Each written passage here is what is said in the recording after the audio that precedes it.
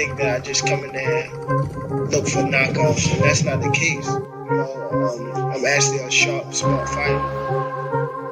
So, well, I'm here. Who wanted to fight with me? I really don't care who's in front of me. I don't feel like no fighter beat me.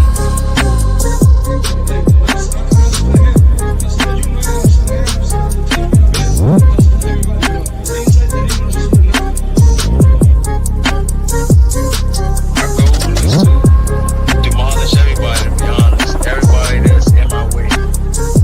The pinnacle to any weight division is to have all the belts, all of the titles.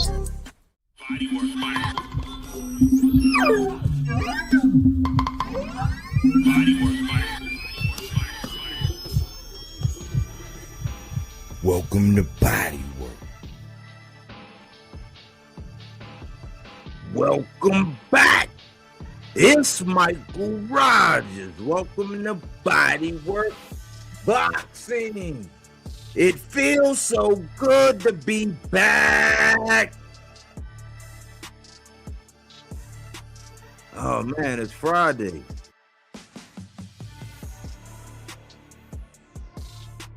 It's Friday, y'all. We made it to another Friday, man. So I want to say cheers, man. If you got through your work week, if you running your business, if you done stubbed your toe, scraped your knee, banged your shin, it's Friday again. And I want to speak to everybody, man, before we really get started and get this thing cranked up, man, because sometimes it's needed, man. Sometimes it's needed out here, man. You gotta figure out a way how to recharge your batteries, how to reinvigorate relationships, how to add spice, how to get around pitfalls. And it ain't no different than boxing. Everybody loves the highlight reels, the knockouts, the belts, the glory. But what they don't show you is the rounds where you get hit, the moments when you get tired, the times when you questioning if you even built for this. See, in boxing, just like life, you will get knocked down. I don't care how skilled you are. I don't care how focused you are. At some point, life gonna catch you with something you ain't see coming.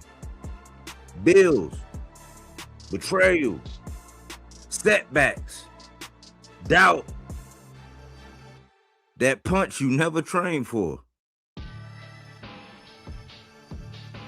And this is how the real ones separate themselves. It's not about who never hits the canvas. It's about who gets back up. Because even champions have had moments where they laid flat, staring at the lights, hearing the count. 1, 2, 3. And in that moment, you got a choice. Stay down or rise up. But let me tell you something that they don't say enough. When you get back up, you might be a little shaken. Your legs might not be steady. Your vision might be a little blurry. But that don't mean you're done. That means you still in the fight. And sometimes you gotta pick your crown up off the canvas. Dust it off. Straighten it. And put it back on your head like you never left. That's what this all about. Taking hits. Not folding and shit. Losing rounds. But not losing yourself. Being tested. But not breaking. Because life don't reward the ones who never struggle. It reward the ones who refuse to stay down. Bars. So when life swings on you, when it hits back at you and got you in that corner, when everything in you want to quit, remember this. You built for this. Now get up, fix your crown, and go win your rounds.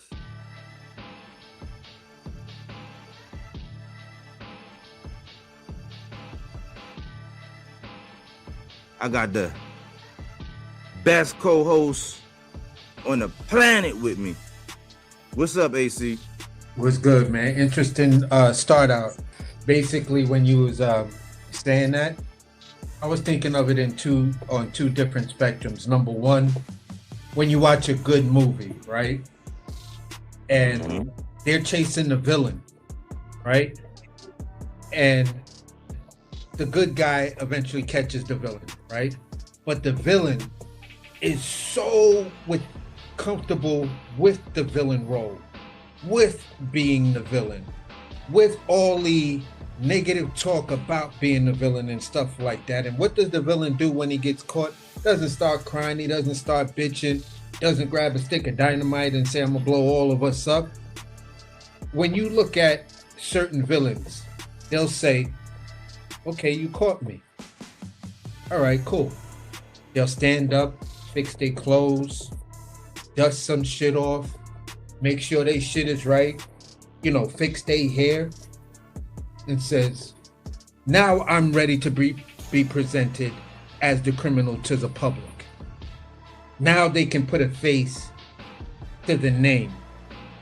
And when you look at that in life, sometimes you have to put a face to who you are. Like another one, he has the same name as me. Mike, what do you mean? Well, if you listen, I'll break it down. Some people just don't have any idea who they are. And when they get challenged for the first time, it tests your own understanding of who you are. So you may not be there yet to stand up and say, you know what?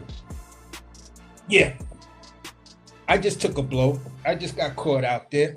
I just got exposed in a minor way, nothing really major that I can't get around because who I am and my persona will just allow me to get around it. I'll just stand up, keep 10 toes down and handle this shit. Many people just not there because they were raised in the era of participation. Oh, you a winner just because you participated. No, the fuck you not. You a winner when you come in first place. Don't fall for that bullshit. You know what I'm saying? So I'm that type of person. I'm the type of person that says, okay, I'm on a cooking show. I was the first one to get knocked off. I don't have the experience as all of these chefs and went to culinary school. I just started cooking 2 years. But you know what, goddammit? I'm a winner because I made it this far. Oh, what the fuck you? You're just somebody who made it that far. Don't kid yourself. Don't bullshit yourself. Because when you really get hit, you're not going to know who the fuck you are. And if you don't know who you are, it's easier to quit on that unknown person than to quit on a person that you really have to look at every day in the mirror and justify that shit, that quit to that person. And that's where I landed, just so people are have the initial and then the cherry on top, the icing with the candle and shit like that, But great insight, bro. I appreciate it, man. You always add them bars and that wisdom. Salute the Cookie Monster. Bodywork. Salute Cookie Monster. Mic check. 1 2 1 2. Sound and crystal clear. Thank you, my dear. I appreciate that mic check, man. You vital, man. I was just looking at it, man, just thinking, man, I heard some things, today, and I'm like, man, my heart goes out to certain people, man. I still got love for certain people, man. And I don't like to hear some of the news I heard, but to the young man, the young homie, you know what I'm saying? Like, I still consider him my homie. I don't really rock with him like that, but you'll pull it through it, man. You know what I'm saying? I went through it in 2005, man. I was overseas in Iraq, man. They gave me that Red Cross letter, man, told me that Mom Deuce gave up the ghost. And it was around this time. It was ironically, it was right around this time, man. It was in March. I had just went to the board to become a sergeant again because, unfortunately, when I was in the Army, I was one of them people that fit that stereotype. But they say like the fastest way to make specialists is go over and be a sergeant. Man, I was in Korea, got in trouble, man. I went over there E5 promoted, but I was getting ready to make E6. And almost 5 years, like slightly over 5 years, I was fast tracking, like I was moving. I had so many haters because I was younger or the same age and telling people what to do and how to do it because I had moved up through the ranks that fast. Blew it all. One night of fun. They knocked me down to a specialist. And when I went down to Fort Stewart, I was stationed down in Georgia. And I had this first class Sergeant Jeter. He took a liking to me because he was like, man, this dude was so squared away. And I had to tell him, like, yeah, I was a sergeant, man. I got in trouble, blah, blah, blah, ran it down. He's like, I could tell. He was like, yeah, I could tell. I wound up being like a personal trainer, like helping them get fit because I always scored like a 300 and above on my PT test. First of all, I used to be like, hey, son Rogers, front and center. I go up there, he be like, man, smoke the dog shit out. I'll run them. Man, we ran all over the base in Korea. Like, I ran to people puke. You know what I'm saying? That's what I used to do.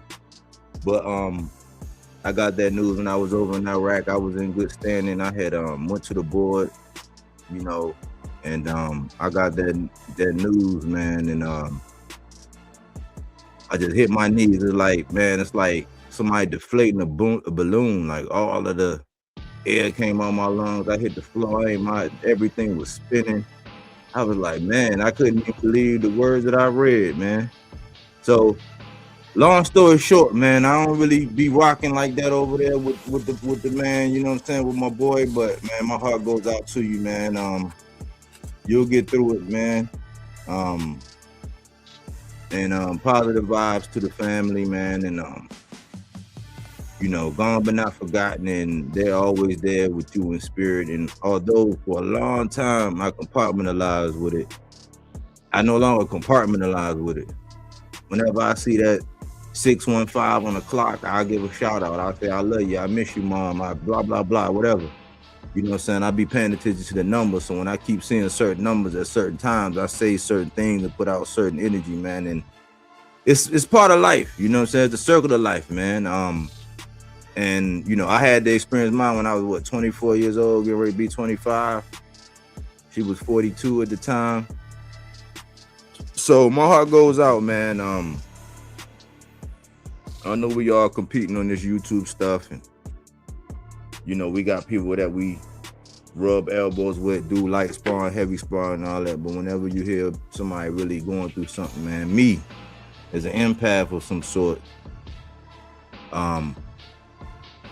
I can relate, you know what I'm saying? So I wanted to, just like when I did the intro to Boom, I wanted to do an intro to, you know what I'm saying, homie, man. You'll get through it, brother. You'll get through it, man. Just take your time. You know what I'm saying? Don't try to mask it. Deal with every emotion that comes through you and get your feel of it. Just like AC said, man, when you take a loss, you can't be like, oh, well, I really, and try to rash. Like, no, sometimes you just really need to feel the bear. You need to feel the grunt of that loss. Like, you need to feel like the toe throb and the nail, you're going to have to clip the nail to wait for it to do something so you can treat it. You're going to have to wait for that shin to heal. You're going to have to wait for them knees to unbruise themselves. But you got to go through the process. You got to feel that pain. And as long as you go through it, man, it don't change. When you get out on the other side, man, it's just going to be another thing that you got in your rucksack that you can move on and march on with, man. But that's my dedication in the beginning, man. I might have a stone face, but I got a good heart.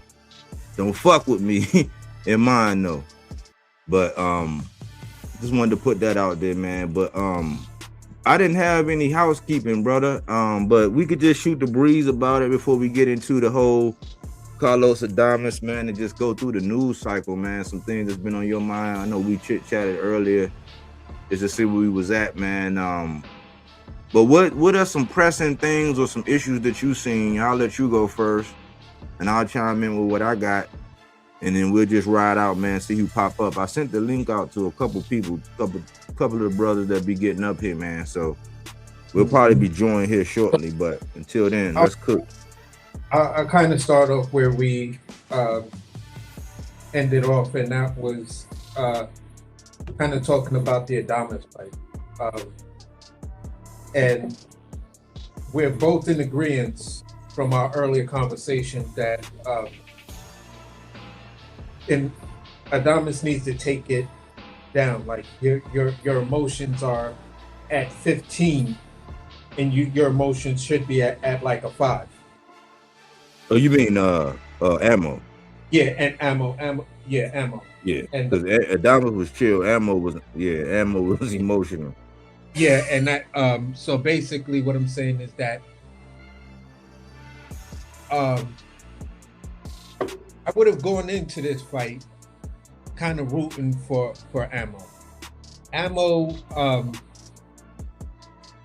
is kind of like the fighter that like crept up out of nowhere, and I just kind of liked him. Like you just wake up one morning like, yeah, that Ammo Williams is odd, When I heard he got the fight back, like when the fight was put back on, because initially they were just pretty much saying the fight was off. Eddie Hearn in that little clip where he was breaking the news to Ammo, he was like, so you gotta wait 3 months, yada yada yada. But to turn around basically this fast and stuff like that, that's the part that was like, bro, you got a second chance at this. I mean, this could be your moment. You could actually do something here. What I was like, the energy wise when I watched it was all that weird stretching and neck and moving your muscles, all of that stuff. I was like, the fuck wrong with you, bro? You got Tourette's or something? Like, just take it down. Like, relax. They're not announcing you for the actual fight right now. So even when he started to talk, I was like, Ammo, just take it down. Take it down. You could probably win, but your win is going to come off of patience. Because you have youth behind you, you have, that pressure. And if you've been working and working on how to apply that smart pressure and stuff like that, shorten up some of them looping punches, yeah, I could see you eking out the victory. But right now, you're still at the puncher's chance with me. Although I want to root for you. Yeah. Yeah, you closing? Yeah. Yeah, I'm with you on it because I was playing around. I said, man, last time I seen Ammo this emotional was when he came out and he had that Indian feather in his hair, and I was like, man, what this guy got on, man? And then he was acting like that and being all like, it's like jittery kind of. And I looked at his eyeballs, man. I'm like, man, you look like you irritated to the bone, boy. Like if you would have had to give up one more teaspoon, boy, you was gonna snap, man, and hit somebody. But what wound up happening last time is he did that, man. He went in there, he caught Hamza, but we know what wound up happening. But I do kind of got a soft spot for Ammo, man. I'm secretly rooting for Ammo to just, live up to his capabilities, because Ammo suffered from mental health, and that's what I used to always say when Danny Garcia, a lot of people had pulled out and they gave Danny Garcia. I'm like, man, y'all gotta just be real, man. Like Earl Spence, y'all don't be wanting to get that man the credit. He whooped Danny Garcia ass, man. Mm-hmm. That man started crying. He broke down, and you could say mental health and all that, but I don't like when people pick and choose. I know for a fact Ammo Williams had it because he had put it up. I knew his story. I knew that he really from Wisconsin. He moved. He's one of the most athletic boxers in the nation. Like, he could really be a gymnast. Like, he can do somersaults, backhand tucks, like flips. Like, he can triple flip, like rolls, tucks, all of that. Like, perfect form. Like, he's explosive. Like, man, he's really a fighter, like a football player and a martial artist, like type fighter, like a street fighter. Like, he could fight any kind of way. So, like, to limit him just to his hands and him being a late bloomer, I saw his story, heard his story. I think he's down in Texas now. He's in like the Houston area, and Eddie didn't give up on him. Mm-hmm. See, Eddie, it's bittersweet with Eddie, because I be with Eddie when he be procuring the time. I'm like, yeah, you got one. Now, what you gonna do with it is the thing with Eddie. Mm-hmm. But he got Ammo. He didn't give up on him. Ammo was posting some stuff he shouldn't have posted, and I was in the comments. I said, man, Ammo, please take this down, bro. And this was a while ago. And then he happened to be with one of my coaches, Coach Kevin Cunningham. He went out there with Spinks, you know what I'm saying? When Spinks versus Ab Judah, that was Coach Kevin Cunningham, the Southpaw Whisperer, what they call it. He worked with Tank one time, and he said Tank has everything. But that fight, when you go back and look at that fight that he had with Tank, man, Tank did his thing. Like, there was no drop off. There was no, like, when Tank worked with Coach Kevin Cunningham, and when he worked with Kenny Porter, when he went outside the little, mold of, Coach Calvin and them, like, Coach Kevin Cunningham was one of them where Tank looked the best. It was only two other coaches, but like with Coach Kevin Cunningham, he's been with him for 5 years. I wasn't sure, but I thought that they had fought like once without each other, and I was like, man, I don't know, because the way I seen like the progression, I was seeing the progression with Coach Cunningham from fight to fight, and then I believe one time he didn't fight with him, and then come to find out now he's on. I think the last couple fights he's been there, but like I think Coach Kevin Cunningham, if Ammo go in there and he stays patient and he listens, Coach Kevin Cunningham is going to give him the tutelage that he needs to beat ADAMES. The only thing is, ADAMES, what they kept talking about was the experience level. And when I seen how ADAMES fought somebody like Hamza, like how patient in that upper body movement and how selective and accurate he was with his shots, because I wasn't high on ADAMES. Like, it was just like with David Benavidez. David Benavidez won me over way more, but that performance that ADAMES had against Hamza, since I was a little high on Hamza, ever since I saw him, I said, oh, he's nice. Like, he's one of them guys from over there that ain't playing. He ain't pussyfooting around. So my heart is pulling for Ammo. I'm saying let the best man win. But as a betting man, I got ADAMES, but it's only because if he shows up and he shows the acumen and the prowess that he did with that Canelo-esque upper body movement, selecting and picking the shots and not falling in love with the right hand, but boxing, Ammo ain't gonna be able to do nothing with him simply because he don't have the experience and he's a late bloomer. So that's it. But may the best man win. You know what I'm saying? That's what I got on that one. Yeah, and I'm in the same boat, to whereas it may be the experience level is going to be the biggest difference. And if ADAMES decides to come out and show the younger guy that, the same way I was talking about Keith Thurman embracing, where he is right now. In boxing years, he's an unk right now. So with that being said, even though ADAMES is 31. As far as boxing years go, he might as well be like 45. And that's the mindset. I got 45 years of experience to your 5 years. You really think just because you strong, you gonna whip my ass? Bro, I could punch you places that all that muscle tissue would just be useless. And that's kind of where I think ADAMES mindset might be, and I'm just hoping it is. I'm not hoping for Ammo to lose. On the low, I am rooting for him, but my boxing mind tells me the ADAMES that fought Hamza, that dude shows up, you know, or this is gonna be the type of loss for Ammo that hopefully he learns more from than anything else. So it's in a certain sense,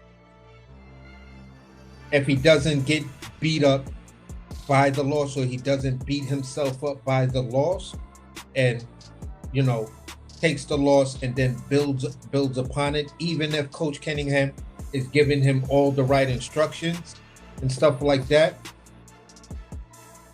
it just came down to the game plan. And then it comes down to,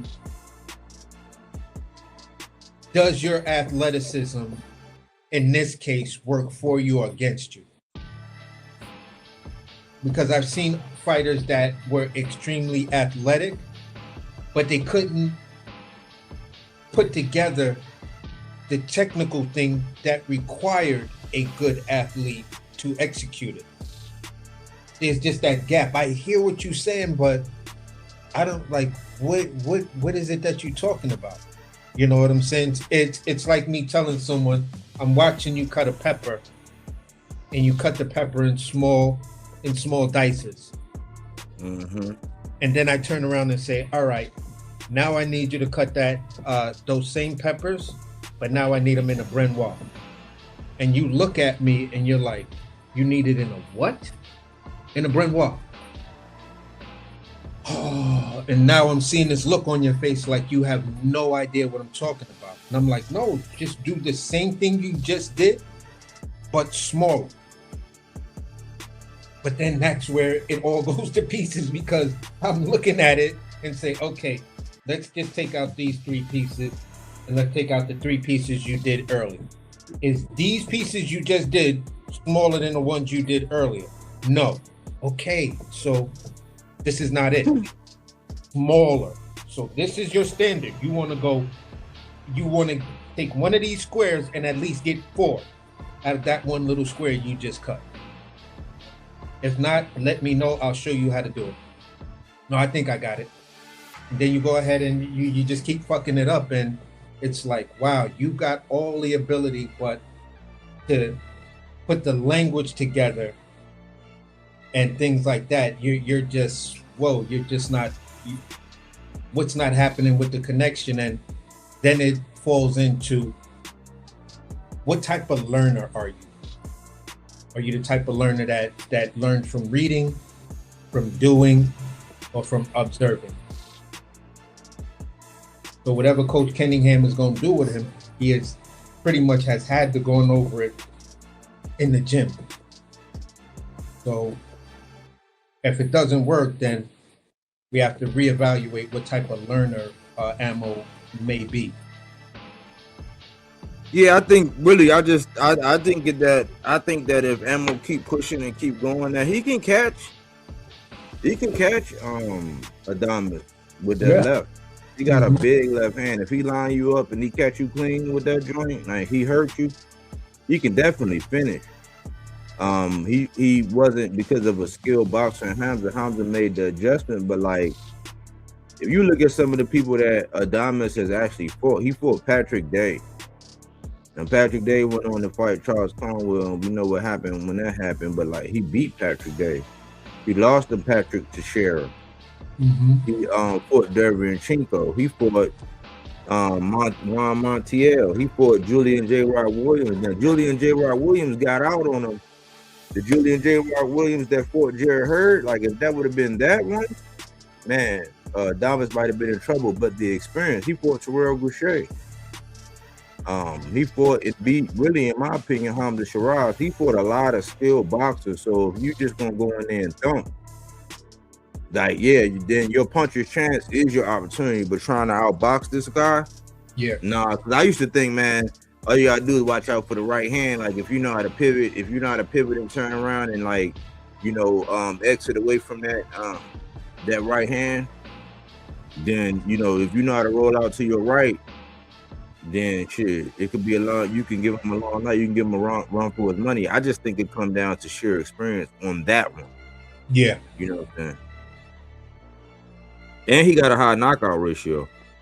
Carlos Adames is still a 75% knockout ratio. Damn. Yeah. So 6 out of 8 people, aka 3 out of 4 people, 75 out of 100. He knocking your dick in the dirt. You know what I'm saying? Simply put. But outside of this, man, to some other people come in, man. What else been in the news cycle, man? What else is going on? Well, we could chop it up with the backlash of Keyshawn and that whole clout chasing thing he decided to do. From the looks of it, it's not looking like it's aging well. A lot of the fans are pissed off about it. I myself is one fan that, I would kind of follow the Greg Hackett analogy of, because we cooked on it as well, and we were cooking on it the night it happened when we were talking about, Abdullah Mason comes in and he saves your show. Look at all of those celebrities that was in the crowd for you, and then you miss weight, you blow that show.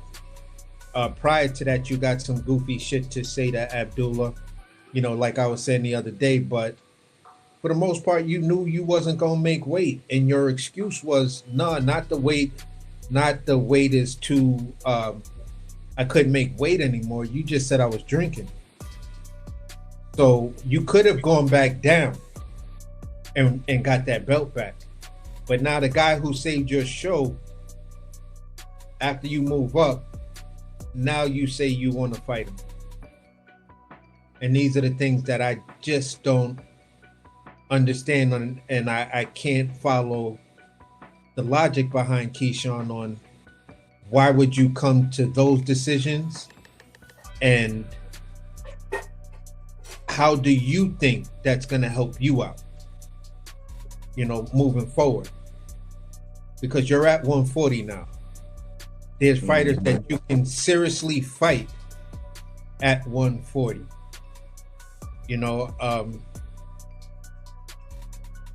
We wouldn't mind. Nobody. I was just going to end it with this. Nobody. I don't think people would truly mind, and I think the boxing purists out here would love a fight if you went after Tito Mercado. You and Tito in the scrap? Yeah, I'd like to see that. I just be wanting to hear from these Keyshawn fans, man. I like Bills. Where is Bills? I would love to hear from Bills and Bold.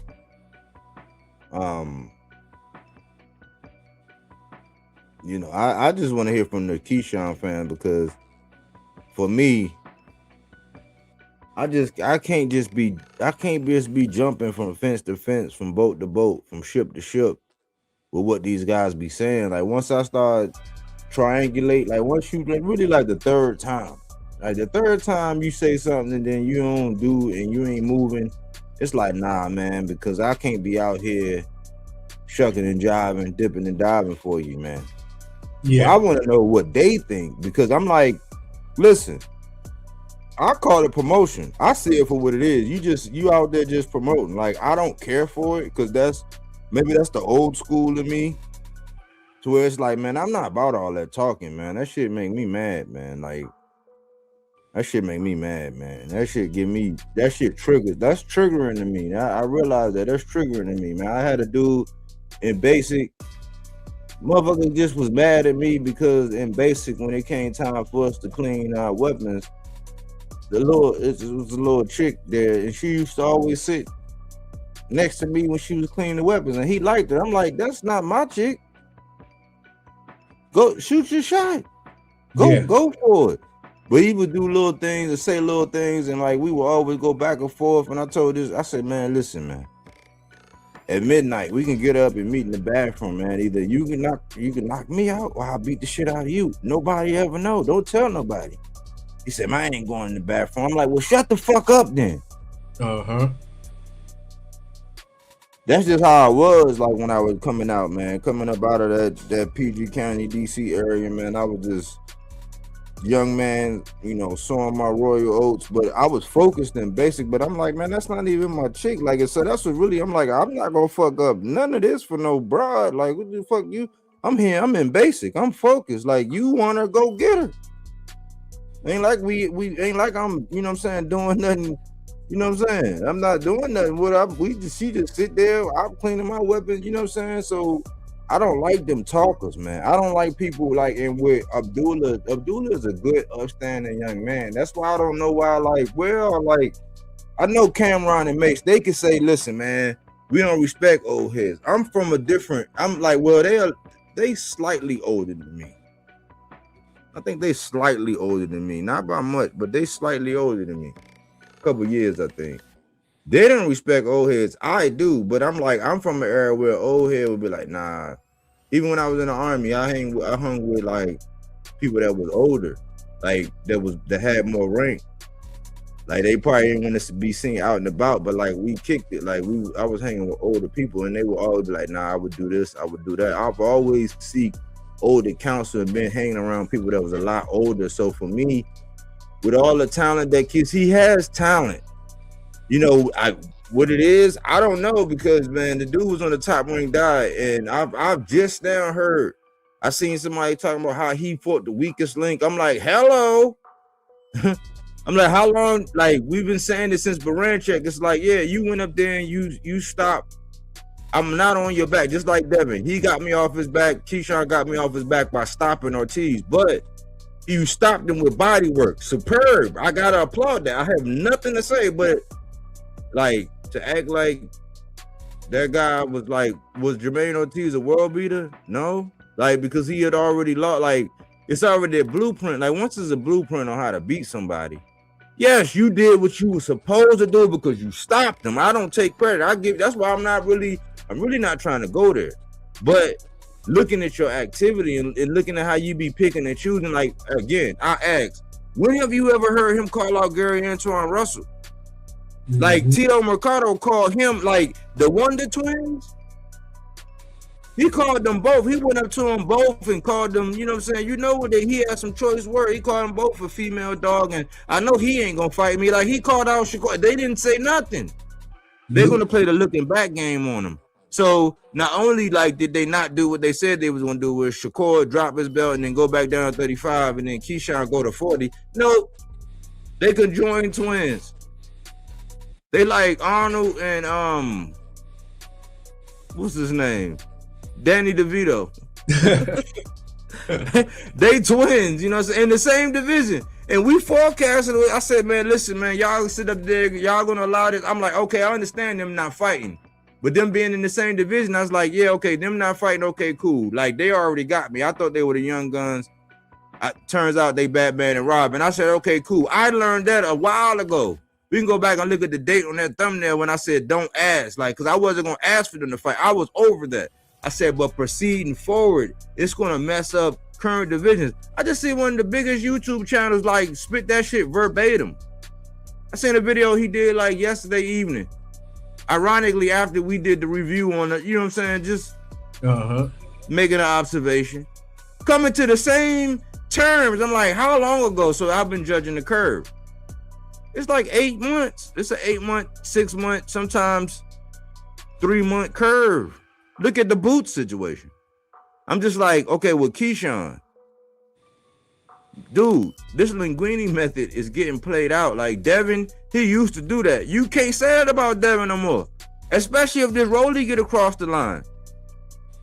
Like you can't say nothing. Like unification, Trump, whatever. So even if you had a dart to throw, and me not being the biggest Devin fan, I can't say nothing. The dude going to go get another belt. You sit up there calling the guy at 35. You saying you want a guy at 35. You saying you gonna, yeah, I'm gonna fight. Like it's on wax. This man said, I'm gonna fight a champion next.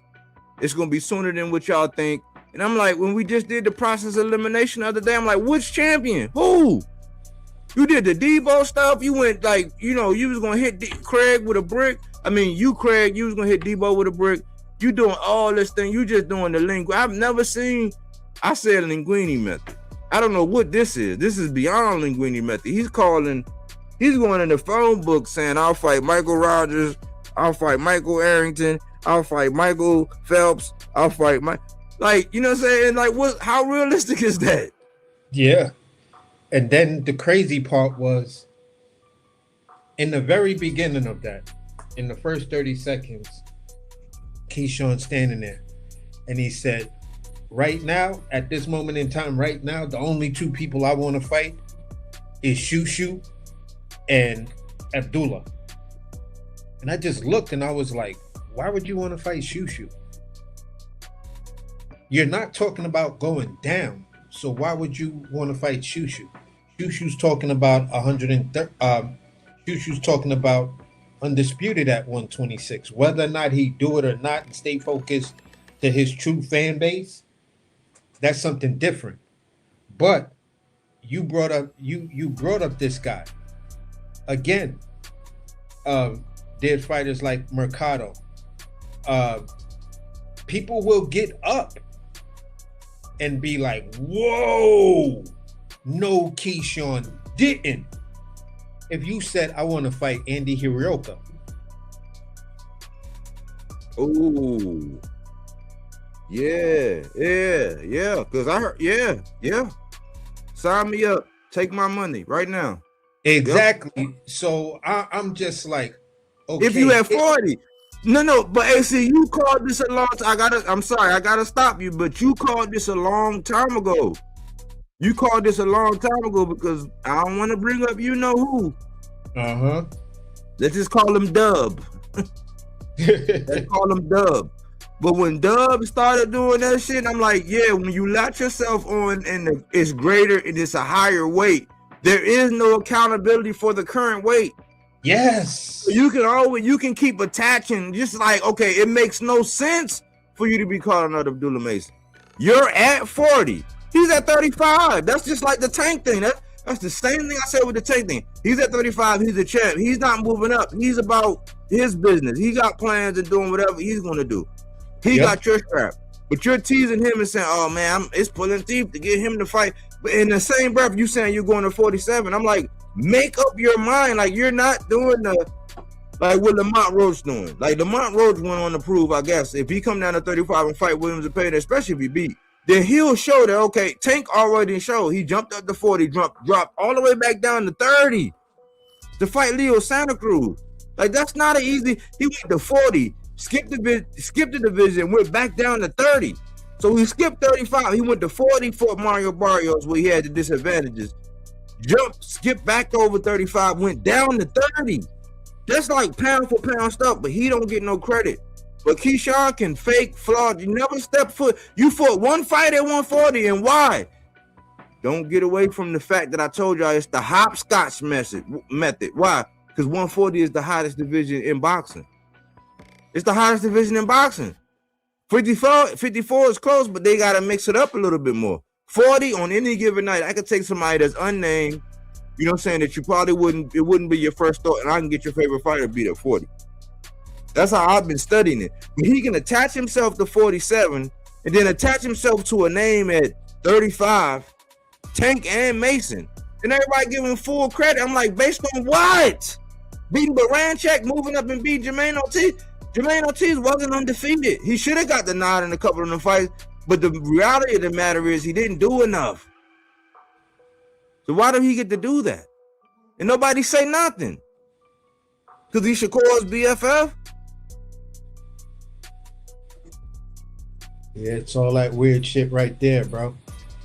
That I can't, like, I have no answers for. Because for me, it's just like, all right. I hated the fact that I saw that this is a game some of these guys play. I'm gonna call out the biggest name knowing I can't get that fight. And then it takes all the responsibility off of me for fighting the actual fights that people want to see. Like, no, the tough competition is right here. You can make that fight. Yeah, but he going after such and such. Yeah, but you know and I know that fight's not going to happen because this person is looking to unify. Keyshawn or whoever don't got the name to interrupt that unification that's on the line or that person is chasing. So it's just like, okay, let's bring up one other guy who might have done something similar to that. Eddie Hearn says Boots is coming back. So they bring up Xander Zayas' name. That's okay, that's 2 belts for Boots. Yeah, that'll clear everything up for Boots. Boots get Xander, it's gonna be, I fucking told you dudes. I told you dudes Boots was moving right. Eddie was doing him well. Okay, so is that fight serious? Is that fight really gonna happen? Oh, we don't really know yet. It all depends on Xander's people. What? I said the same thing. I said, man, you ain't learned your goddamn lesson, man. So then why are you bringing up this fight when you haven't even contacted the man? Okay, when me and Body was talking about it, I was like, yeah, these niggas stay in an Italian restaurant, bruh. Now we gonna have some linguine prawns. You know what I'm saying? Because that's a big ass noodle that you trying to stick on that wall. And guess what? People are gonna buy it because you already hear people, oh, the Boots and Xander, that sounds, oh, they gotta get that across the line. That fight gotta happen. Okay, so Boots and Xander is a mystery. That's the mystery meat. That's some shit Scooby, Daphne, and all of them gonna figure out. That's that shit. That's that shit on Married with Children when they like when Peggy wouldn't cook and they be like, hey man, we gotta have a mystery. Like and Bud ate that shit one day and he said, man, I'm seeing stars, and you know what I'm saying? Uh-huh. That's exactly that was the mystery. So okay, you want to sell us the mystery meat, but meanwhile, there's a meal kit that has, you know, again, 85 Wagyu beef, some truffle, a little bit of caviar, and sauce. You gonna try to tell me, no. See, that's just been sitting there for a while. So that caviar and truffles and Wagyu beef is begging right now. The mystery meat is chill. So you get the mystery meat, you can make anything with that. That you just got to make that meal. But this mystery meat, you could make it into Spam. You can make it into chorizo. You can make it into whatever the fuck you want to make it into. And I'm like, all right, man, here's the deal, bro. The fuck's wrong with Mel Charlo? You're telling me about Xander. We were discussing, you know, more than likely the likely candidate might be Madrimov. Yeah, Madrimov. Shit. The likely candidate might be Madrimov. But those are mysteries. You already saw Mel. Mel put it out. Boots put it out. Mel was at Virgil's last fight. Mel saw Eddie. Eddie tells Mel to call him. Mel says, I'll call you. We ain't heard nothing about that. That's a fight that can be made like that. That guy is willing to negotiate with you. He said, just send him an offer so we can start negotiations. No matter what it goes down, he's going to fight. Because for him beating the young lion Boots, it gives him all the credibility. What Boots and Eddie don't really understand is that Boots beat Mel. You are legitimate. Listen, they don't like him or his people. Like his people, they want to talk everything about what's going on with Boots. That's why I'm like, man, I can't respect nothing y'all say about nobody else. Because it's clear that, think about it. First they said April. Remember Robert Garcia from that, like when they came back to the table, Robert Garcia was like, man, they already got a date, a venue. He's like, nah, it's like, you pretty much tying my hands. We're not just going to accept that now, especially like when y'all turned down an offer. Now he's just the guy that worked with Verge, but he was just speaking like, okay, like logically, like, you know, the same way we be doing, like on this level up here, like business wise, like, okay, making it make sense. Now think about this. Eddie says that it's going to be in June, but he don't know who. You know the irony in that is because you sold the network and they gave you an extension, and now you got Top Rank doing the deal over there with you. But you're leaning towards June, like, yeah, it's a little later than we'll be expecting. You're leaning towards June, but you don't know who.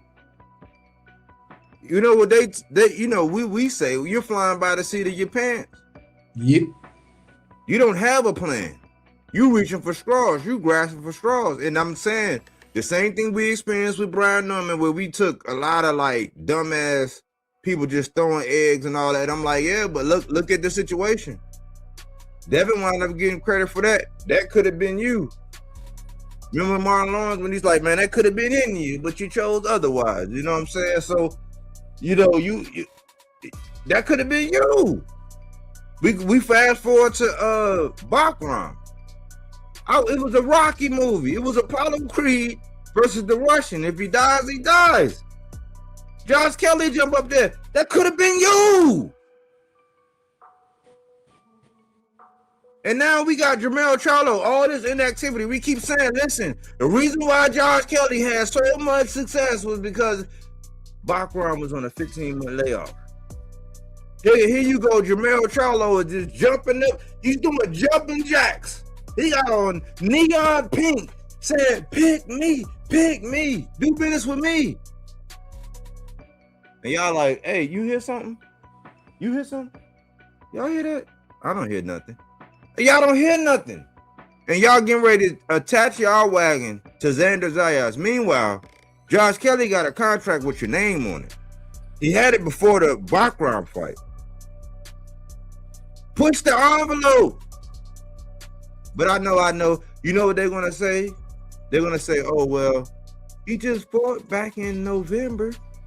It's like, yeah, but it's been a whole quarter and a month. And they saying they're going to stretch this. We in March. April, May, June. That's another 3 months. Mm-hmm. So that'd be 7 months when you should have fought just to stay active. Like, if it was going to be a Madrimov, it should have been a Madrimov in January or February.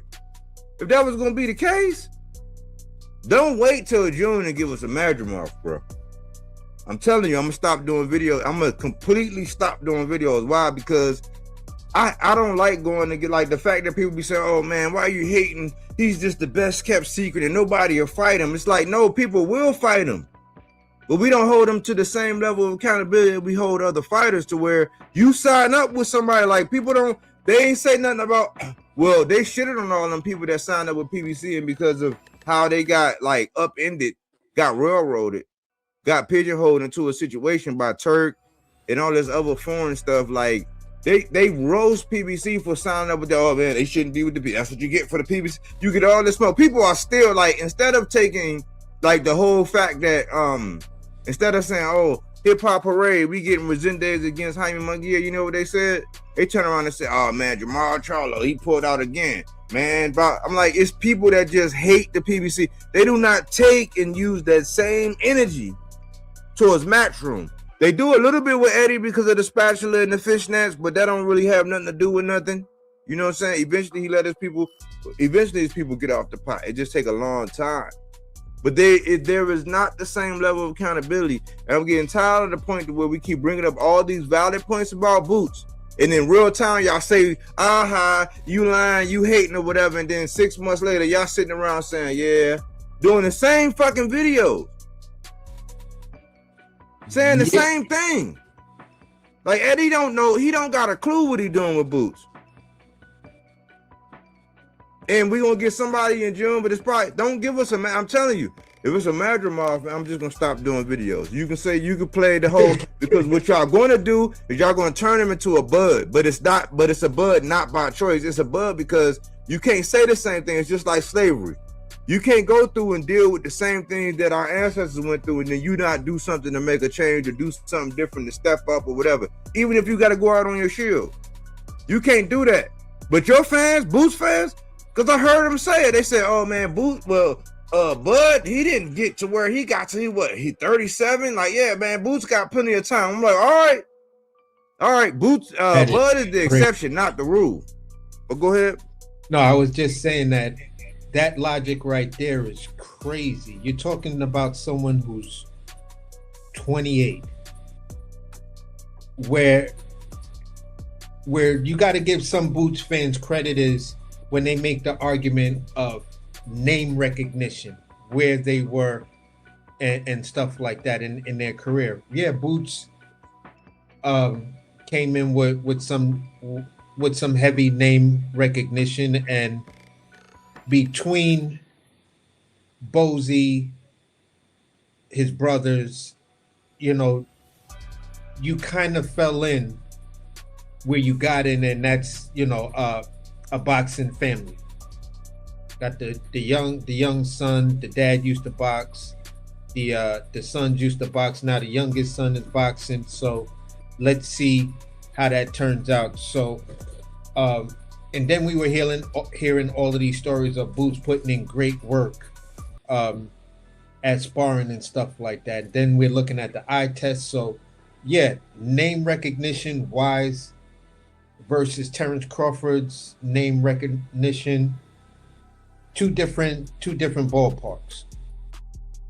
One will fill up a bench at a kiddie softball game. The other one could probably fill up a stadium, and that's leaning towards Boots. So when you look at that, I ask myself, and I've always this had been my argument. I think after the Castillo-Clayton fight, that Castillo-Clayton fight, and he said, "Damn, I didn't even think I hit him that hard." You feel what I'm saying? After that fight, I was expecting a hell of a lot more from Boots. I thought after that Castillo-Clayton fight, you were just gonna go on a rampage and take out the Blair Cobbs. You're gonna take out, the Conor Benns and everyone else that might have been a threat to you, even Virgil. So when those fights didn't happen, and then it was these fights that were like, yeah, but that's not what's gonna get you there. Fighting him is not really gonna get you there. Yeah, you're gonna look impressive. Yeah, you look nice doing it and all of that, but it's like beating up a drunk person, man. Yeah, like how many points can I give you? So that then started to become my issue with Boots, that I was just saying when people would try to bring up the conversation with him versus Crawford, I said Boots has not been in there with anyone that can put him at the level to whereas he can competently just defend himself against what Bud Crawford's going to bring to him. That's my issue. I don't like the fight. Okay, fine, but I don't want to see Boots get beat that bad that he don't come back.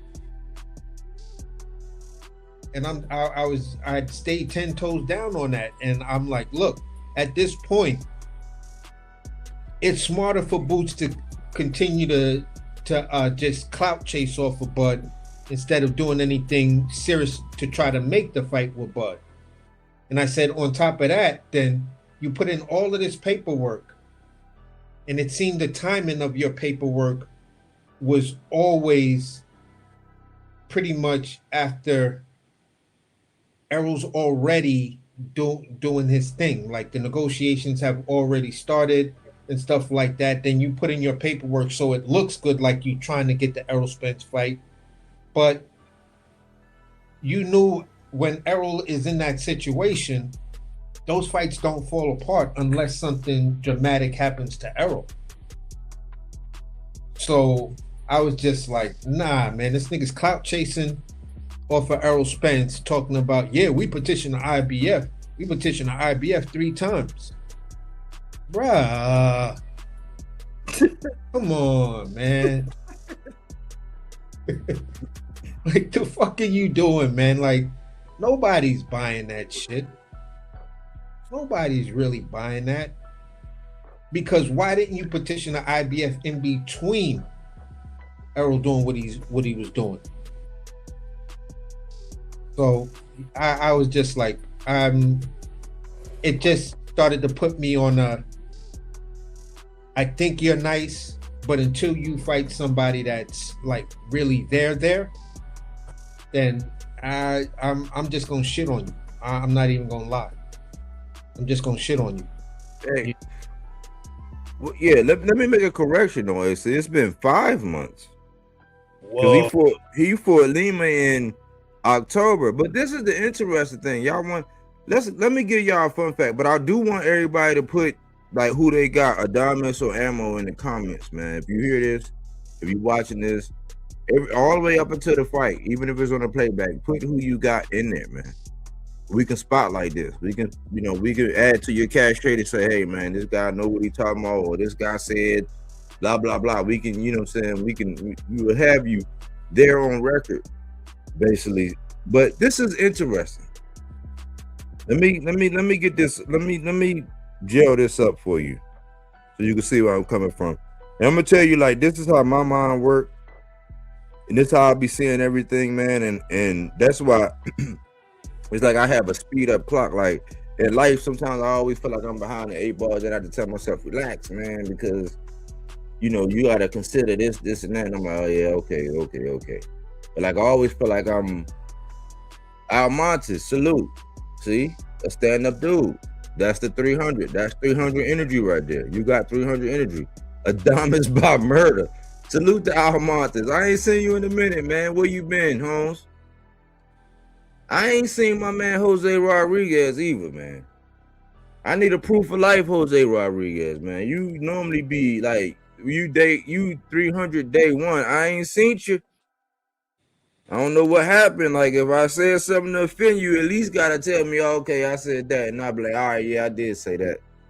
And it is what it is. But this is what's interesting.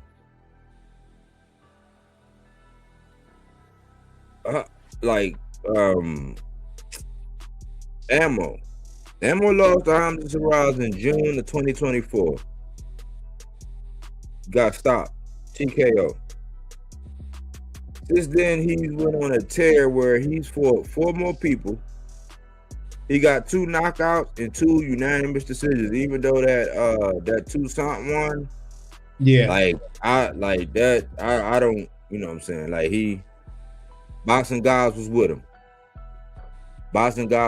Okay, been low lately. We back on though. We have 2 good main events. Lester's fighting tomorrow. Yeah, we'll get into that. I just want to get this one fun fact, and we can switch over to that. You know what I'm saying? I'm gonna get this one fun fact. He's fought 4 times since then. So since June of 2024, he's fought 4 times since then. We know this one got pushed back, and so now this will be his 5th fight since he got TKO'd by Hamza Shiraz. We seen what Hamza Shiraz went on to do. But if you would have told me in the division where we said, okay, because when we said, all right, move on from 47, go to 54, they said Russian Boots. I said, who's Russian Boots?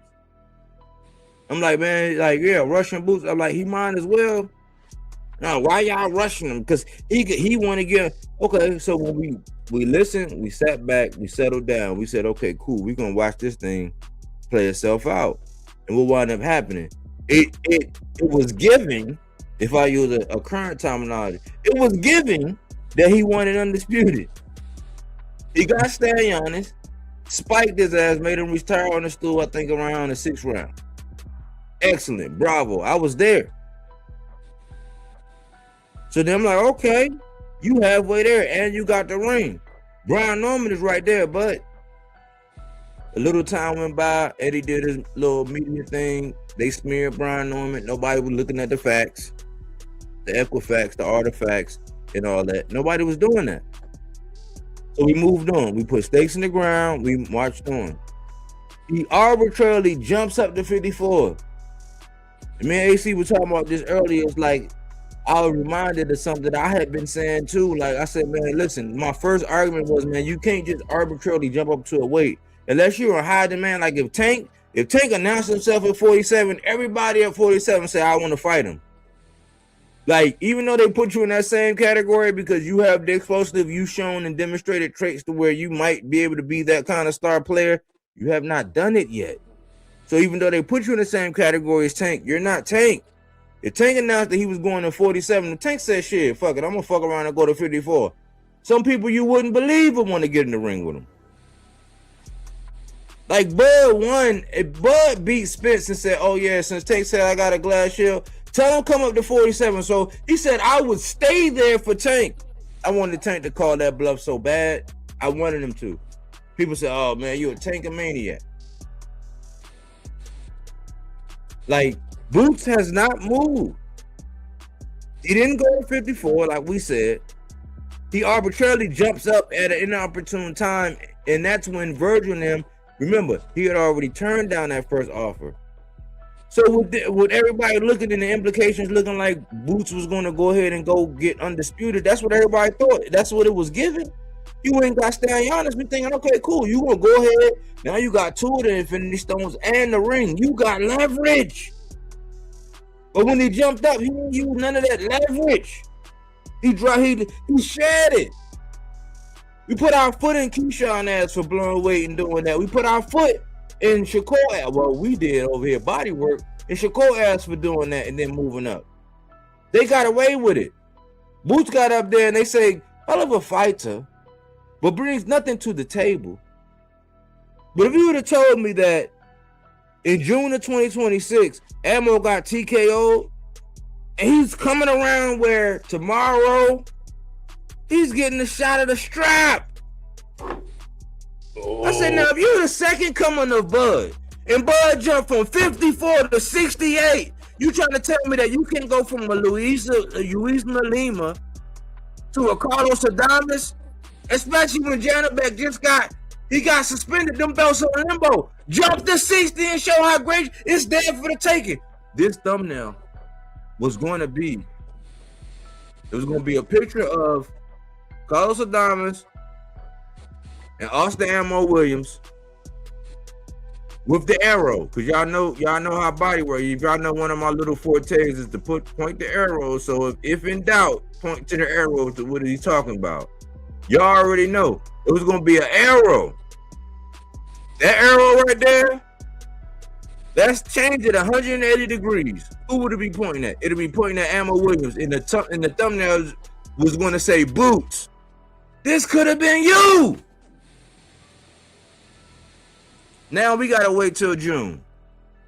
And Eddie, when you ask him who he gonna fight, he ain't got a clue. Oh, we don't know yet. What? What?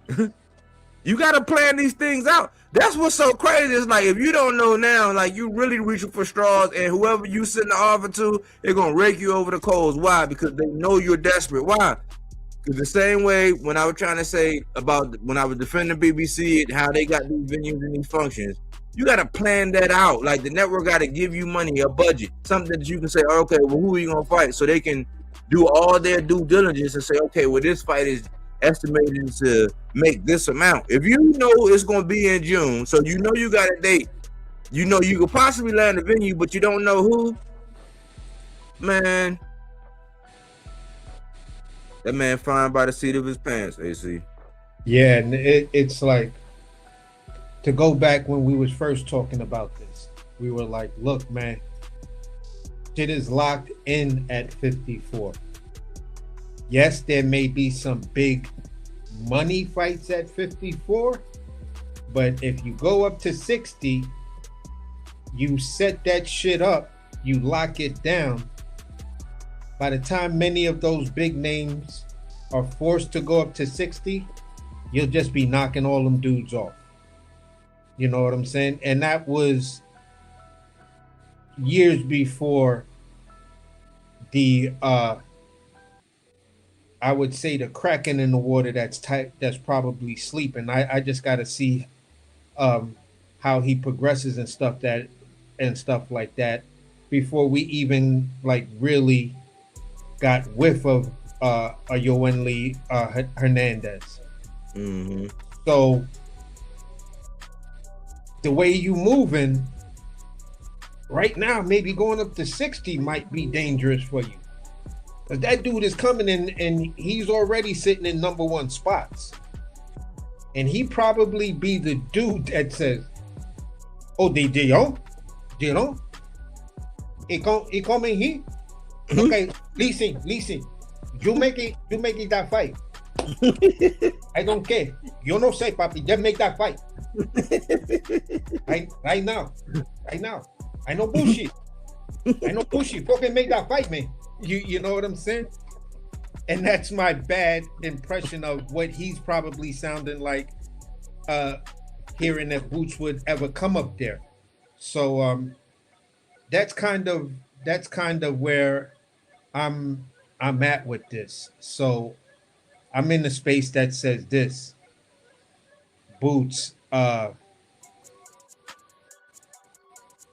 whatever you're gonna do, wherever you feel you're gonna land your plane or whatever the case may be, you gotta make moves, bro, because some of these guys, once they get belts and get that steam and shit like that, bro, you have no leverage in those type of fights. You know, maybe your only leverage is what your name will carry. But if you haven't been doing anything, how can your name have weight? I'm gonna cut all the bullshit. Go ahead, AC. I'm sorry. That was it. That was actually it. I'm gonna say, look, I'm gonna cut all the bullshit. I'm gonna say Boots, man.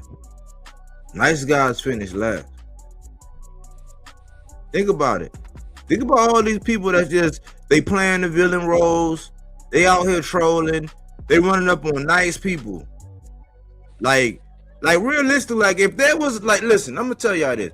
If there was like a friendship or something to where boxers say, all right, I'm gonna be cool or whatever, it'll be like Boots and Abdullah Mason. Like they kind of cut from the same club. I think Abdullah Mason kind of look up the Boots, some of the punch variety and selection, and like even the garb, like they like wearing them same kind of shorts. It's like if it was a friendship where they say, man, we cool, like that's big bro, that's little bro, it would be that. Yeah.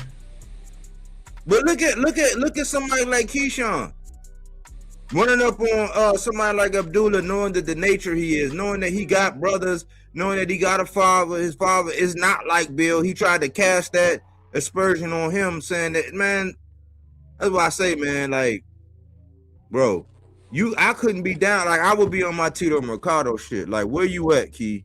Like, how you want to do that? I'll be on, like, how real Frank at? Like, somebody, man, down there. But, like, if you look at it, Boots and Abdullah are kind of like the same way. Now, ain't nobody going to go up. I don't really think nobody going to go up and act like that. Now, I don't know what happened if he see one of the, like, the Charlotte. Like, if he see Mel and this whatever, I think Mel kind of changed or whatever. But Mel was doing it, like, the right way. He was saying, listen, y'all ain't got to fight, whatever. But the fact that they saying it might be in June, right? It's not Eston Stone yet, it's Josh Kelly. Because remember, that's just add water. It's like the man already got a sign. You got a signed contract from Josh Kelly said that he was going to fight Boots. And he won. He got the belt. Scary Movie 5. What are we waiting for? I don't know. But the fact that y'all won't even bring up Jermell, a pelt on the wall, So I remember when everybody was chasing for the Algiers, everybody was chasing for the Adrian Broners, everybody was chasing for the Pedrazas. Everybody chased for all these old men. No country for old men, right? Well, you got a lineal champion at 154. You got a venue, a date, but no opponent. And you can get mail. Spark mail. Like, take advantage of the inactivity. But we crazy. Y'all gaslighting. And nice guys finish last boots, man. You gotta be more vocal, man. Like that nice guy boots, you have no outside of the ring issues. You're not a bad boy, you're not none of that. But like in this boxing game, nice guys finish last. Yeah. And here's the perfect analogy for that. You and a crowd of people walk up to a door. You decide to hold the door open for everyone, being nice. Oh, thank you, thank you, thank you, thank you, thank you. Everyone's telling you thank you as they're going in before you. Who's the last person through the door? Boo. So the point I'm making is just, Boots, listen, bro. Right now,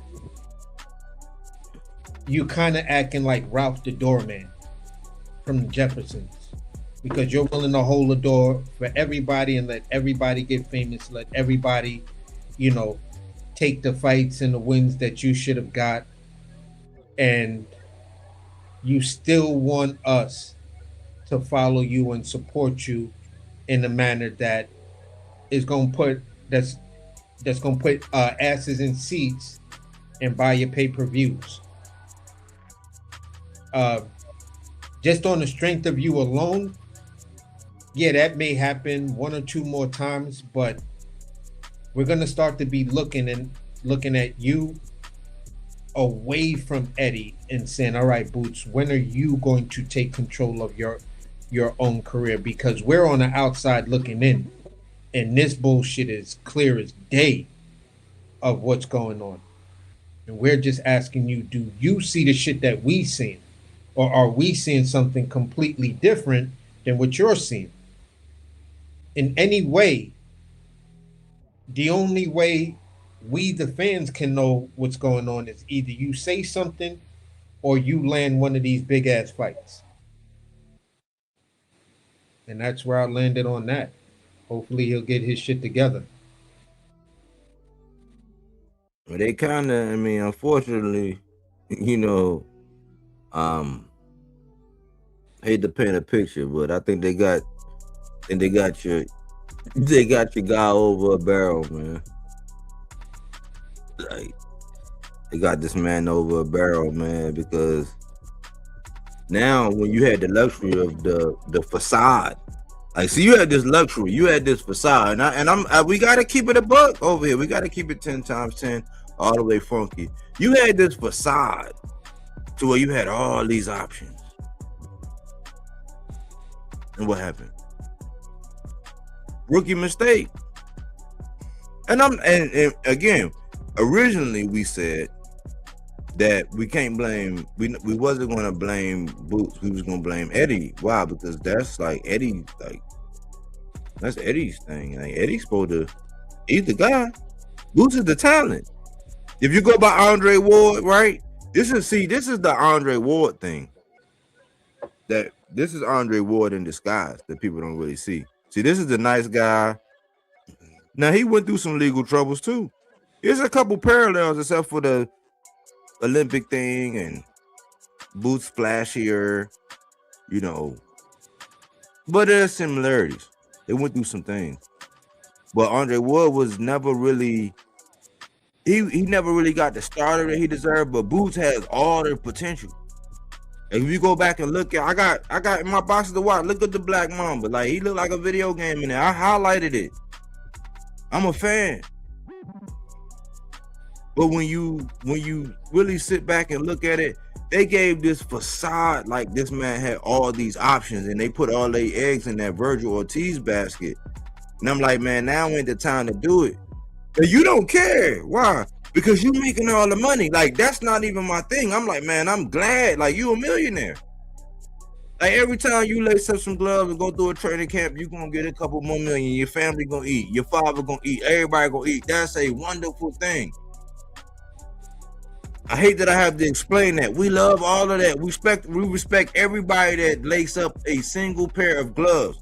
We're talking about our Ferrari over in Philly, who Eddie convinced that he had all these options, that they could just walk down and just pluck off all these cows. Nah.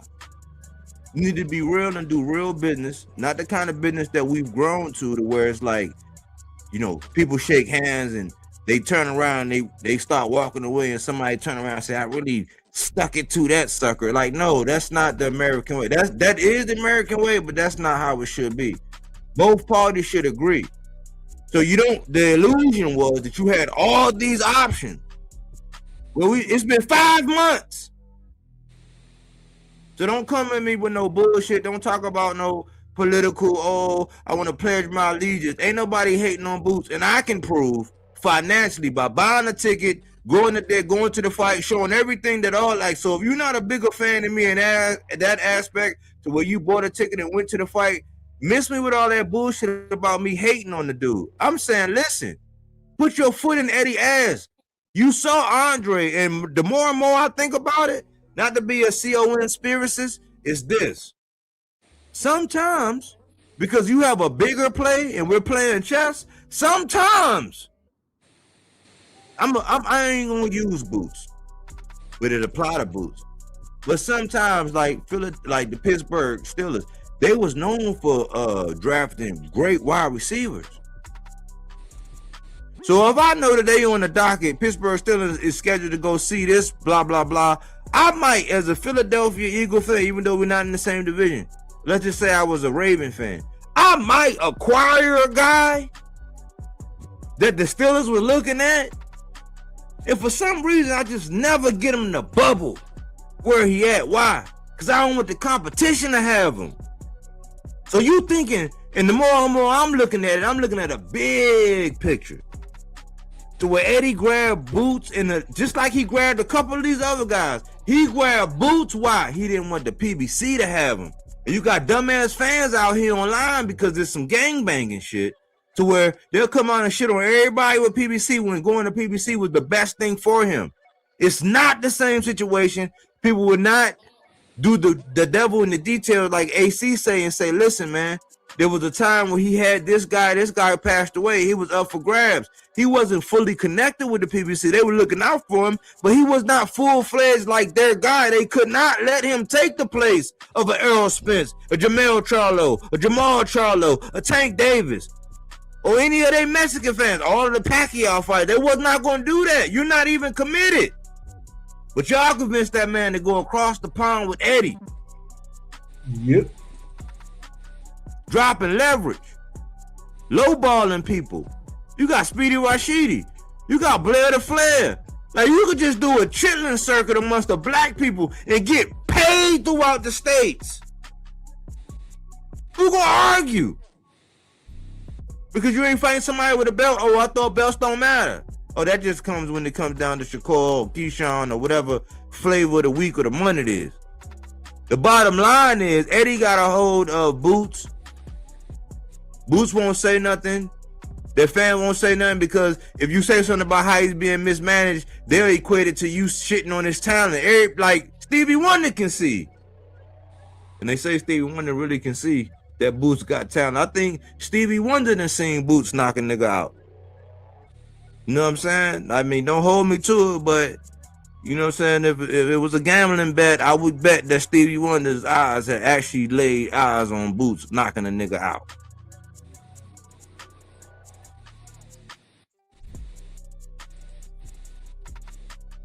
I feel like this. Eddie Hearn is protecting Boots because Boots is in the Epstein files. That's why he no, but I don't know what it is, but if you paint the picture that you just painted, he did that with Ortiz, because Ortiz was a mandatory to AJ, and Ortiz was trying to fight some of the heavyweights in the zone at that time, or Matchroom, had some of the biggest names in heavyweight. So you look at it like this. Eddie Hearn had fighters, right? And he was looking to sign fighters. What's the best way to cash out and cash in on Conor Benn? Is you just don't allow him to fight Boots. And how do you make that happen? You get Boots. You sign Boots. And once you sign Boots, all your problems are done. Because what your boy say, AC, hold on. What your boy say? My bad. What your boy Jay-Z said? He said somewhere it's a nigga eating some cereal and he coming for me. He's like, and you know what I'm gonna do? I'm gonna find him. I'm gonna sign him. You know who that was? That was J. Cole. Yeah. Splashes of Kanye. Like, that's what they said. Like, it's somewhere, it's a young nigga. He eating cereal. He like the best rapper on the planet. He's like, you know what I'm gonna do? And I know he coming for me. He's like, you know what I'm gonna do? I'm gonna find him and I'm gonna sign him. Yeah. That's what Jay said, man. Because then you can control everything about him. You can control when he fights, who he fights, and everything else. And he told you off the rip after the Lima fight. Oh, I'm not putting Conor Benn in there with him. That's never gonna happen. At that particular point,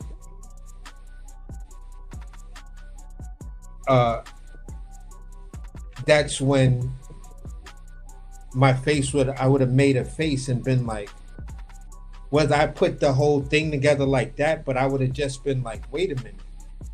How the fuck is my promoter and manager telling me you're not gonna get me a fight that's a big ass fight in the UK? Right. Like, what the fuck did I just sign myself into?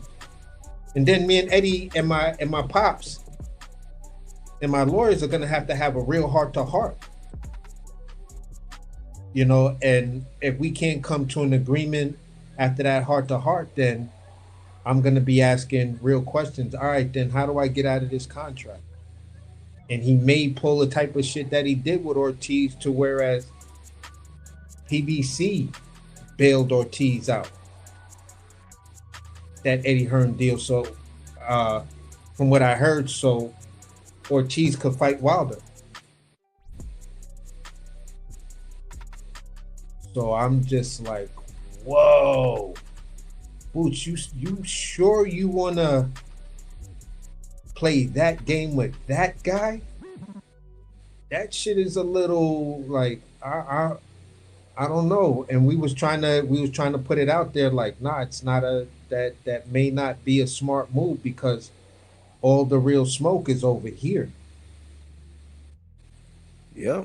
And people misled him. I know he read and listened, because they be listening, man. They was thinking, and to a certain extent, like, they probably laughing and saying, like they all do, and say, "Oh, we making millions." Y'all just sitting around talking about us online. It's like, yeah, okay, cool. It still don't dismiss the fact that, man, how much more you could be getting and how much more you could be doing, and you're gonna sit around with the shoulda, coulda, woulda. Why? Because we all do. We all say, man, damn, when I was 25. I remember when I had my little squad in the Army, and it was a little dude. I met a little dude. He was a specialist. Man, he'll get off work, man. He'll take his little college courses. You'll see him fixing his own car. He'll be doing that. He was taking these little business courses, getting with this internet, wave and all of that, man. Self-sufficient. I know he got a something budgeting on the Fortune 500 now. We all had a shoulda, coulda, wouldas, but when you hang it up in that game, that's what's gonna happen. Every time you step in front of a mic, they're gonna say, "Man, you wish you woulda. Do you regret signing with Eddie Hearn when you was in the prime of your like? Do you really?" You got to answer that shit like 1,000 times. Yeah. Especially if it don't pan out right. And it's like y'all keep missing the ball. Because guess what's gonna happen? He gonna have a couple fights, and guess what they're gonna say? Oh man, he too big. He need to go to 60. By then, Jahad might be the man. Jahad. Like, you might well go up there and get busy now, because it's clear Eddie ain't got no plan. And it's clear that he might have did what he did. Like, people don't want to accept this. He might have did what he did when he got Andre. He got Andre. Why? Because Canelo was the money maker. Conor Ben was the money maker. So he gets you. What you want to do? You want to take out his money maker. And then he only got you on a limited deal, knowing that, okay, I deliver you this, then I deliver you that, then you could be out the door. Then what you gonna do? No. I said this a long time ago on a dumbass nigga channel, Trump side. I said it. I said, man, Eddie, he's known for procuring American talent and then catering to his audience over there. So it don't make no sense for no American fighter to go over there. You know how many years ago that was? You know, the last time I seen a Trump side video, I know it's been more than 3 years.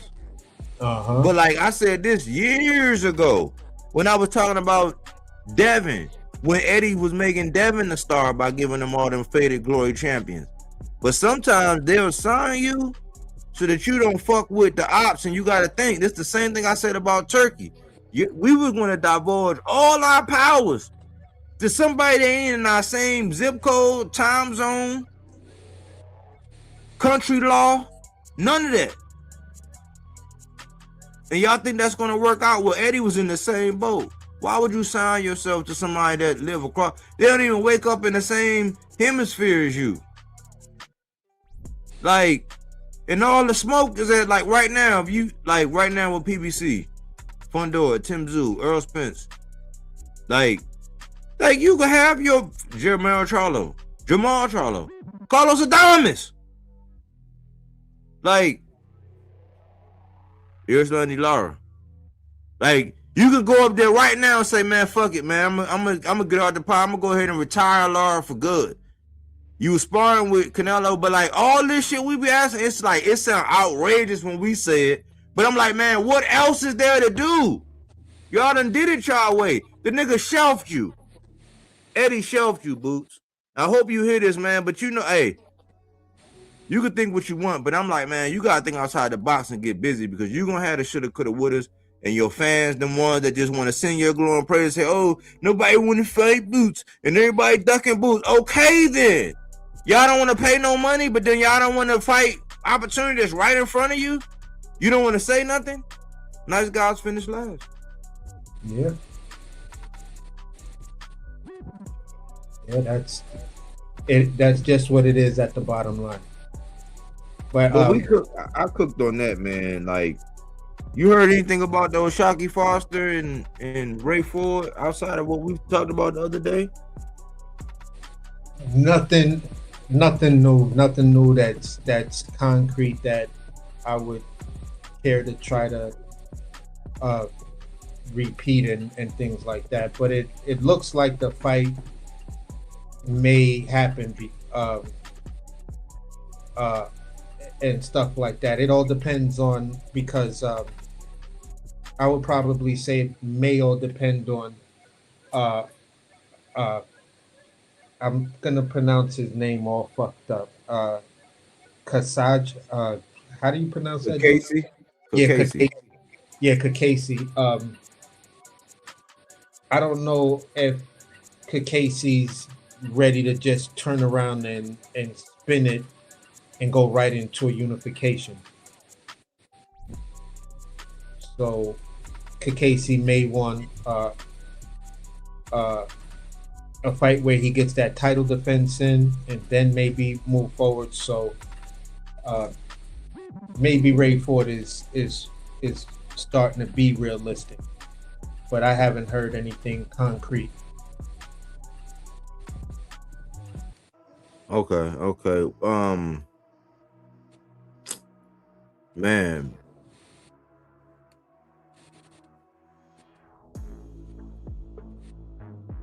I'm thinking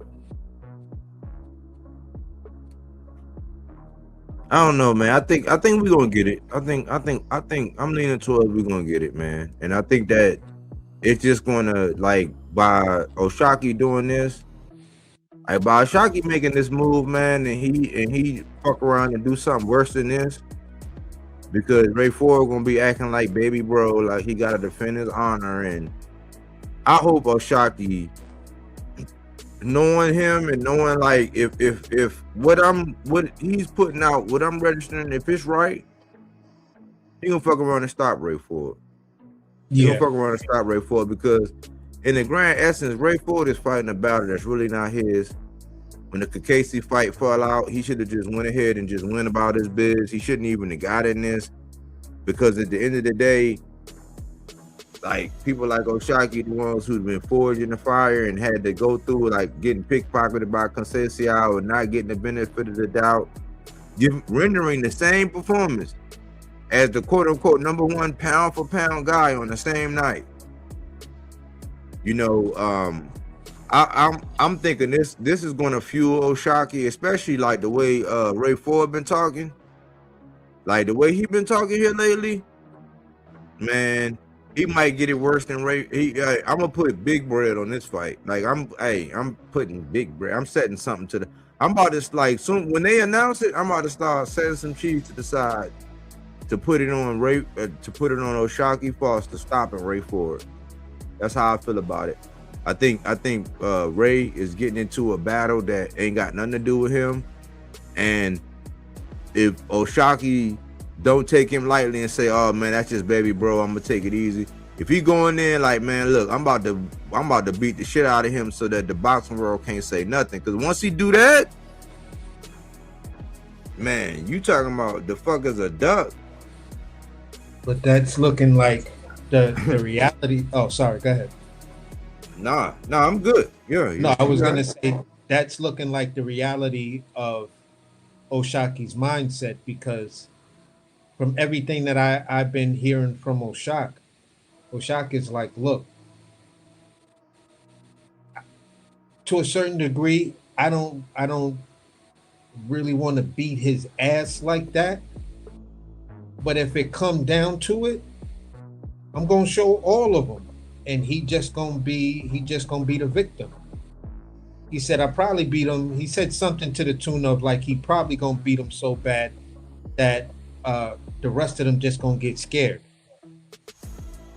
So in my mind, I'm looking at Oshak maybe on some for real that I'm really gonna fuck this dude up to make that statement. If this is one of your little crew, I'm gonna beat his ass bad, and hopefully it'll make you want to come out and fight me to get that get back for how I did your little man so dirty. That's the type of attitude I think he on. Yeah. But I hope so. I hope he on that type of attitude, on that type of time, because that would be great. And hold on real quick. Let me give a shout out to my sponsor, man. Hey, donate to the channel, man. Give a shout out to my sponsor. You know what I'm saying? D would greatly appreciate it. You know what I'm saying? So send in your donations, man. Shout out to my sponsor. But yeah. But that's basically where I'm at. I think this gonna be an ugly beatdown for Ray Ford. If that energy is right that Oshaki's giving off, it's gonna be a ugly fucking beatdown. Damn, bro, why did you do this? Why did you do it to yourself? But what was on, like, what was out here noticeable that caught your eye?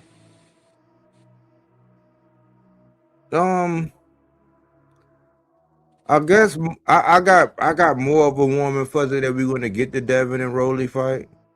You know, because you know Devin came out and pretty much snapped on Keyshawn.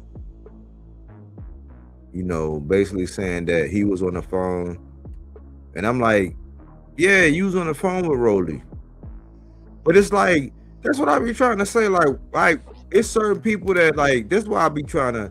When I be talking about Keyshawn, I hate to do this.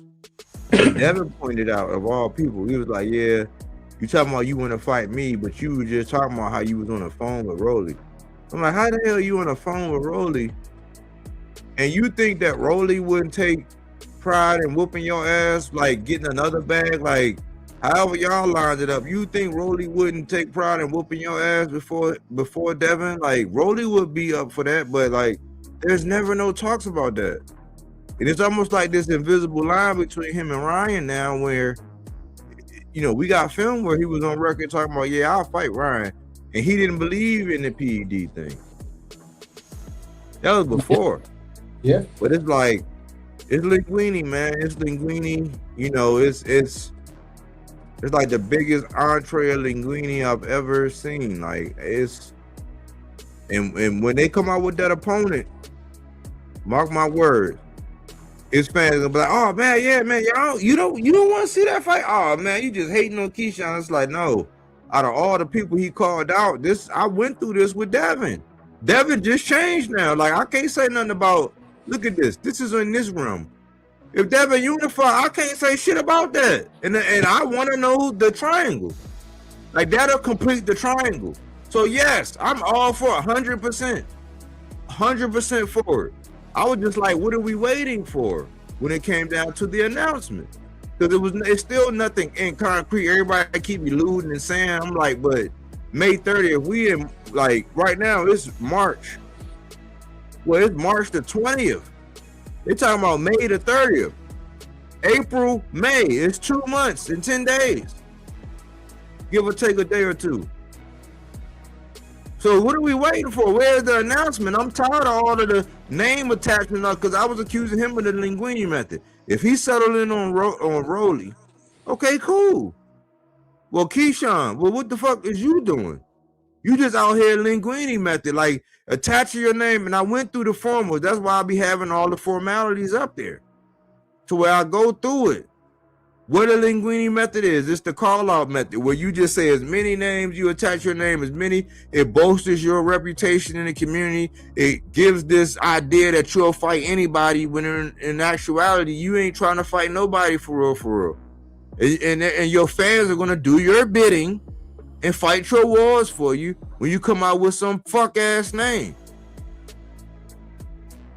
I got a good point. Why not fight Alfredo Santiago?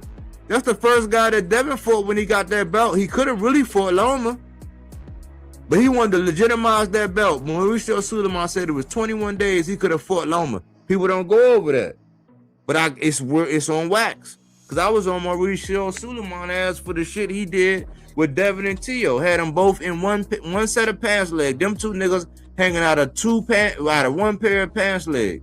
So I was on that ass. I said, you got to do something about this, man. You want to collect fees from both, but nah, you got to do something. I was on it. Devin stamped that belt against Alfredo Santiago, and that was his first fight over here in the United States. In the first 3 rounds, he gave him problems. He caught Devin a couple times. I said, oh, this nigga can fight. He was green over here. He was getting used to it. Like, he just traveled. Now he's tenured. He done bounced back and shaped up, got bigger. He's more solid. He fight better. He learned. He grew. Just like Moran, the nigga who Devin got the Knockout of the Year award for. Just like him. He grew. He got better. He did whatever. They all evolved. But Keyshawn, Linguini, man. The Linguini, man. Yeah. Like I don't understand it, man. I thought we was talking about American boxing, but I guess it's we dealing with Italian boxing. So for me, man, I'm just like, this goes back to that, mopping your floors comment that I made, that observation. So this is bad. Like, I hope they're looking for a good solution out of it. I'm gonna reserve my harshest criticism to see who he actually fights next. But if it's one of these situations to where Eddie is going to try to convince us that this domestic guy that he has over in the UK or somewhere in Europe is a great fight for Jerome, going to try to tell me that this guy is all of a sudden now a world-class fighter and shit like that, then at that particular point, I'm just going to say this. Boots, you're co-signing. You're happy with it. It's no big deal. Because where you are right now, if I was your pops or you, I don't know if I would be taking things to the internet, but I would seriously be having conversations with Eddie Hearns like, bro, you got to fix this bullshit. Like, what's going on with my son? We signed you because you told us you can get us the big fights. Virgil is not happy. We did that bullshit with Lima. But the next name has to be for real. If I was really them and I felt I was built like that, I would be asking, so what's the likelihood we can make the Charlo fight? And if he's like, oh, Boots, I don't really know about that. All right, Eddie, you're fired. You're fired. Because you violated the contract, you're fired. So that's what I would hope. We're going to see some sort of dramatic move like that in 2026. Yes, it may put you on the outs for a little bit, whereas you'll be searching for a home, but BBC or Top Rank will take you in a heartbeat. I think, at least I believe they will. So, yeah, maybe that's, you need to be at that point right now. Whereas, you let Eddie know that I got my bags packed and he's sitting near the door. Whether I pick those bags up and go out that door, at this point, is completely up to you. But that's where I'm at. Well, it was knowledge that had he done that, he was probably gonna get like a Jesus Ramos. Now Jesus Ramos was at 54, but I'm like, even if you go for the PBC and you say, you know what, fuck all that standing by the side and getting raked over the coals, I'm gonna go to 60. Who wouldn't sign up for Jesus Ramos and Boots in it? I wanted to see it. That's what was being rumored. I would love to see that fight, like as a entry to 60, and then you go for what you know. Yep. You can petition, you can do whatever. Like, what names and who wouldn't you be able to, as a former unified champion, Ring Magazine champion, with all the cachet the Ring Magazine got? You don't got it no more. I mean, well, I don't know how that shit works, that ring shit. But you had it at one point. It's part of your accolade salad. But a Jesus Ramos and then off to the races. But I can't get what I want in the Jamel Charlo, and nobody can answer me as to that. All I get is, oh, you're hating, and it's like y'all want to get the benefit of the praise for your guy, but y'all don't really want to see him fight nobody. But I got a question. The closest thing to novelty boxing, right? We hadn't talked about this. Had you actually sat down and thought about what's actually going to happen when Regis fights Conor Ben?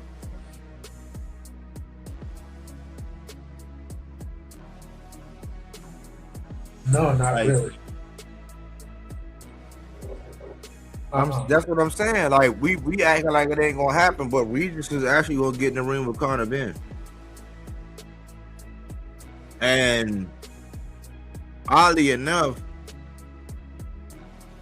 without the, before the eggs, Conor Ben, and then, Regis, he hasn't been the best, but like, not cutting weight, not having to work as hard, and then with the experience, this could be a banana peel. I mean, because I still haven't seen Conor Ben with no knockout power. You can talk about a dehydrated Eubank, but that man was in there needing an IV, probably a blood transfusion and some more shit. So Yeah. I can't judge, and they won't. And Eddie got him in bubble wrap. Like, we can say what we want, but Ryan Garcia has beat Conor Ben. Look at their age differences. Look at like how they man. And Ryan has fought way better competition, man. Like, Yeah. It's weird. Yeah, and this is where I am right now. I'm looking at the 160 rankings, right? Dennebeck doesn't have the IBF, but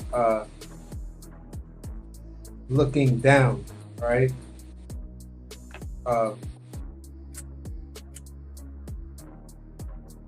You got the young Amari Jones, and they're saying that if Amari does his thing tomorrow, it may put him in the space to fight for a belt. He's sitting at the number 5. He's sitting at the number 5 position. It's Amari Jones, Aaron McKenna, Shaquille Thompson, and I don't know how to pronounce this dude's name. Oliha. He's actually 21-0. Where is he fighting out of? Nickname is El Chapo, so might use it. Well, his resident is Italy. Huh? Oh. You said his name is El Chapo? Yeah, that's his nickname. That's his nickname. Okay. How many knockouts he got? He's got 9 wins by KO, 21 wins in total, 21 bouts. Yeah, he's born in Italy, but dude is black. I'm not saying it like that, but how old is he? 27. He's 27. Interesting. He's somebody that I would have to, after this, go ahead and write his name down and then box rec him and stuff like that. Yeah, I'm gonna look him up. Oh, whoa. Oh, wait a minute. My eyes cannot be looking at this. My eyes cannot be looking at this. What? Like, okay, I'm gonna ask this question. How does a guy get to be ranked number 3 in the rankings? How do you get to the number 3 spot? He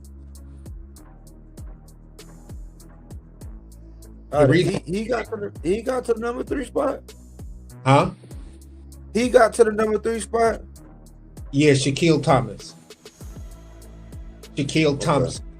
Right? Shaquille Thompson. The Olaha guy, he's sitting in the number 2 spot in the IBF. This is the IBF ranking, right? I'm asking, how do you get to the number 3 spot over Aaron Jones? And I'm gonna look at this. Oh, wow, okay. And over a Aaron McKenna.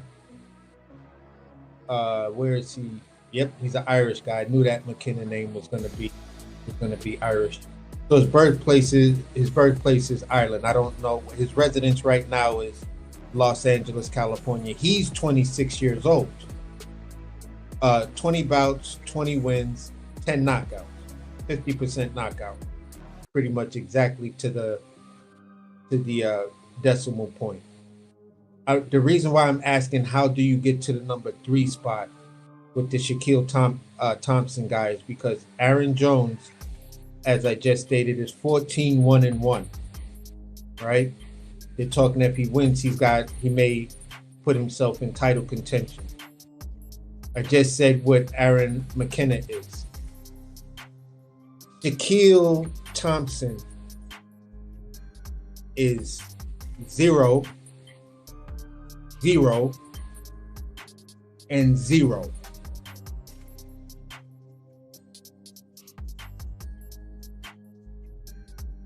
"28 years old, fighting out of the UK. His nickname is Dr. Steel.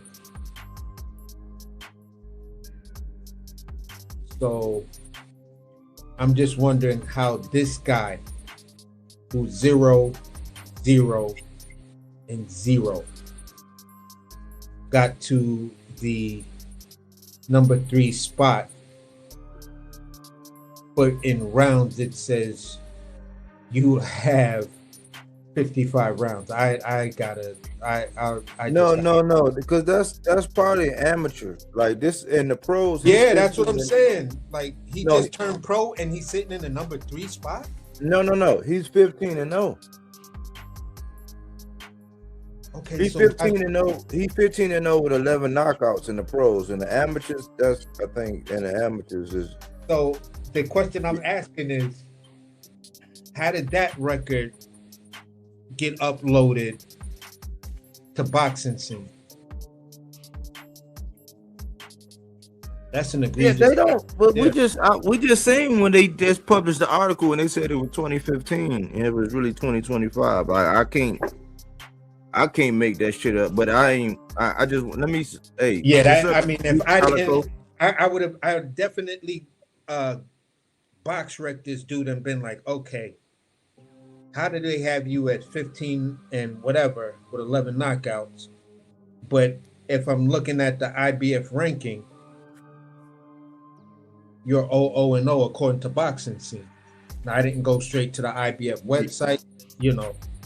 It's but you know, them guys, they don't cross their T's and dot their I's, man. They make all kind of mistakes. I'm like, that's why I'm saying, listen, man, give me some of the bread. Y'all use the concept.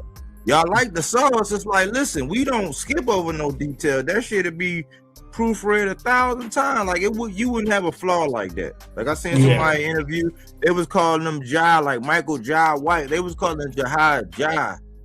Like I'm like, at least spell the man's name right. It's Jahi, but you got this man on the screen for 45 minutes and nobody told you spelled his name wrong in the title.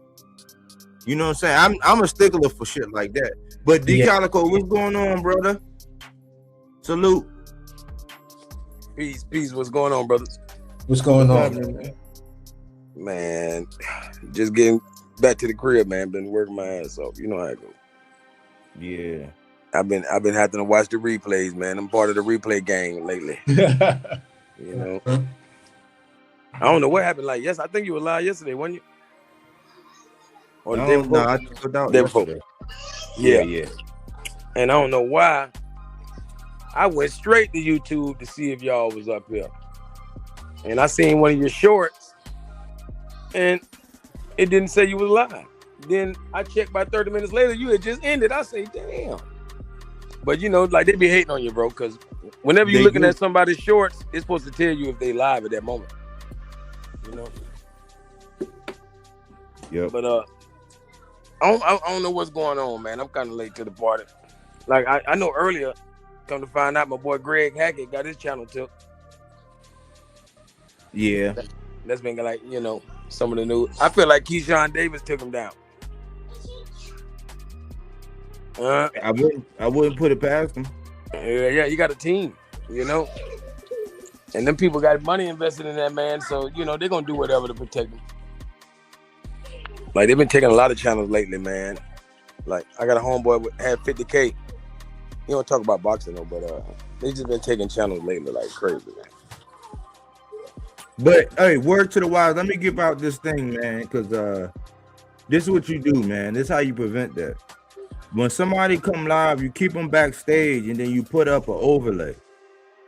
If you put up an overlay long enough, you give them an opportunity to talk, but you have your overlay up so that they can't be seen. You'll tell them, hey, listen, easily baked, you're on. You know what I'm saying? You tell them, and then you hear them, and then you keep your overlay up so they can't be seen. And they gotta talk for a significant amount of time. Like if you running your channel and you on your stuff, you'll know within 60 seconds to 2 minutes whether or not they on some BS.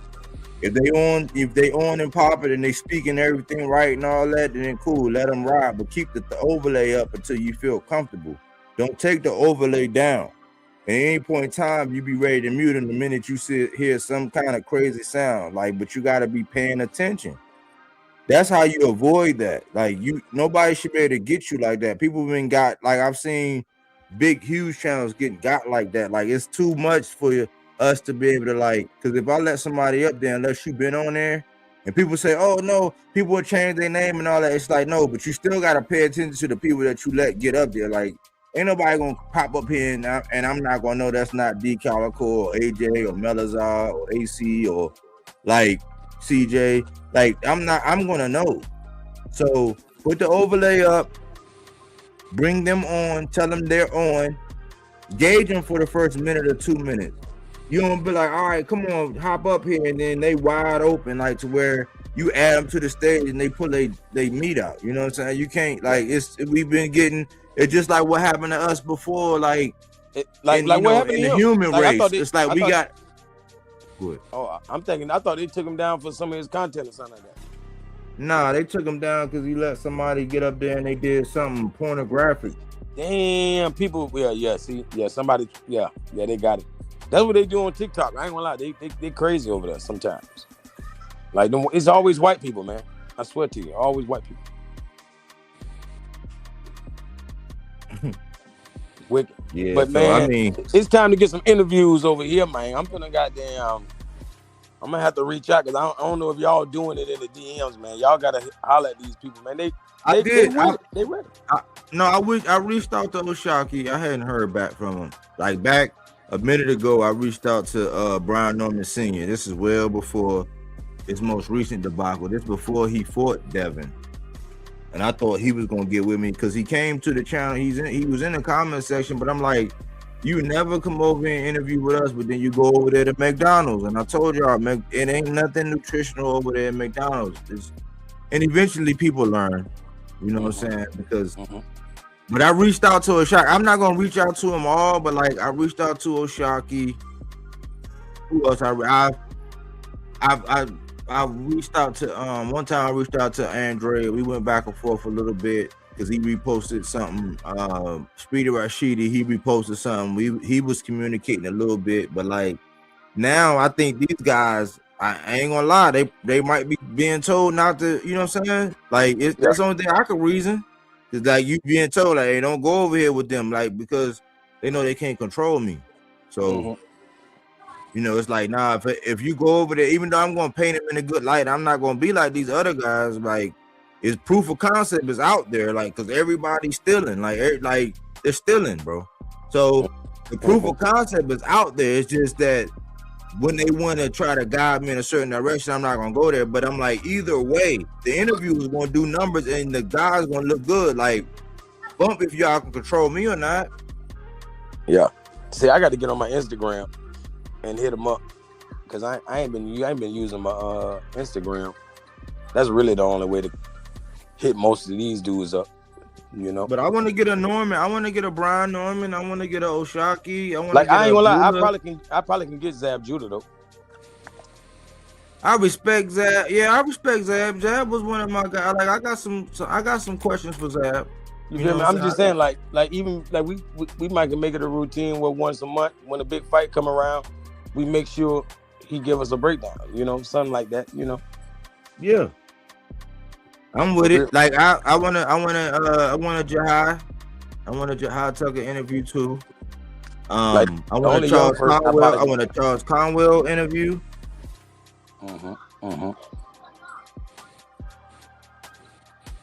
Like, Schofield ain't hard to get. It's just that, it's a package. It's a package deal. You know what I'm saying? Yes, sir. I'll take that interview too. You know what I'm saying? I'll take that interview. Cause I like Pops myself. Like, I don't know why Rap Star took the video down the first time we did an interview. When I did an interview with him, I ain't show him nothing but the utmost respect. You feel me? And it was really a beautiful build. You know what I'm saying? Because the Pops is really intelligent.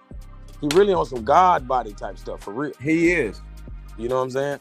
So when I came on there and I said, peace, God, that brother was able to really like get with that. You know what I'm saying? He knew it wasn't no bullshit finna come left, and he be on that God talk, you know what I mean? Like he real conscious, basically. But people like to use him for other means. You know what I'm saying? Mm-hmm. I think he get caught up in the game sometimes. You know what I'm saying? So I'm not sure if he can have. He feel like he playing the game. He feel like he. I know he do. That's why I say. That's why I really stopped really feeding into it, because I'm like, yeah, you playing it, but it's like in the long haul, because eventually you gonna have to change. The more success your son has, you're gonna have to ultimately change it up. Like you have to be real. So why play the game at all? Like for me, I respect him. We really don't do nothing messy or crazy. So it's like, why I wouldn't even get into none of that. It'd be a whole different energy, asking questions and interacting with him about, the essence of him being a father, have him, exactly, the success that they had, like little thing that's gonna come out organic, not nothing messy. Yeah, you know what I'm saying? I already know you and AC are, man. Hey, I'm telling you, man. Like y'all dialogue already superb, and y'all boxing knowledge is top level. You feel me? So I know y'all will be able to handle that real well. You feel me? I wouldn't even have to be up there myself, but it'll be a couple times I wouldn't mind. I really just want to see y'all goddamn get it, cause y'all a dynamic duo. I ain't gonna lie to you. If nobody ain't told you, I'm gonna tell you. For real, man. Y'all brothers real life got class. You know what I'm saying? Thank you, man. I be trying to tell AC and keep him encouraged, because this shit is work. And sometimes I be like, man, I know he probably got a time, he got an obligation, but I'm like, man, this shit is working, bro. Like it's working, and just got to keep at it, man. And sometimes, just like everything else, I always say, look, I'm the Lloyd Banks of this shit. Like where Lloyd Banks is at in this game, it's like if he wanted to do Drake numbers, he could. Like, what would stop me? But I'm not a politician. I'm not going to appeal to everybody. I know my lane. I accept my target market. I'm speaking to who I'm speaking to, and I'm not going to compromise. Like we're not going to compromise. We done lost some friends, and people stopped fucking with us over this, but like we didn't change. They did. They couldn't get with it. Hey, I'm the young buck, no homo. You know what I'm saying? I'm the young buck. It's funny because, just to speak on what Body just said, most of the people that I knew from being in this game a long time, and hopping up on panels and chopping it up and stuff like that, a lot of them don't even speak to me no more, and I see the way they move at times when we do wind up on the same panel, because at the end of the day, my shit is consistent. This is what I believe. This is what I'm going to argue. After I argue that, okay, now the one thing that tells me who was right, who was wrong, the greatest equalizer of all is time. And when time starts to unfold the events in the way I was saying, dudes, I started seeing guys get real funny. Like we just trying to have a conversation, and you're just feels like you're trying to press to have an argument. If you don't want me on your channel because I keep shitting on your narrative, and then you keep saying to yourself, damn, this nigga AC be right about this shit, man. And okay, so just tell me, you know what, AC, we got too much of a difference of opinion. You know what I'm saying? Certain joints I'm gonna bring you up, certain joints I'm not. All right, cool, no problem with that. But just handle your shit like the G you want everybody to believe you are online. So if you can't, then hey, listen, I don't give a fuck. I'll get on my Brooklyn shit, come over to your shit, and I'm gonna take your ball. I'm not gonna kick it over the fence. I'm gonna put it on the ground and I'm gonna sit on it. Say, all right, which one of you motherfuckers is tough enough to come get this bitch from me? And that's you know, that's the type of energy I be on. It's like, look, I'm only here to have a conversation. You don't want to have the conversation and you want to argue and all of that other goofy shit. You can do a lot of that shit by your motherfucking lonesome. Be on some Tret shit. Do that dirt or by your lonely, because I'm not fucking with you. So that's where I, you know, for me, I'm just like, look, when I came over to this channel, you feel what I'm saying? I was digging the energy. I was digging the fact that, all right, here's a channel that whether it's being announced that way or not, this is the channel of accountability. Authenticity. I could be a fan of everybody, but at the same time of me being a fan of everybody, I'm still gonna hold you saying all of that. Everybody, I'm gonna hold you guys accountable. And guess what else I'm gonna hold accountable? Me. You know what I'm saying? So I was running around for years, or since the fight was announced, and it was being said that, you know, Bud is gonna be X, Y, and Z, first guy to beat, yada yada yada. And because I didn't do any research, it sounded so authentic and natural, I believed it. And then one day I was looking at a video where they was talking about the greatness between Floyd and Bud and stuff like that. So at first I just Googled how many title defenses. You feel what I'm saying? And then I said, all right, I do remember Floyd being lineal, but I only remember it for 2 divisions. And then when it was said, oh, he was 4 divisions, I was like, oh shit. So I've been running around here, you know, ready to die on that sword. That Bud Crawford is the first dude to do that. And then the argument was like, no, the only person you gotta go back to 19 something when this guy did it, because he did it in 4 divisions. Okay, but we still forgot about Floyd. So even some of you dudes that were going way back, none of y'all knew about Floyd. Oh shit, so we all were wrong. Okay, I'm gonna be the first one to come out and say I was wrong. If I know all of us was wrong and I'm looking in the room and seeing who else is gonna say they wrong, nobody gonna put their hand up. Well, listen here, check this shit out. I was wrong. I was the first person who said it. I was one of the people who was saying, yeah, I was wrong.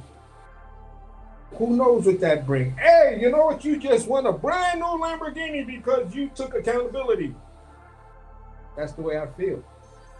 So that statement right there, I had to change that and put it out there. Yeah, I was speaking on this thing for about a year and some change, maybe 2 years. And I was absolutely wrong those whole 2 years I was talking that bullshit. You know what I'm saying? I can be on other channels and they won't take that level of accountability. Let me tell you something, AC, man. It's like I've been around and like respectfully, humbly, man, I took the stairs. Like this channel took the stairs. Like when I was when it was described to me a couple years before I actually started this, because I was actually going to be doing real life stuff. But at the time when I was going to be doing the real life stuff, I realized that as long as I was an employee, I could not say what I was destined to say. I've been motivational speaking and doing different things and all kind of stuff. Reason why I stopped motivational speaking, because young people will come up to me and ask me for a job because they just wanted to work and be around me, and I didn't have a job to give them. Yeah. I mean, I would go to the prison and talk to prisoners for an hour and a half, 2 hours. How many of y'all want? As many of y'all come out and talk. Nobody ain't try to do nothing to me or whatever, but I gave them life skills. I went to the Department of Juvenile Justice and talked to them and like at-risk youth and alternative home people and all that. And they was coming up to me, asking me for jobs. I was like, I can't do it, man. Like it was weighing on me. But in this realm, this YouTube thing, this is the weirdest, funniest, like fuck boy ass shit ever, because I'll sit up there and because of how I am, like I'll support a small channel. Like if I see the thumbnail, it might not be the greatest, but then I see the title, and then I'll give you a couple minutes of my time. And if you on it, I'm gonna like it. I'm gonna say, hey man, keep doing what you're doing. I'm gonna encourage the small people. I did that with some significant people. You know what they do in this day and time? Oh, they looking at it like, oh, he want clout, he want this. I'm trying to tell you, listen, I learned I'm a different man than I used to be when I was younger. Like I'm a totally different species. Like I do know my limits. Like you can't, if it, you know what I'm saying? That's why I stay in the house. Like like even doing my own business and doing things, like I still have my little things where people be like, oh, if he talk to this and if he gonna talk like that, I'm like, listen, I'm just one of them people to where I don't care where we are, you are gonna respect me. But I know that in my heart of hearts, I do everything business wise. So I'm not gonna create or foster. It's like I match energy, but I'm smart enough to where if I can peep your energy before you even get there, I'm not gonna let you take me there. I'm just gonna remove myself from the situation. But in this boxing, I'm talking about every major channel. I'm talking about it's a dude, McDonald's. This nigga used to beg me before he got on YouTube. He used to beg me to watch his content and give feedback. And I'm like, man, I don't rock with what y'all do over there. Like y'all do that jumping shit where it's like it might be 3 of y'all, and that's the only reason why. That's the only hesitancy. If it's Zab by himself, cool. But if he got his little trio, no, man, because they jump people. They get people on there because they know that, you know, everybody. I respect Zab. Like Zab, I grew up looking up to Zab.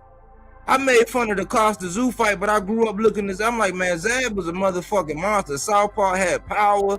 Like he had that New York shit, like he represented. Like I love Zab. But like in this YouTube shit, you cannot name a creator. You cannot name a name that's still relevant to this day that don't know me, or the reason why we fell out was because of me. Because of me. And you can't. The tank channel, the designated biggest tank channel in the world, the young one, he full of himself. The old one, he got too much pride to where it's like, no, I'm not gonna ride with everything you say or whatever. They know me. They won't co-sign me, but they bite my shit. Even the other co-host, he bite my shit. Like if you look at my shit, like that's why I say I gotta do these shorts. Why? Because when I do the shorts on my housekeeping, the housekeeping decalico, one of the housekeepings be a nigga 3-hour live the next day, 2 days later. Yeah. With my logic, your logic, AJ logic, AC logic. I'm like, you can't, man, come on, man. The thumbnail, we'll get off. Like, let's say we get off at 1 o'clock. A nigga will go live at 2 a.m. and talk about everything. Like, it's taking notes. But think about it. Everybody, I'm talking about, man, if you name a name, if you throw out a name, I can tell you, well, yeah, we used to be cool. They was on this channel. It was the nigga that was on this channel from New Jersey. He was on this channel. Like when I first started, he was on here. We would be kicking, we be going back and forth. I said, this is the pulse. He said, I'm the voice. I said, damn. I went digital with the little Bodywork, the little thing where it say Bodywork. I went digital, he went digital. I'm like, damn, dude, like, okay, like we working together, but like, man, come on, man. But he get paid, I don't. I go in at night, somebody get up in the morning and do my whole shit. They get hundreds of dollars. I get nothing. But I'm telling you, everybody that turned, like even the one that where I met AC, this nigga turned on me. If you go look at it like, cause me, I like producing. I don't have to be the main figure. I don't have to, I like producing. I like getting other people out, doing whatever. That's my shit. I like giving you, I produce thumbnails, little clips, little video, like little, even the whole Murderer's Row. That's my shit. I gave it up just to have a spot with Sundays we can just all come around and kick it, have water cooler talk. It went to his head.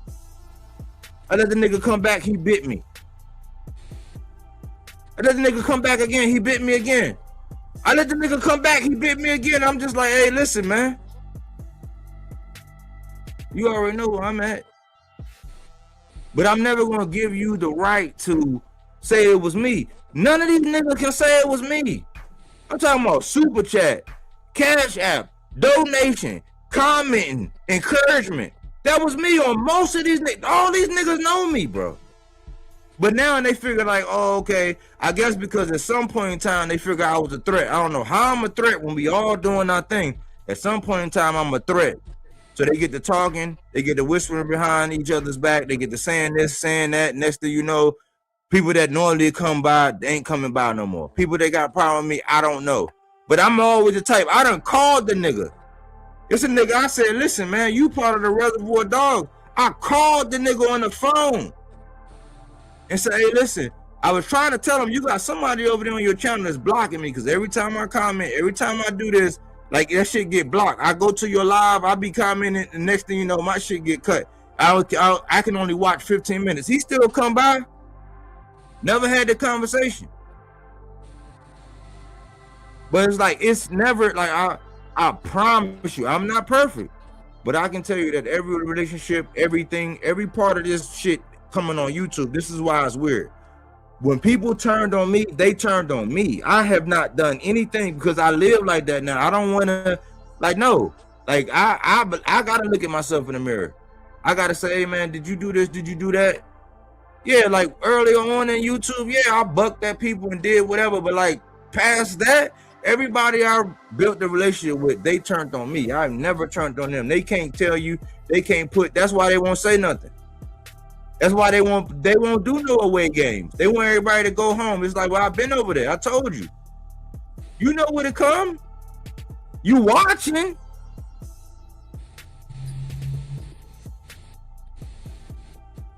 Yeah, that's how I feel about it, man. So authentic people, you always got a voice. You always got a spot over here, because I know how it was to be donating to a motherfucker, super chatting a motherfucker. The minute somebody say, hey, man, nah, man, like, nah, I got a different, well, fuck you and this and that. And I'm like, oh, cuz, like, you know how much money, like how much bread, how much support, how much encouragement, how many ideas. But that's why I would say it's not a matter of if, it's a matter of when. And that's how it's been for a lot of them. If it get down to the nitty gritty, like the people that be flexing and saying, oh, I don't go to small channels, I don't get no, I could have did the same shit y'all did. Go get with the LDBC, go sit on Santa Claus lap. I could have did all of that and got affiliated and took all the people that was affiliated with y'all, the same shit that y'all still doing now, and then just one day say, oh, you know what, I ain't fucking with him no more. After I done got the congregation, I'm just not built like that. That's why I respect this channel. Why? Because I got it one by one by one. Didn't nobody do shit. This has been a one-man band, except for when AC came up here and started co-hosting. This has been a one-man band. Visuals, music, anything. Except for the people that's been coming by, and we've been doing shorts and building like that. But that's been my vision all along. With all of these niggas, they all done bit. They all done took. They all done used content from the night before and did interviews the next day. And they say, oh, I had your numbers. Well, my numbers ain't. I didn't buy no views. I got to 1,000 by myself. I didn't link up with nobody. Not one. Not one cosign. This is the channel of authenticity, and y'all know how hard it is to speak the truth about this shit. And y'all know how a YouTuber do it. They'll shadow ban you there. I've been through all of that shit. But it's the 300. We just gonna keep speaking the truth. If you come in, you align, you like what you hear, you might have a voice up here. Get up here and speak your shit. Your shit gonna go viral. Fucking with me. And that's what it's been. We just gonna talk that straight up boxing, no matter who fighting, no matter who you like, no matter like I'm up here right now with 2 Devin Haney fans. I'm a Tank fan. And on this YouTube shit, we get along. We speak that shit. They have their opinion. I have mine. We have light sparring, heavy sparring. We get it in. But everybody get their voice. We respectful. Everybody get their rocks off. We live to talk boxing another day. That's body work, man. Yeah, and the crazy part is, no bullshit. Since I've been running around in these YouTube streets and hopping on panels, I'm gonna keep it a beam. Not many people ask me to co-host they shit. You feel me? You feel me? So my thing was, I like your channel, but there's this thing that's missing. I'm gonna rock with you. You feel what I'm saying? But there's this thing that's missing. And that thing that's missing for me is the ability to hold everyone, including myself, accountable. And if I can't do that, you know, it's a thing that used to be a sticking point with me when I'm dealing with chicks. I'm like, shorty, my life is hard enough. You know, everything else out here is hard enough. The last thing I want to do is have our shit, you know, going through a lot of dumb shit. If I can't laugh and joke and literally be myself around you, then I can't see a reason why I need you in my life. Like on some real shit. So where I'm always at is this. Every relationship actually requires 2 working participants. And I could tell y'all as a matter of absolution, how I know me and Body going live is he'll call me and ask me what's on my mind with boxing. Did I come across anything? Did I see anything that, you know, I want to talk about or I found interesting? And that goes to only co-sign the fact of where he's saying that, okay, for me, I want to do X, Y, and Z. I'm more comfortable over here. Ron Howard was an actor before he became that great producer. Sometimes that's what you have to do. You got to be in front of the camera in order to be behind the camera. And sometimes you play both roles. So the point I'm making is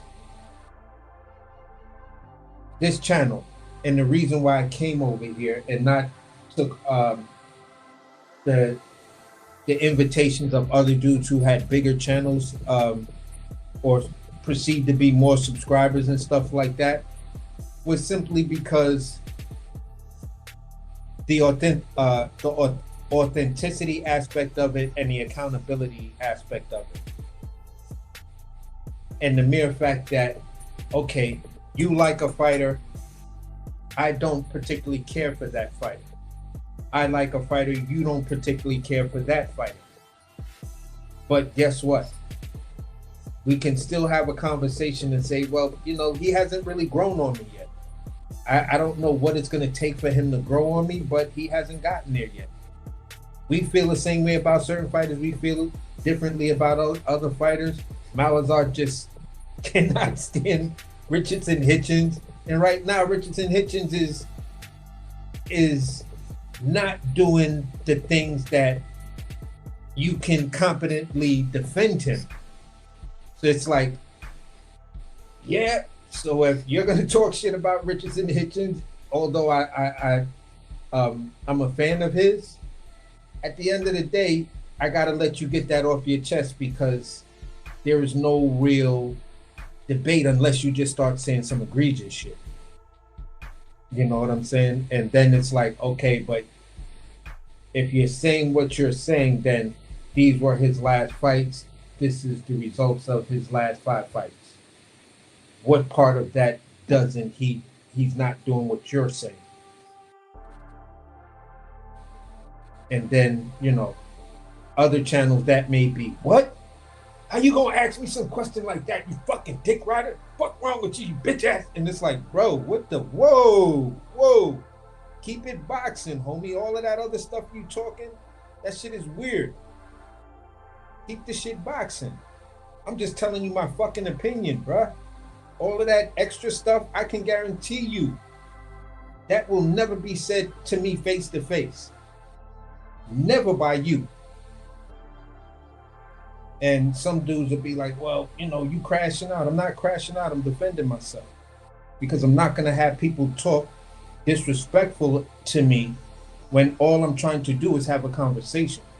Because in real life, if I'm talking to the homies like me, you, Body, me, AJ, Calico, Body, we all just in a little cipher in the park talking.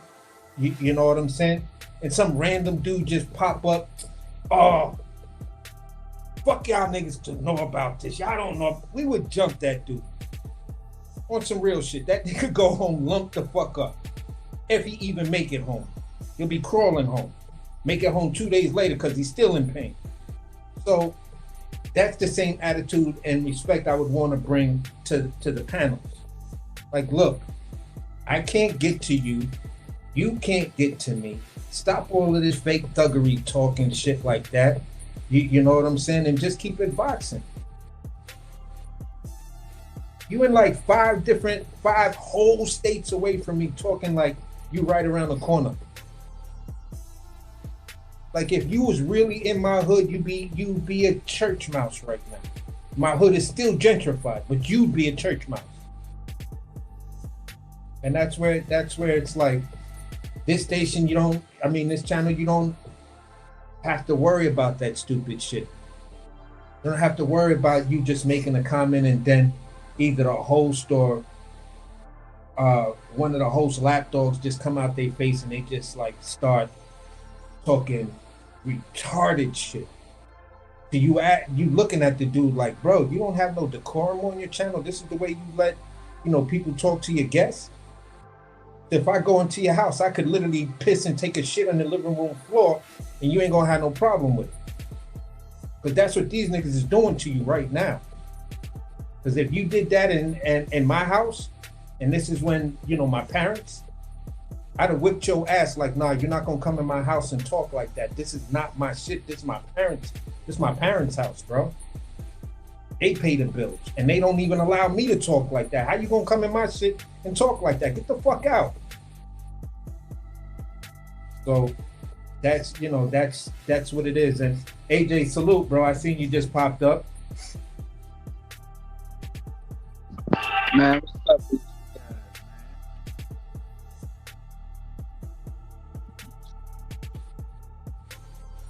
Your mic is all right. Salute, AJ, man. Hey, we can hear you, bro. What's on your mind, bro? You hear me now? Oh, all right.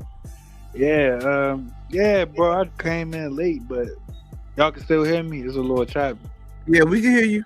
Go ahead, spit. Go ahead, spit. Yeah, man. Peace, bro. What's up, bro? Man, from what I heard just now, hey, man, I keep telling people, man, like it's one thing to get on the channel and talk boxing, but it's another thing to get on the channel where you can, speak your mind. Like Bodywork actually except for everybody that's on the panel right now, but others, he actually lets them come up and say what they gotta say without any trying to dictate them or persuade them to think how they think, think how he think, and nothing. Like, no, you can actually got this what all by and the channels that's up here right now. That's what all we do, man. Cause like it's the thing where boxing is almost becoming like AI, like automatic, like like a machine. Like the boxing channels, the big ones, no Diddy, the big ones, the ones that been out for years, they all got a agenda. Like I even throw this in there. Even the tank, so-called pro tank channels that's out there, they not real tank fans, man. They not real Devin Haney fans. They not real Shakur fans. They not real David Benavidez. You can keep going on and on. It's like the ones that say they Tank fans, bro. They only rocking with Tank because it's a counter to the other channel for the other fans. You get what I'm saying? Like they only win them because it's Con, Devin Haney or Shakur, so they can have something to say. Like it's a channel, and everybody know who I'm talking about, Professor Egghead. Yeah, he got some okay, content, but this man making videos about Tank, and Tank ain't even said not one thing, or even peeped utter a word out. But AJ, what'd you say, Bodywork? I ain't interrupt you. Keep cooking after this, but I just wanted to say, listen, bro. I'm so glad. That's why I was trying to say this is why I have the avenue for people to be able to get this off. You just don't know. The fact that AJ be paying attention and ain't nobody got a spoon feed. Like me and AC, we gotta talk a little bit just to see like where we at, just to kind of see if we even feel like going live, or just like, cause life be happening and we gotta be in sync. And yeah, life be lifing. And I'm a perfectionist. I want to go on time. Like I don't want, like if I say I'm going on this time, I want, and I gotta give the courtesy to my co-host. Sometimes I change the time, so we gotta be on the same sheet of music. So we gotta talk a little bit extra. Me and AJ don't talk, but like we brothers because we out here, we working, we on the same sheet of music. It's like this shit go back to where it's like, man, it's some people you ain't gotta talk to every day, but every time you get with them, you link up with them, it's like, damn, we fam. Like it's like we pick up right where we left off. It ain't never no problem. It ain't nothing. But the fact that he's tuned in, he's tapped in, I'm like, listen, there is no accountability. Like this nigga, I seen this nigga from New Jersey, and I talked about this nigga earlier. When I said I'm the pulse, he said he was the voice. He go live with some shit about some shit. And I scoured in and I said, hold on, maybe I'm late. Maybe I'm whatever. I'm scouring the internet about this shit that they saying about Tank. This Captain Egghead took and used the same thumbnail, the same image. And they let him go on this rant today and ain't nobody check him, ain't nobody say nothing. But I'm crazy. I'm like, listen, your channel used to be brilliant. I give you your salutes. I say, listen, bro. When you keep it boxing and somebody keep you on the rails, you have one of the best shows. You have the availability, you got the wisdom, you got some common sense. But it's nobody there to keep you on the rails, dog. I was keeping you on the rails, but you get offended with me. Then you want to co-sign everybody else and then bite my shit. Okay, cool. But now you off the rails, and now you putting out pictures and images and saying things that happened so long ago. Like, what the fuck are you talking about? Yeah, I think he bugged out. And the fact that the nigga from New Jersey did it, I said, this show you his true colors. But he's supposed to be, he's supposed to be the old high and mighty. He's supposed to be the old, well, yeah, he just keep it so unbiased. No, this nigga is the dick rider. Yeah. He's an infringer. You know what I'm saying? He's a copycatter. He's like all of the above, and he's a liar, and he shows that he's willing to do just like everybody else to just do. Like, it's like, listen, what happened to if you don't know everything and if you don't know whatever, you don't say nothing. They won't even get my man Tank that. So they're slowly flipping. You're gonna start seeing their true colors and all this bullshit. I hope Tank, if you hear me, I hope you shit on these niggas in the press conference. All of them, The bro. same way Earl did. I hope you call all these niggas out just one time for your boy. That's all you gotta do, man. I ain't trying to sit on your bunk bed, dog. I ain't trying to ride in a Lamborghini. We ain't gotta hit the strip club together, dog. I just want you to shit on these niggas one time for your boy Bodywork and say, and after you do it, just say Bodywork. That's all I want. telling you. That's I'm all I telling you, want. bro. Yeah, man. Yeah. See, I ain't catch that earlier, bro. But I'm glad you put me. I'm speaking solely on, like you said, what niggas see, bro. Like, Didn't qualify it, didn't investigate, didn't do that, rolled it out, God. and nobody said nothing. And They paid not, the bro. nigga. They Paid not. the nigga for it. They not. Cause you know what he'd say? He'd say, oh, y'all, y'all getting paid. Matter of fact, he said he will put out certain information if the price is right. He'll tell you, bro. He'll tell you all day long, bro. That's what I'm saying. Like, even the other one, the fake fan, the fake numero uno. Like, bro, these guys, they put stuff out, and you could tell, because if you, not saying the door, but if you watch certain guys' videos and all that, they all talking about each other, but all getting likes, clicks, views, super chat. Oh, I'm like, yeah, this is the boxing game. These the same ones that so-called stood up for boxing, bro.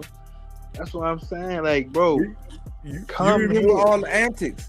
You remember all that? Remember when I told y'all? Didn't I tell him about the renter troll? Remember that? Yeah, the one. Yes, bro, and he was the number one. He And had this troll, this teenager come to his channel every day, just to fuss. Like, bro, come on, bro. You paying that Lord, that young dude. Like, come on, bro. Yeah, I'm telling you, bro. and they passed him don't gotta do around. that Like they passed him around. Like it's. I've been putting out the game, but then people said I'm hating. I'm like, yeah, but when y'all come around, what y'all gonna say? Just because he's available, I'm like, okay, McDonald's is open there all day, every day. You won't eat there all day, every day? No. No. You know what I'm saying? Bro. You know what I'm But saying? yeah. Like, y'all gotta come to the realness. They don't want the realness, I don't think. I don't think they want it. They want to be lied to. They treat the YouTubers like promoters. Like, they love when a promoter lies to them, get their blood pressure up, and they don't, they want to be fed bullshit, bro. It's sad. All because they idolize a guy in some trunks and sweaty and all that. That's kind of like crazy, bro. They really idolize. Like, if you listen to AC D Calico talk about Devin Haney, you hear them talking about a boxer, okay? You hear them talking about a boxer that they like, or a boxer that the shadow boxer, whatever the technique they use. Bro, when they talk about Devin Haney, it's about some weird obsession. And they wish they was in his bed, going to sleep with him. Like you said, this guy got matching pajamas. Like, bro, when I went on the Grouch, Oscar the Grouch Twitter, bro, this man was bragging about how he was in Devin Haney's house. I'm like, ew, man, you's a grown man, bro. He been doing that for 2 years. He been doing that for 2 years, man. Bro, that's not right. That's not. You're not supposed to say stuff like that, bro. It's a boxer. What do you hear people talking about? They want to be in LeBron James' house or Tom Brady house, bro. It's boxing. Got some weirdos in it, bro. Bro, listen. I already knew. Listen, I had my observations, and I sat back and I watched. You know, and I used to be over there. I was, and then it just came to a point where I said, "Man, you only act like this when it come down to one boxer." And then I went through my whole spiel, and I said what I said, and I was super chatting. I was there at the intro. I was like, "Man, this shit is hard." Like, yeah, like I was there. I wasn't doing content, none of that. Then I saw that, and it flipped. But like, I already had my reservation. I walked away. But bro, they did an interview with this man interviewing Deontay Wilder, bro. Like I'm talking about, I done went into the bathroom in South Carolina, Columbia, South Carolina, and ran into J. Anthony Brown. And every joke that he ever said came through my mind as soon as I saw him. I got a photographic memory, man. I bust out laughing. And he stepped back and I was looking. I'm like, man, that Jay, I was about to lose it. I was laughing. I've been in the gym in Landover, Maryland with Rod Strickland. The Rod Strickland. I went to Magic Mountain in California and I seen Tyrese giving Brandy piggyback ride, running through the. I've been bumping into. I was over there in New Jersey. I ran into Donovan McNabb. I got an Eagles tattoo on my shoulder. Like the one I was with was like, man, you want me to say something? Because I was like, I never get starstruck. I was like, man, because I know how I am. I'm like, man, I know I wouldn't want to be approached, and I just want to be able to move how I move. Like I know how I get. So I was just like, man, I ain't gonna bother him. You want me to go ask me one? I was like, yeah, go ahead. So I went back in there, took a picture with him. I got the picture. The first time I had the locks. So I've been amongst like some people, bro. They sat this man down across from Deontay Wilder, man. This nigga, for him to be Oscar the Grouch, like you gotta know, he'll say something about your mother, your sister. He'll say, man, I heard him say, like, man, you can't be around, like when they be like, cause some people be like on YouTube, he's like, man, I was around my family. Salute to Johnny Allison. Sometimes we get real, but like if you around your family, you playing this out loud, every now and again we get loud, passionate. I'm talking about to a whole different extreme. If you seen and heard like what he say about people, mother, that's why I said I would never get on there. Because like if you say something like that, and I'm past that, but like if you say that, then I know that what you mean, because you was also in the service. So if you say something like that to me, like we already know what it is. Like we know what it is. And I told him, I said, I want that same offer. Like when you said you used to come back by Baltimore and you used to sit by and wait, I told him, I said, I want that same offer to come by here and tell me where you at. I told him this. I said, come by here and tell me where you at, whatever, if that's whatever. Never got taken up on my offer. But when he got across from Deontay Wilder, man, I could see this nigga tonsils. I was sitting there and this nigga said, oh man, thank you, King. And man, this nigga had like, he had a downward spiral, like where you could see his brow. Like you could see the shit up under his chin. He had his head leaned back. He was like, oh man, King, it's just a pleasure. I said, I was never a big Deontay Wilder fan. I said, listen, I grew up to where if we knew all you had was a big right hand, look, we gonna get it. You know what I'm saying? Like whether it's on the basketball court, we throw back football, like something happened at the swimming pool, we scrapping. You know what I'm saying? It's just, we know you got that shit, you ain't gonna hit me with that shit. So I never really, I looked and I respected what he was able to achieve, but the way this man was talking when he was in that interview with Deontay Wilder, I said, man, boy, you be holding the pocket, boy. You be putting some extra cream on that motherfucking pound cake, nigga. You be washing some drawers. You be doing some laundry. No, I believe it, bro. I ain't gonna lie. Like what he showed me over the years, like I keep saying it, but like there's some weirdos in the sport of boxing, and Devin Haney had this man in his house. First of all, I don't know why Devin Haney be having them guys. I mean, he used to have the guy. What was that guy? That faint. Like, I think he was a crackhead, bro. I think his name was He always used to be on the channels like Haney. I forgot his name. Oh my god, bro. Whatever. This one, like Devin Haney first started getting hot, and he had some YouTuber that was clearly on drugs, like vouching for him, and they going on his channel and all that. I'm like, bro, please, y'all gotta realize who y'all be having around y'all. And right before the Ryan Garcia fight, he had him in his hotel. He had all them guys in his hotel. I'm like, that's why that's why you lost.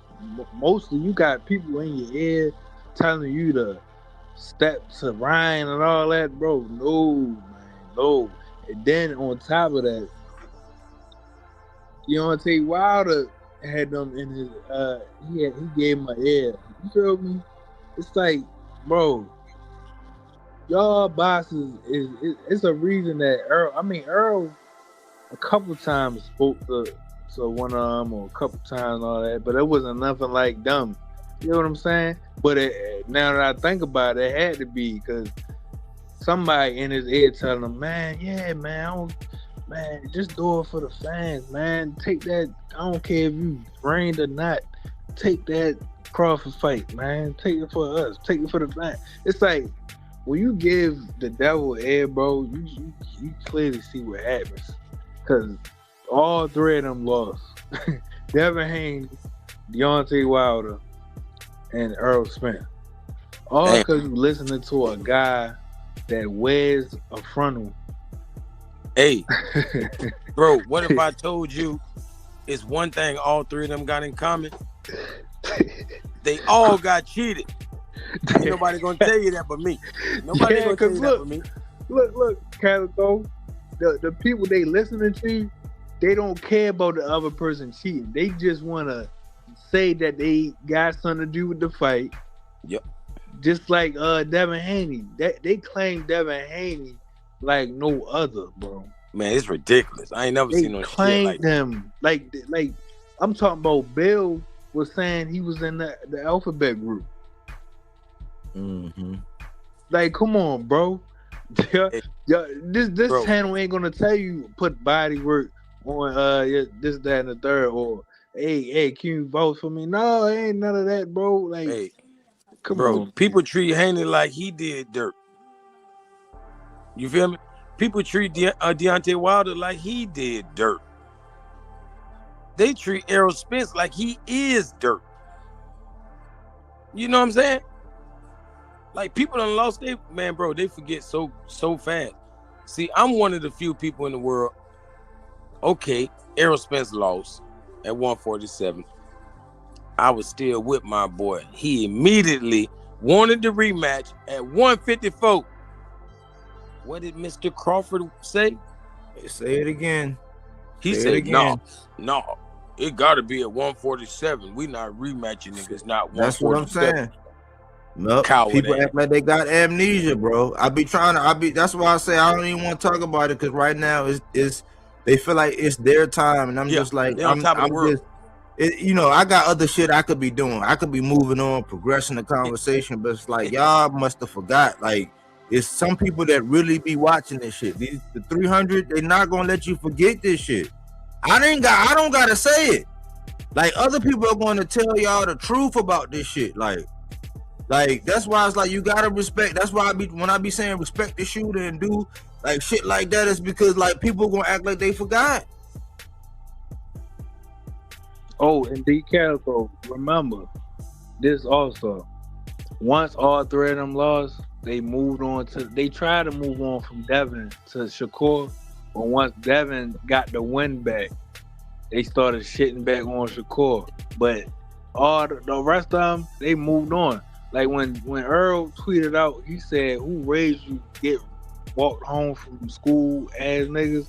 He was talking directly, in my opinion, he was talking directly to them and specifically to Professor Egghead. Because when he lost, all you seen was everybody go to Terrence Crawford, because they was playing the 50-50 the whole time. They been Crawford fans. Like, they've been Crawford fans, but Earl was getting so much buzz and beating so many champions. Bro, they clearly was Crawford fans, but they had to make it 50-50 and try to not because they got the same fan group. They got the same fan base.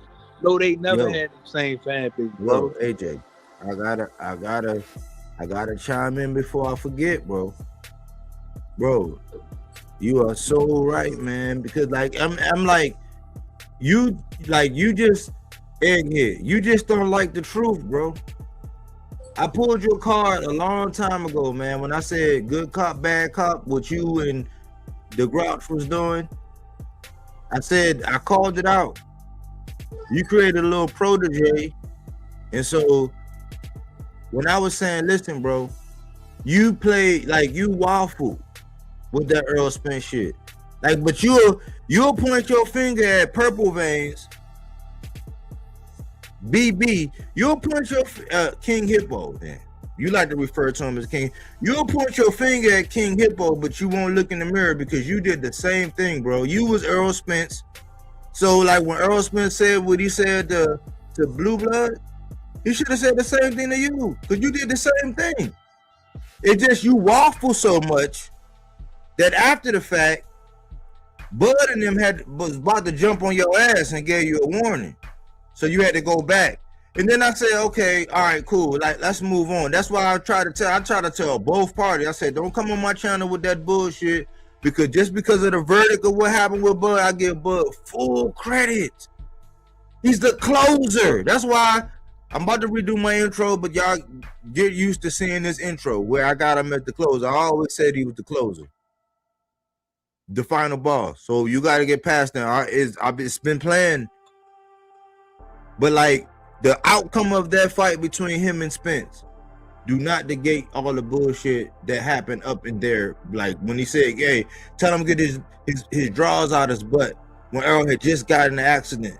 But then before that, he was on Akim Barak talking about, oh no, I'm never going to take that fight because that fight behind me, like, will my legacy be influenced? No, but his won't, like, all of that. And then he showed how he really feel after he got the victory, and then his dumb ass said, oh, no, he don't belong in the Hall of Fame. I'm like, bro, if shooting yourself in the foot was a person, bro. If shooting yourself in the foot was a person, that would have been blood. Like, how are you going to discredit your biggest win? Like, how you think you got the Canelo shit? How you think you even got in the trajectory? Like D Calico said, you living another nigga's dream. But guess what? The other nigga done woke up. And y'all are praying. Y'all are hoping. Y'all are wishing that this man don't come back and be a semblance. Like, if he come back and be anything like he was with the Danny Garcia, that's all we need. With him being his regular size, but having that IQ, as long as his punch resistance good, y'all, as long as his punch resistance is good, y'all niggas is in trouble. Yeah, bro. And his son trying to pull the same card, but you not Terrence Crawford, bro. He's not Terrence Crawford. You can't get on these shows because, like I said, when Tank come back, all them fans that Shakur think he got, they really Tank fans. They just, having to deal with whoever out here type shit. Like, you can't go on Carmelo Anthony's podcast, which Carmelo, yeah, he's originally from New York, but he claims Baltimore because that's where he lived most of his life. He claims Baltimore, bro. You can't go on his show and tell that man you're not gonna fight Tank. He gonna be like, what? He probably in his back of his head, he's like, what you mean? Like, you a boxer. Fuck you mean you ain't gonna fight him because what he said? And then he again contradicted himself. Yeah, cause when it's the way you talk to me and all that. When you talk to me like that, you gotta see me, bro. But come on, bro. Do I need to say it? I don't need to say it because it's getting redundant at this point. So if Shotty Foster gotta see you out the ring, but Tank gotta see you in the ring. Like, it's crazy, bro. That's what I'm saying. Like, Bodywork Boxing is the only channel where you could come and don't lose your manhood and you don't gotta, bend the knee, kiss the ring. You feel me? Like, bro, why? I don't mean no harm. Like, y'all could do whatever y'all want with your money, but bro, y'all sending money to liars. You feel me? To panderers, and they create narrative. It's like propaganda machines. Like, no big YouTube page is just reporting boxing. They spinning y'all. Like, and it's becoming like almost like out in the open. Like, the man saying what everybody else doing, but he's doing the same thing. You know what I'm saying? Like you can't Yep. say you can't say Mhm. Red Blood is doing that, but Yeah. you is doing the same thing, and y'all Right. is sending fans back and forth to your channel. Bro, did So you they see? never broke up. Bro, did you see how it was like you doing a video about Tank all day, every day, but then you sitting up here defending Shakur like no others, like you getting ready to do the same Earl Spence Bud stuff. And I'm like, Exactly, bro. talk your boxing, but take a stance. Like, I don't know. I'm a man. I'm gonna take a stance, bro. Like, if I'm That's wrong, what I'm it's gonna come about. out and be like, I was wrong. Like, okay, cool, and we gonna talk it out. But like, bro, that waffling, like, that's the part. It didn't get up there and say, I'm not a political. It's like, what the? I don't know. What you think, Deep Calico? What you think? What you think, bro? Yeah, man. Like these motherfuckers got their blinders on. You feel me? And like none of these guys is no real damn Crawford fan like that. I'm just saying. Like it's only Exactly. it's only a few, like 10% of them at the most. Yeah, I'm gonna say 10. I give them 10%. 10% of them real motherfucking Bud fans since back in the days. The rest of them, y'all heard of him when he started talking, you know, having talks with Errol Spence. When, you know, at least the Sean Porter fights and the, you know what I'm saying, Kell Brook, that's when we started the all eyes on you type shit. You know what I'm saying? Other than that, he's never been must-see TV. I'm gonna be honest with you. You know, just That's not true. to me. You know, That's just facts. That's just facts. Nothing out of Top Rank was ever like that with me. You know what I'm saying? It was always like coffee with no sugar. You know what I'm saying? It got cream in it and shit. It got a lot of cream in it. But it ain't got no sugar. You know? So, you know, I like mine black, I guess. When, you know what I'm saying? When it could boil down to it. And that's why it'd be so easy for me to you know, deal with anybody who is a different fan and different. See, I'm on the Devin Haney campaign, of course, because I'm glad to see him back in the sport. I'm gonna do the same thing when Errol knocked Tim Tszyu out. You know what I'm saying? I'm gonna do the same thing when Deontay knock out Chisora. You hear me? Cause goddamn, hey, I feel like they can you know, dethrone a couple motherfuckers on their way out of the game. Like Deontay Wilder, I don't give a damn what nobody say. He could have a 5% chance of beating Usyk. I'm riding with Deontay Wilder over Usyk. I don't think Deontay have no problems out of a shorter fighter. You know what I'm saying? Especially if he bring his attitude. But you know what I mean? Errol Spence. Not gonna lie, Tim Tszyu ain't easy. But damn it, I think he can do it. You know what I'm saying? I think Errol can do it. So you feel me? I feel like my boy Haney gonna goddamn rectify that Ryan situation. You feel me? It ain't gonna be easy. Oh. Say it again, bro. I was just ready to say, who said they gotta have a fight in between the Earl Spence and when it fought David Avanesi. No, I'm talking about Tszyu and Earl Spence. Tim Tszyu said he gotta have a fight in between the fight because he gotta get ready. He the one. See, I ain't gonna lie. He's trying to be better than Errol. That's what I'm saying. He's already been fighting. He been fighting. He don't need a tune-up, but he wants one. Cause he know what they about. Yeah, he know this shit. For one, he know he might not never get another W, so he got to fight this other guy real quick, get another W on his record. Cause you finna get another L. Goddamn, Errol Spence walked in the ring on Fundora. People think he ain't. He been ready. He wanted Crawford at 154. And if Crawford would have came in there and fought like he did Madrimov, he would have got his ass whooped. You hear me? God damn it. But it is what it is, man. People don't understand that not rematching is a form of ducking. Oh my, hey. Well, as a resident Terrence Crawford fan, like almost a day one fan, I would say it like this. There were certain things that were going on, right? Bomac being arrested, Showtime making Paramount and Showtime making the announcement of dropping what's the name. So looking at the date in the statement, it was like, okay, even if they rematch, they ain't got a network. So that whole contract now has to be null and void. You feel what I'm saying? Where I felt that it was unfair to Errol from Terrence Crawford fans was like this. No, Errol ducked. I was like, what part of Errol ducking did he? Can you point out to me? Like, tell me, what did Errol do that ducked Terrence Crawford in the rematch? And none of those dudes could tell me anything. Oh, he got the eye surgery. Okay, so if you need eye surgery, that's eye surgery. Was there a network in place?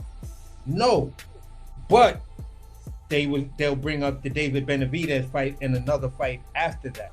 And I was like, yeah, those were two low-level fights that weren't on the level of the Terrence Crawford and Errol Spence. So there's room because the budget is way, way different. To bring that fight back, that's a whole new set of a whole bunch of stuff. You know, so for me, I was like, Errol wants the rematch. Bud had options. So Bud wasn't giving me the vibes that he really wanted the rematch. Because when he was on this dude's channel that he had fought early on in his career, this white guy, and the dude was asking him just straight up and down questions like, just clarify for everybody what is the rematch, or can you explain the rematch clause? Bud said, yeah, we had the clause and everything, but the teams had to submit certain things in writing or whatever. My team never got it. I can't honestly say that's true or that's false. But what I can say is this: at the end of the day, Bud always had options. Earl wanted it because he wanted to get his get back. Would it have been for the undisputed and everything at 54? No. They're just two guys fighting at 54. Yeah. So I was just like, the way it was supposed to be. Yeah, I'm like, salute. I don't know about that. I had mixed feelings about it. I was like, I don't know about the rematch at 54. I could rock what Bud's saying about doing it at 47, because then it's a rematch for what he just took from him. I'm giving you your get back. But if Earl couldn't make the weight, then Bud concede. You know, y'all could sell this fight to any network. Anybody would have bought that rematch. But okay, I'm gonna hand it over to Trini. But like, this is what I want to say right before that. It was, to my understanding, that it was supposed to be at 54. Like, that was like, to my understanding, that's what it was supposed to be. So when I had got mixed energy, and I said, man, like, since you won, people just gonna be biased in the fact that you won. But like, that don't mean that everything you did leading up to it and how it went down, that it was right and exact. But he not about that life. Salute to Trini. Salute to Trini BX, man. Go ahead and get panel, in there, man. Salute, body, man. Thanks for coming in clear. Yeah. All right, salute, panel, man. Salute, D Calico. Yeah, man. I'm a long time Bud fan, man. And it's for that reason, mostly, man, because he wasn't being pushed by the media and all that. Because I got 3 young boys, and you know, they push, you know, the motherfucker in the clubs fighting and all that kind of get pushed to the media more. He was low key. I knew he was a real one. You could see that. You could see, you know, when you do a little homework, read between, you can see he's a real one. So when you really want to win in this game, poor man sport, you want him to get out on top. You know what I mean? Then the little stories, you know, the arguments with the coaches, you know, them blackballing him. He wasn't, you know, that media-friendly guy. That's my one downfall with him. Shut the fuck up, stay away from the camera, bro. Like, you know what I'm saying? Just, you did your thing, just sail off to the sunset, take care of your kids, train them, you know what I mean? You set your mark. But ain't no fear in that man. You know what I mean? And Spence is a real one. He fought with his promotional companies because he wanted that fight, man. And he could sleep good at night because he took that fight. His only mistake was not being active. Nobody at 147 or 154 handling Spence like that. You know what I mean? Bud was studying Spence for the longest. He knew that was his best competition. And that's one thing with Bud, man. He gonna lock in with them trainers, man. He gonna lock in and do what's told. That's what he does. That's why the Madrimov fight looked like that. Because Madrimov switched his whole style for Bud. If he would have came bouncing around like he usually do, Bud would have did his thing. And remember, Bud was smart with his money and he not flashy, man. He can't be flashy, man. He from Omaha where it's poor. He can't have that Versace shit on shitting on the people. Nah. He was smart. White he was tee smart swag enough gonna to shine that through. fight. Nah, he could rock out all he want, man. Go on his Yam Slam tour, whatever the fuck you want to do. You earned that, King. Do that, you know what I'm saying? But I never, you know, I steer my youngins away from the, you know, being too flashy when you ain't got it too. So these was wars that I was fighting at home, raising my young kings, and I needed a little support from somebody getting it. You know, that's why I fuck with Brian Norman Jr. Now him, he when he fought Boca Chica, right? Boca Chica knocked out the personal best friend of my younger brother and his early upcomings. I never say homie name because you know how it is in the internet. Niggas get crazy shit. He a beef fighter, earning his way, left the Bronx. Motherfucking Missouri made a living off this shit. You know what I'm saying? And that's personal to certain people. You know what I mean? You feel me, Calico? You track somebody down, catch him in the fight line trying to buy tickets over some shit like that. You know what I'm saying? But so I've had my eye on Norman since that. Did my research. I like him a lot, man. I like the way he moving. And it go back to me telling the young kids, don't sit at my table with that phone on, man. Go buy some Chinese food. You're not gonna eat my queen's food with that phone in your hand. But then you hear the young boy telling motherfuckers, yo, put the phone down, spend time with your grandma. Dude, you know what I mean? So I could put that on, yo, listen to the chant. You know what I'm saying? You think your old man corny. That's why I fuck with him. And I got two younger dogs, Val Saint, Darrell Val Saint, and Najee Lopez. I've been on a Najee Lopez shit. I'm half Puerto Rican, half Trini. So I always look at anybody with a little Puerto Rican, you know what I mean? I give them, you know how to Puerto Rican bias shit, man. That shit in my blood. But I always call it how it is. I made good money with Cotto versus Margarito first fight. Now Haney, I was when Haney was young, Doghouse Haney, people forget about Doghouse Haney. That fight always in you, but you smart. Those guys, Crawford, you know what I mean? You hear Crawford in one of these interviews, his biggest fear was being that old boxer, man, that's fucked up, you know what I'm saying, can't speak like that they drag out into the fights, they give them a big oversized suit and they put them in the front row. That's their fears. That's that camp fear. That's why they move the way they move, because this game is designed for us to leave with money, but not our mind right. Now, Haney, his pops was out there. I respect Bill, because I was out there too. But I had to bow out at a certain time because I'm not sacrificing no pawns. You got to know the game, man. That's why I respect Bud. I know the money. I sold my burner phone for 5 G's, auctioned it off for my circle. You know what I mean? That shit was hitting when I left the game. So that temptation was always there. So it's discipline to stay out the game. You got your brains, you got your money, your family, just chill. Haney, right? Now he fighting the way he fight, but then you see him at 147. Debut.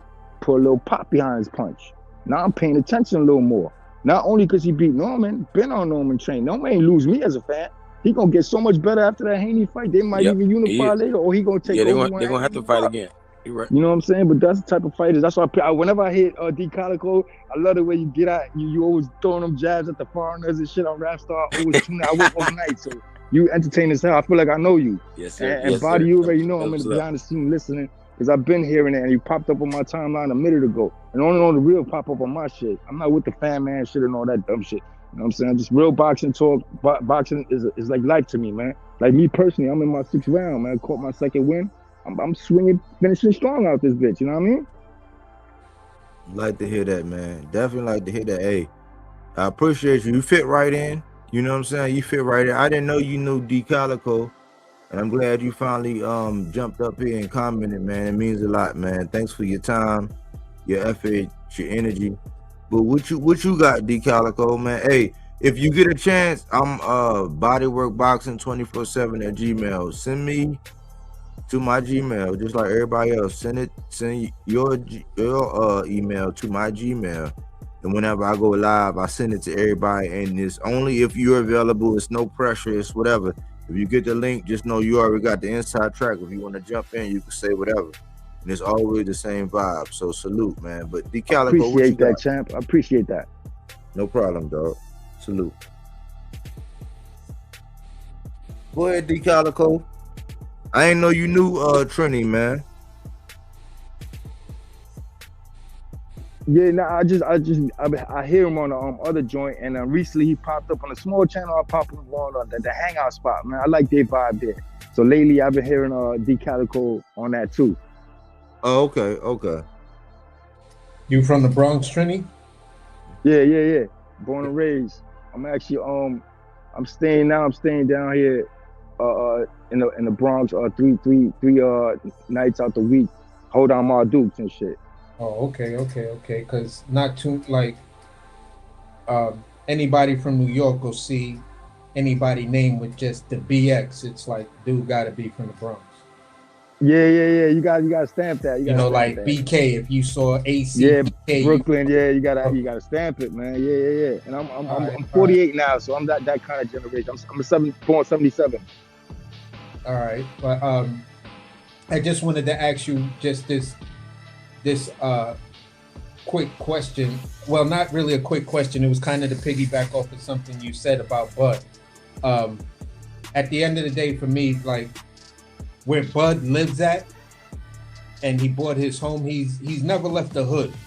He's never left the Omaha hood. Like you see Bud, like when he out hanging with the Turk and shit like that. That's when you'll see Bud and Drip. But when he around in the hood, when it's just like him and Bernie the Boxer driving around in one of his trucks or some shit like that, he is sweatsuit and sneakers type dude. You know what I'm saying? With a little bubble goose on. He's like ready to go fishing. He's going fishing for the weekend. Yeah, real it's like shit, Omaha. You know yeah. You know, Omaha is big, but the population isn't that big. You know, where things are is where things are. Where people are, where people are. Bodywork will tell you. I used to be on channels, and a couple of times some of the dudes came over here. That one of the guys is actually family with Bud. The rest of them are affiliated and grew up with him in the gym and shit like that. It's like a whole little close-knit group of friends that, you know, B&B and where Bud was fighting before B&B, I forgot the old dude's name. They all have this relationship and shit like that. But to Body's point, yeah, the fight was originally, the rematch was announced at 54.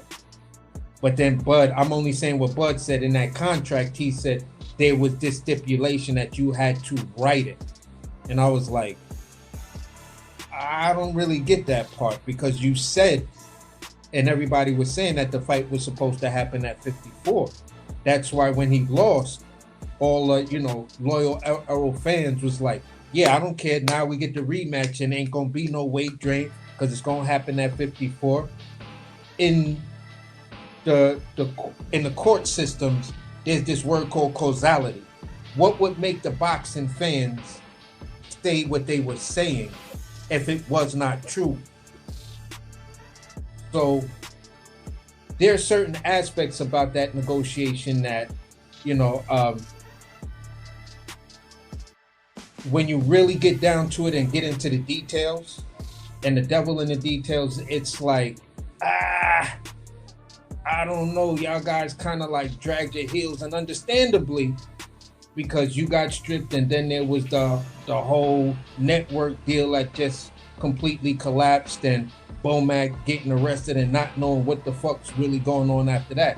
I can't really see a rematch taking precedence like that when your main guy is really there. So if I was going to land my plane anywhere, I would say, because of what happened, because of how everything was going, then I could honestly blame, just from the appearance, I would more so blame the business of boxing situation, and then Bud dragging his feet.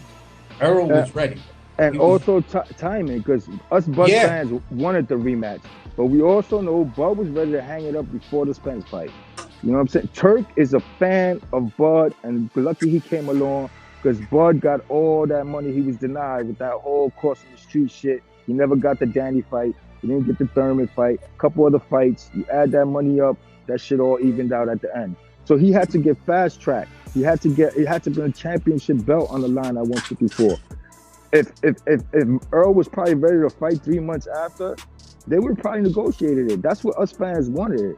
Yeah, he would have made more money. Yeah, but what He would have made more money. The question I'm asking you. Big, Calico. That shit would have been crazy. But you the question been at that shit live. The question I'm asking is, what network would it have been on? 3 months later, they wouldn't have had a network. Oh yeah, that's a great point too. Then you're right. So yeah, that's what I'm saying. So that buys into the timing. You know what I'm saying? So you got to go for the 154. And remember, people forget they was pushing Spence Canelo. Yeah. And then all of a sudden, Crawford Canelo's, oh my God, it's such a far reach. People was getting behind fucking Spence Canelo because it would have been a big money fight. At the end of the day, you know what I'm saying? I'm gonna say it like this, and I'm gonna ask you if you agree as a Bud fan. At the end of the day, if Errol would have gotten a Manny Pacquiao fight and then went up to 160 to fight Canelo, we would have, like Bud Crawford. That's a looking back. I do you one better, man. If Tom Bragg would have let the carrot go instead of dangling the carrot, which is Pacquiao, in front of Crawford, we would have not got no Pacquiao, Ugas, no Pacquiao, Thurman, none of that. Crawford would have finished Pacquiao, man. Yeah, but Bob wasn't gonna put that. Bob wasn't gonna. Exactly. That's another thing they did. They dangled that carrot. You know what I'm saying? So he's still waiting for that shit. They never gave it to him. What he did, he dismantled the man that fucking bullied Pacquiao. He made Porn look like a little kid in there, man. And then he knocked out everybody at 147, man. So he did his thing. No, that's my little. And then one more thing the water because I wanted to see how you would respond. One more thing they keep throwing out is Jose Benavidez got shot. Bro, if he didn't get shot, he would have been way more active than that fight was way more earlier. Jose Benavidez, I didn't have Bud Crawford beating him. We forgetting Crawford was trying to fight Jose Benavidez in the stands, man, before the fight, man. Like, come over here. Like, let's fight now. He swung at him, bro. Like, come on. If he wasn't shot, he would have been more active. The fight would have ended way earlier, man. And let's not forget my man got hit in the head and drove himself to the hospital. So let's stop with the excuses. My man's out the game. He good. No, he good, but I'm going to keep it a beam with you. Before Benavidez got shot, and I was, me and some of my people, we were contemplating the Bud versus Benavidez fight. And I was just telling them hands down, he is not going to win. And then when I saw Benavidez, I forgot the dude Benavidez was fighting. And they were saying this is why we didn't hear from him. I didn't even see it in the articles, anything like that, because by that time, my journey in the restaurant business had me leaving before 11 o'clock. I read that he was holding like an exotic cat when he got shot. It was over some gang shit.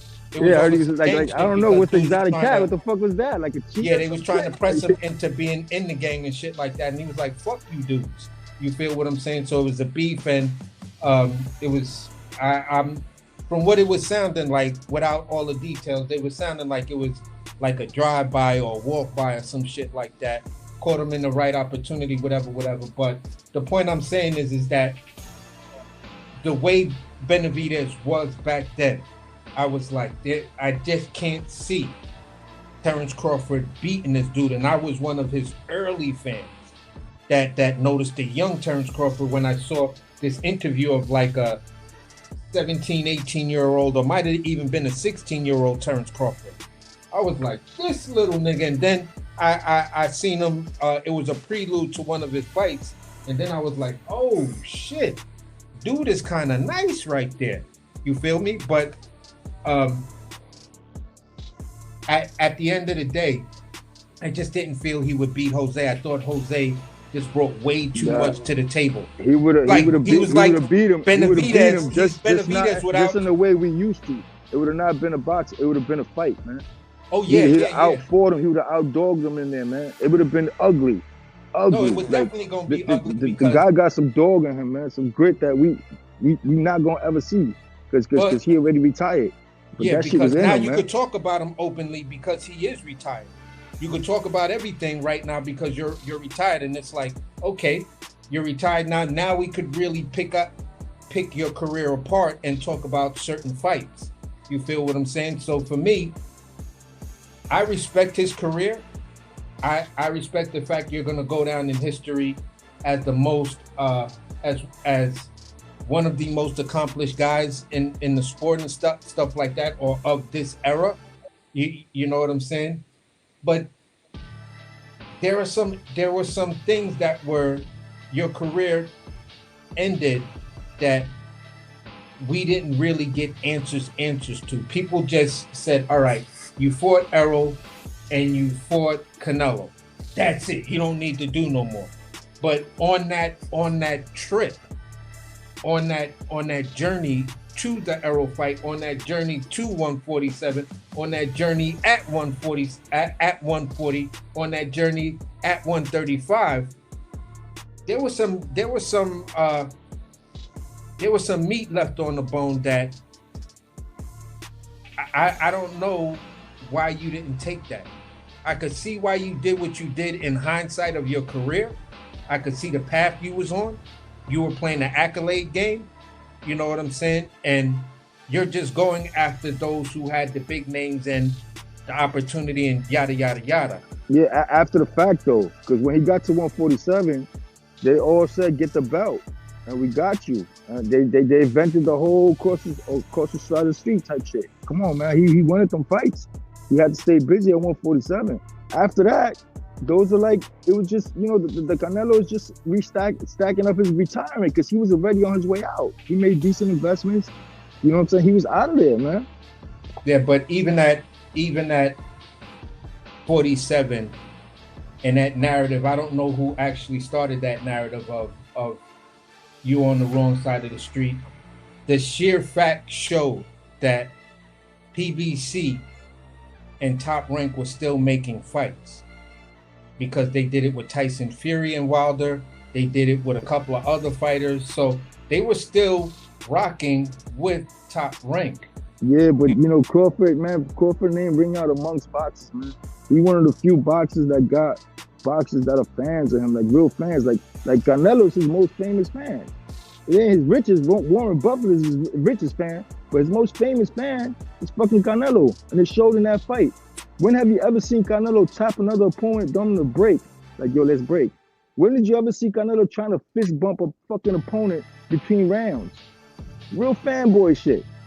This man, he got out on top, man, and that's why he always gonna be hated. And let's not forget, he came out to some mariachi shit. His best friend was singing, dressed as motherfucking Desperado. Yeah, I mean, Floyd did it in the past as well, but all I'm trying to say. And that's another thing. Like, even if you wanna, we could do that whole shit, but we're not gonna do that because you know what? The nigga made it out with his brain right, his money right, and he's the one and only to do that. So that's enough for us, man. Being black and brown, man, to see somebody win it. So if anybody go tear it down, let it be the other side, man. Okay. Let it not be us, man. Because even Mayweather looking like he ain't got his bread right now, and he's still in the ring. So this is a one of one, and let's just put a little respect on his name, man, because he made it out the game, now, bro. All right, let's a look game at the that's other designed dynamic. for us not to leave with our senses, and that's exactly what he did. But let's look at the other dynamic. Any great, dead or alive, would trade places with him. Okay, but I'm hearing what you're saying, right? But where I tend to reside is at some point I have to hold you accountable. And when that point comes, that means you did something that is not good for the sport or not good for your career or not good, you know, whatever. And I just want to ask you your opinion about the issue with the WBC and Bud Crawford, and now it's like how these situations are playing out. You from New York too? Yeah, I can hear you. You from New York? Yeah, Brooklyn. Yeah, so all this ran off on the plug that they're saying he did. Nah. He deaded the plug. It's a big difference. I deaded you, man. Come get that. It is what it is, man. They shitted on that man's whole career. They was doing funny, shaky shit. You know what I mean? And he just shitted on him before he left, man. Like, you know what I'm saying? Man, I respect that shit too, man. Just on my, I mean, that's some BX bullshit. That's some BX bullshit, though. Out here, you dead the plug and you still owe the plug 300 down, bro. Hey. You ain't seeing tomorrow. You may not even see midnight that night. But what the point I was trying to get to at that is, all right, we can look at his body of work as a boxer, and we can give him all the praise we want. But when your exit is where a fan like myself of yours, that'll be on panels and argue for you, 9 deep, and I'm the only person that's like, yeah, but, you feel what I'm saying? When you do some shit like that, and then we're looking at the plays of where Zuffa boxing is, what Shakur is doing, how they're strategically going after the sanctioning bodies one by one, you being that you attaching yourself to the Turk and being a very first ambassador. Let me land the plane real quick. Yeah, but one second. Just look what they doing though. Like they're giving people championship shots off of loyalty, so they can bank off that bigger bread, man. Like, so, I'm not gonna blame anybody else but you. This the shit you did. Us being from New York, none of that other bullshit, man. I'm talking to you, nigga. You feel what I'm saying? That's the attitude we be on. I hear you. Yeah, I hear you. That's the attitude we be on. So that's where I'm dealing with this dude. Like, hold on, bro. Hold on. Don't tell me about the other bullshit, because as far as I know, the WBC never shitted on you. It was the IBF who took 2 belts from you. The IBF did that. You feel what I'm saying? They did it to you at 40, and they did it to you at 47. You feel me? What the fuck did the WBC ever do to you, my nigga? And if he can't answer that question, I'm gonna be like, bruh, come on, man. That shit ain't cool, my nigga. Yeah, you did your thing in the sport, but when you left, that's like, oh shit. Yeah, but also, that nigga came to my party, he came to my house party, and then I had $100 on the counter and he stole my money. Nah, man, come on, man. A Crawford trajectory wasn't aimed to end with that bankroll. You know what I'm saying? That money wasn't counted for them. They should have negotiated the fee, man. It is what it is, man. Y'all ain't build them up to get no $20, $50 million payday. That was his fan Turkey who came through with that. So I hear where he's coming from, bro. These motherfuckers is giving motherfuckers championship shots off a loss so they could bank off that Ryan Garcia name. You know what I'm saying? So they do their sucker shit too. What Crawford did was awesome. Like, yo, you know what, man? Y'all ain't doing that sucker shit to me because I ain't no sucker. Pick around me like other motherfuckers been doing. And certain people can. If you putting in that work, man, and you get that bad work from that plug, man, you can dead him on that and you bringing them funds, he's gonna eat that, man. You know what I'm saying? He's gonna eat that. Okay. If you move a certain way. It's like I said, one of one. Not a lot could do it. Yeah. I'm gonna say it like this. I'm gonna bring up something Keith Thurman said. I don't know if you watched if you're a fan of Keith Thurman or anything like that. Yeah, I watched all his fights, man. I love the way my man Collazo, who had a second job and wasn't fully trained and caught that body shot. I got Fedora stopping Thurman actually with the body shot. Okay, but that's a little tall. Yeah, that's a whole nother conversation, right? Decalico. Let me clear it up. Y'all about to turn me up. That's a tall. Hold on. That's some tall, skinny nigga bias. That's some skinny nigga bias. Tall, skinny nigga bias. Decalico, you gotta give me a little pass there. I'm gonna say it like this. Keith Thurman said, when he was on his layoff, he wasn't depressed. He wasn't doing all the dumb shit. You feel what I'm saying? He started to look at himself, and he asked himself a question that I always say. Even on this channel and other channels, I always ask the question, how did we get here? You feel what I'm saying? So Keith Thurman asked himself that question, and he said, I remember a time when I used to fight for free, when I just wanted to bring those trophies and those to my mom. Belts. I seen that interview. I love that interview. Okay, I loved it too. So when you talk about what he said, right? When you talk about what he said, how the passion and the business of boxing had you doing it for free, and then you did it for this, 1,000, that 1,000 turned into 2, the 2 turned into 4, 8. Would you rather Spence Thurman though, or is it just me? Huh? Would you rather Spence Thurman, or is that just me? Of course I'd rather Spence Thurman. You feel me? But the point I'm saying is Keith Thurman broke it down to where he was like, the love of the sport had me doing it for free.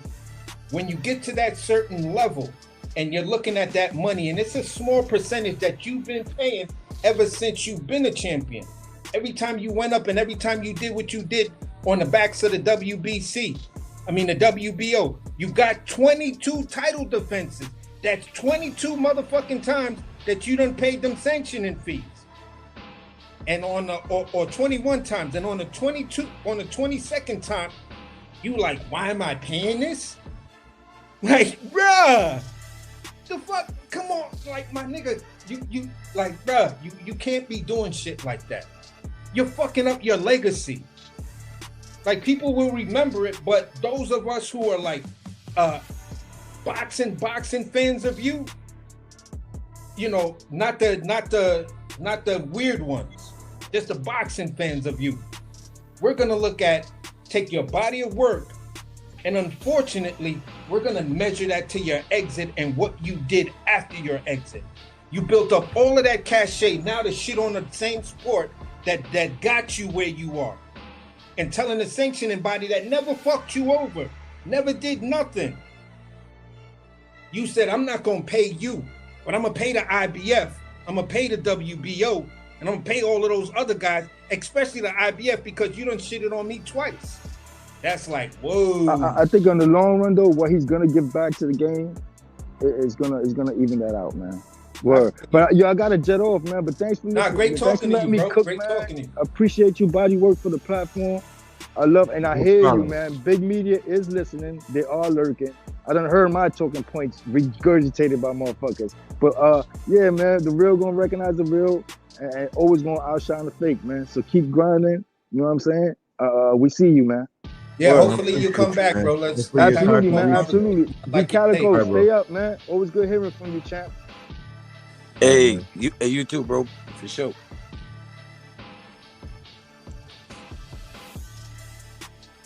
Yeah. What you got, Calico? Man, goddamn, ain't no way Fundora can stop Keith Thurman. You hear me? That's what I'm hoping I don't think he's that dumb enough to try it. Because he got to just live off that reach advantage. If he got any bit of brain, he don't look like he got a brain. But if he has any bit of brain, he knows to use that reach. And to go for a body shot would be him reaching. He shouldn't reach. He should just use his reach. You know what I'm saying? If he go for that body, keep gonna tap that chin. You know what I'm saying? Keep gonna break that nose. Now, Keep ain't gonna do ain't gonna be no hell of a combinations in this one. Only time combinations come if you wobble this motherfucker. You know? Other than that, you gotta do the Devin Haney. You know? He gonna have to move, but he gonna have to groove. He gonna have to rock him, sock him when he touch him. You know what I'm saying? Because I don't think he's hard to hit. Like, I bet I can hit Fundora. It ain't to say he ain't got nothing coming back and all that. You know, of course. I'm scared of them elbows more than anything. I don't like, man, that long motherfucker. The way he split Tim Tszyu, like, I don't like them elbows, man. His fight game, is real deceptive. That it's almost a UFC style. Like, this guy gonna hurt you one way or another. You know what I'm saying? So he's dangerous. That's why he's so good in close. Yeah, them skinny niggas got elbows like motherfucking razors, bro. Yeah, man. I'm talking about, and if it wasn't no gloves, they knuckles. That's all. A skinny motherfucker, they got them cutters. You feel me? So the elbow is the biggest knuckle. See, what I believe is that Keith Thurman's experience. Now, the only thing is time will tell. Father Time is undefeated. So Keith Thurman can get in there, his body, just because, shit, I'm 45. So I know sometimes I get up, depending on how the weather change and what's going on, I get up and I don't even do nothing. I be like, God damn, baby, my damn ankle. Like, what happened? I didn't do nothing. Like, it was fine. I got up, went to the bathroom. That motherfucker acted like I jumped off the curb on a skateboard or some shit. So unless that happens, I believe that. Huh? We could hurt ourselves in our sleep. Yeah, that's what I'm saying. I wake up and I'm like, man, my shoulder, like I didn't lift nothing I because can't I'm even lay on the conscious couch. of it. I But lay on look, the couch, wake up hurt. I think this. I believe that Keith is, because he wasn't as active as he should have been, he might have a little more in the tank than anybody else because Keith Thurman never took no real damage. Like, it's all been his body breaking down and just going over time and being inactive. But an active Keith Thurman, I think that now in his maturity and where it's like, you know, he's on the downward slope as far as his physical abilities, but his mental abilities is like right where it need to be.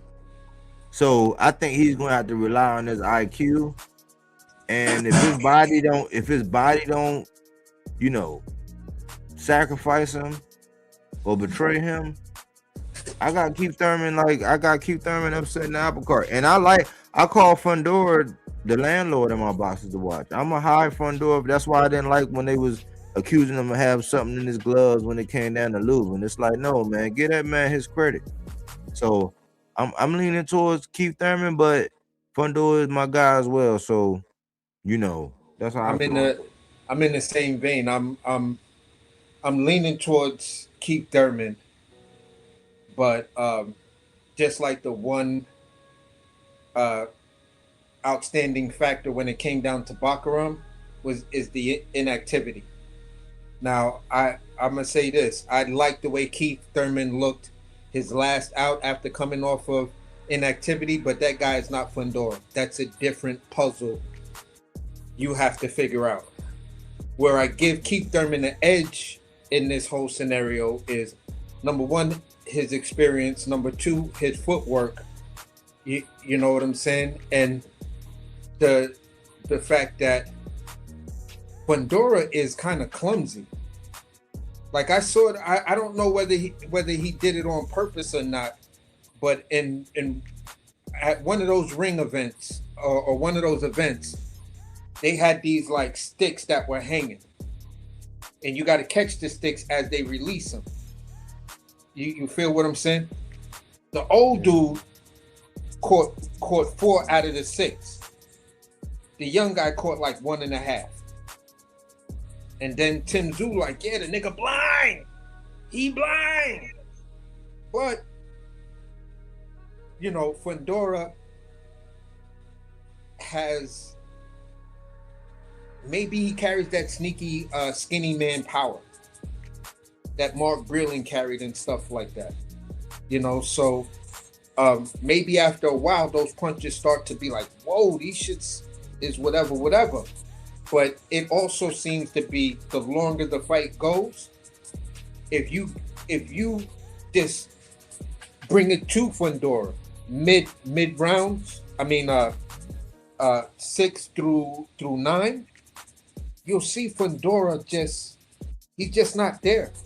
It's like his gas tank is leaking in a way that he's now fighting to try to preserve shit. You know what I'm saying? So for me, I'm leaning heavily towards Keith Thurman. I'm giving Fundora the puncher's chance.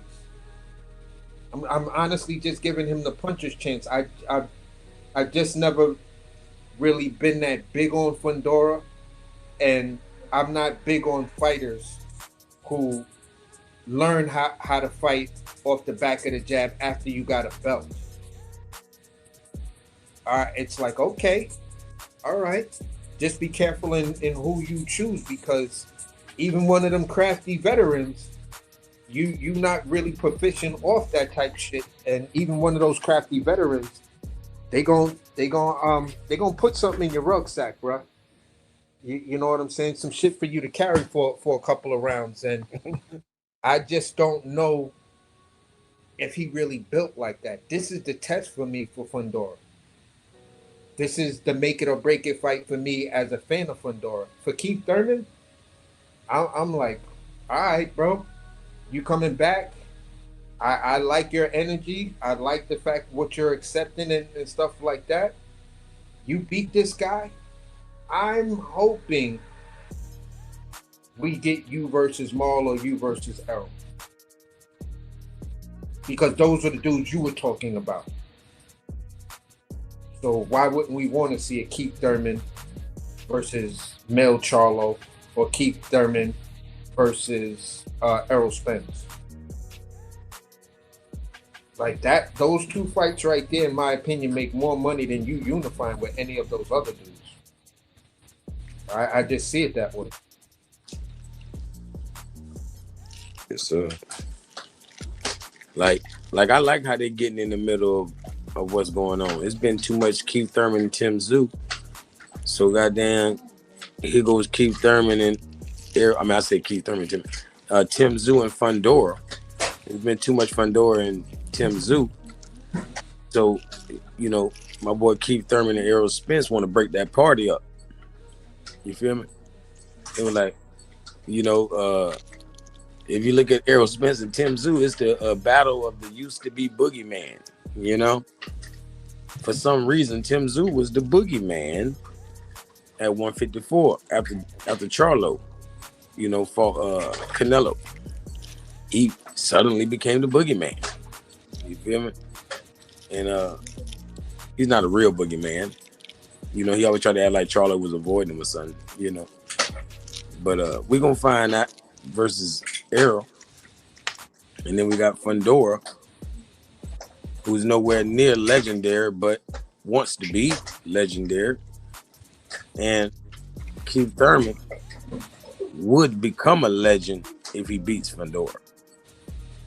You know, like I think that makes him legendary, because I couldn't imagine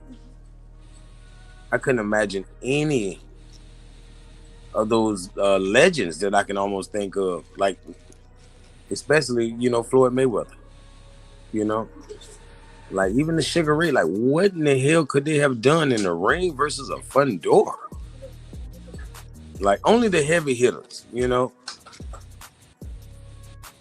Only the heavy hitters, you know, the Tommy Hearn types. But so I got this one question for you then, Calico. Yo. If Keith Thurman beats Fundora, you're saying he's gonna be legendary? I think he'll be a legend. Yeah. Okay, in that same context. I don't think Bud would even attempted this, is what I'm saying. Shit like that. Okay, cool. What I'm saying, in that same context or that same vein, we're looking at two fights, right? Mm-hmm. One versus the real lineal champion, because you can't strip the lineal champion. Mm-hmm. You can strip the ring champion, but you can't strip the lineal. Mm-hmm. Versus, you got which fight do you want to see first then? Him versus Errol or him versus Charlo? Damn. You saying Keith Thurman versus Charlo? Yeah. I never even dreamed of because that. If you're gonna say he's a legend at 54, then the legend got to see the lineal. Bro, I never dreamed of that. That's crazy that you just popped that on me like that. I never even dreamed of that matchup. Damn. That's something else. That's something special though. I ain't gonna lie to you. And I'm rooting for Charlo to get back busy. You know? Like, see that's my gripe with Bud. Like, what if I said Bud retired because he would never get another easy pick or tune up? He would never get another one. It had to be only big fights. It had to be major opponents. And that's why he retired. But the talk was him versus Mel at 160. That's too much. That's too much for him. That's a real opponent. He don't do that. He don't do that. He beat up Gamboas, Postals, old ass Kell Brooks, you know what I'm saying? Old, like Sean Porter last rodeo. You feel me? That's the type of shit he do. You feel me? David Avanesian, Madrimal, you feel me?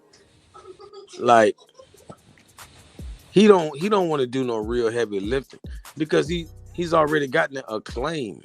He's being acclaimed on the level of Floyd. It's ridiculous.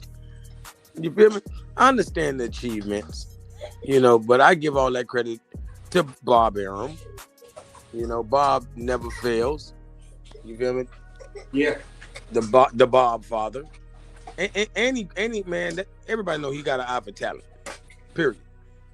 But he also knows how to maneuver. You know, the very best. So you know, it was fun. I wish he would. I'm pretty sure he's coming back. He's just talking out his tail. You know, he don't want to do the other half of that contract that he had with Canelo. You lose, then I lose. We gonna take turns. And he reneged on the contract. Hey, he ain't taking no ass whoop. He's smart, you know. But at the same time, I think they're gonna make him jump back in that ring. I think it's mandatory. They sat down, had that long talk with Turkey and the turkey dinner and all that. I never seen two fighters have dinner together. It was crazy. You know? Yeah, that was wild. I'm talking about your boy holding hands. Like when he left Bob Arum, your boy went rogue, man. Y'all don't get it though. Y'all wasn't seeing it. You feel me? It was a hidden hand. The hidden hand behind Crawford is way worse than a Turkey Al-Sheikh. I'm talking about the same hidden hand behind Tyson Fury. I probably don't even want to talk about the dude no more. You know, but the dude is a menace.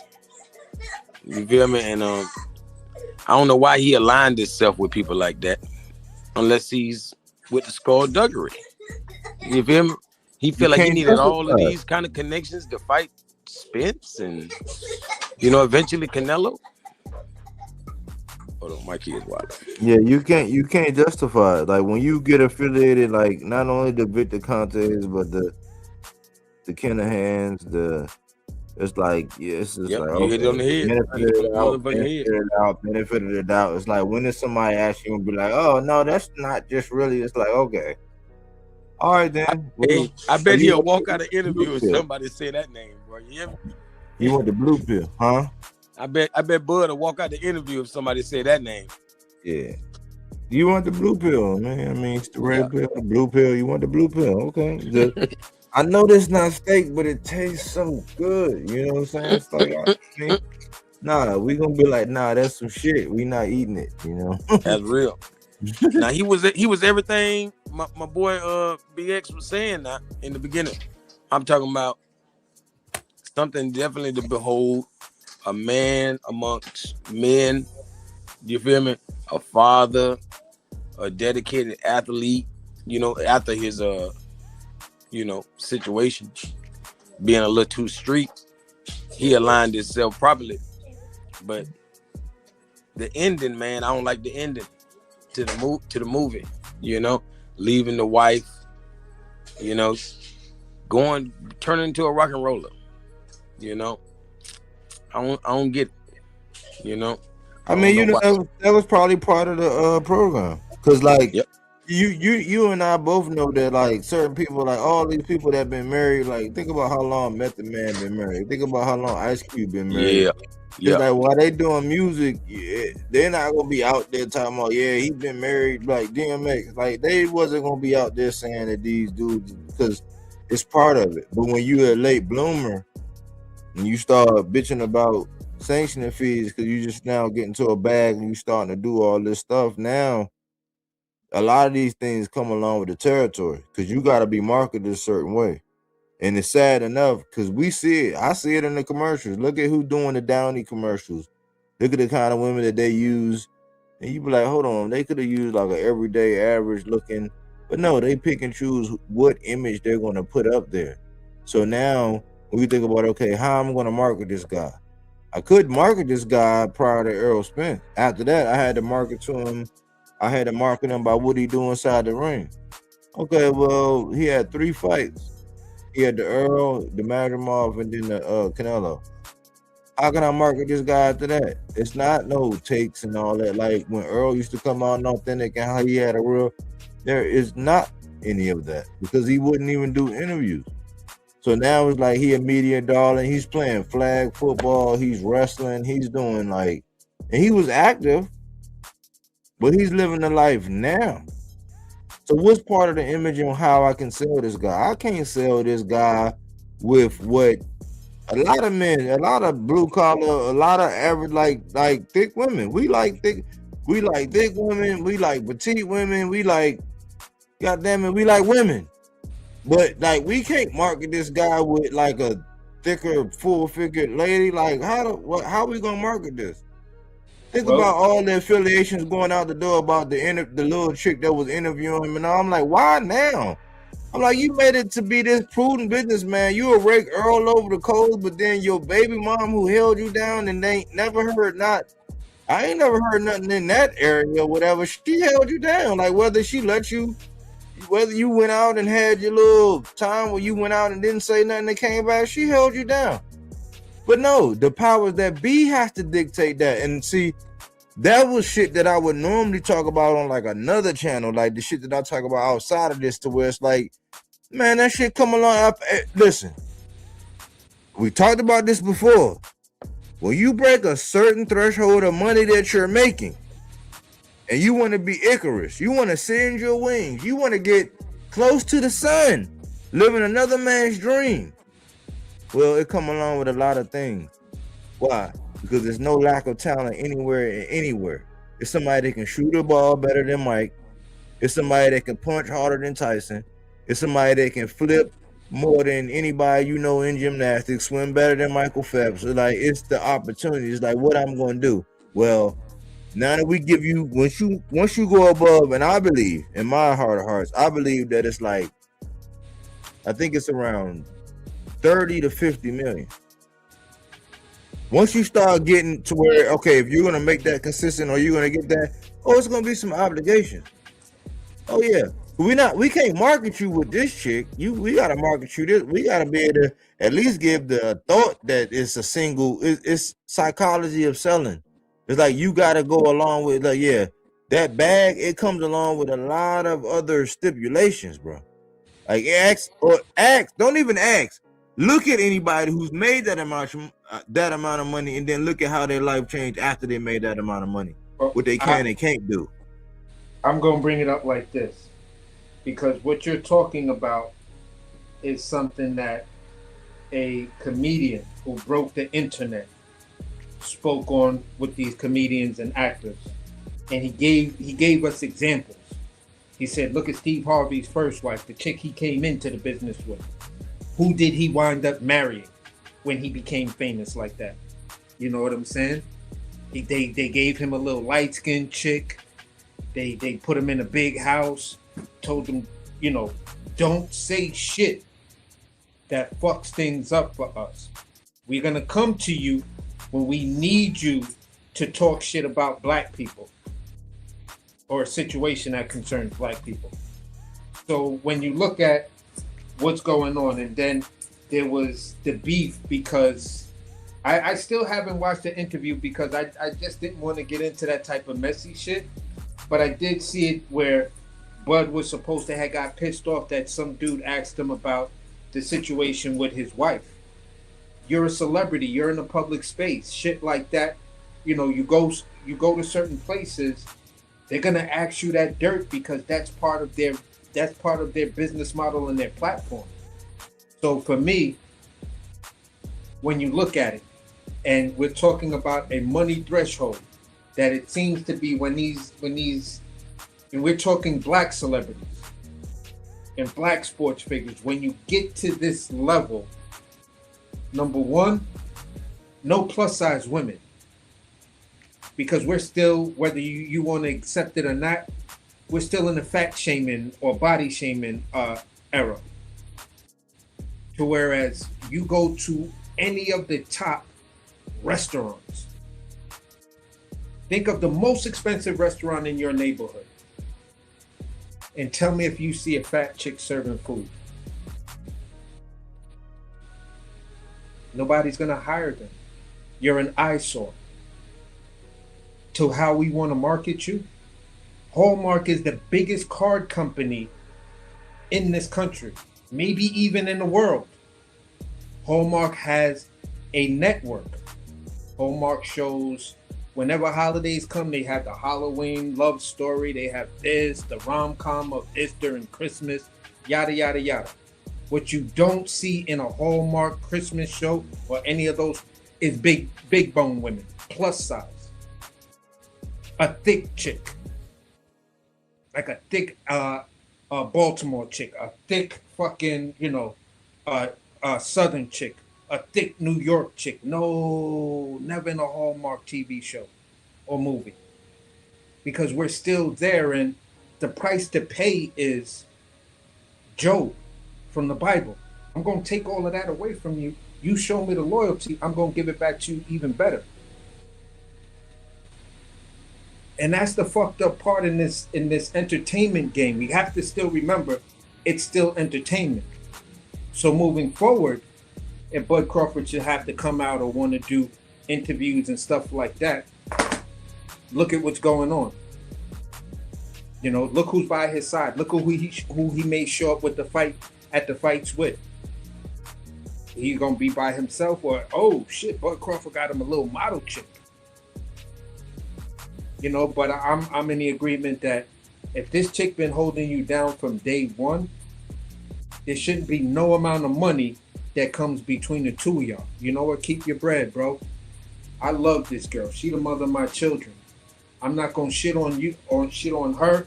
I'm not gonna shit on my children like that and break this house up because y'all want me to be this way. And I'm not saying that's what he did. But if there's an appearance, bruh. And that's where I'll stop, and I probably will never speak of this topic again concerning him. Because at the end of the day, I just don't agree with it. Loyalty is what takes you far.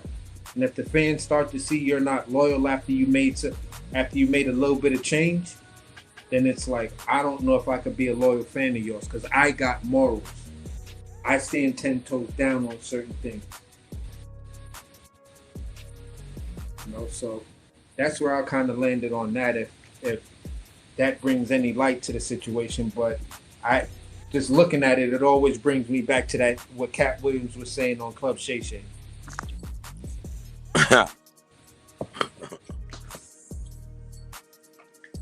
Real talk.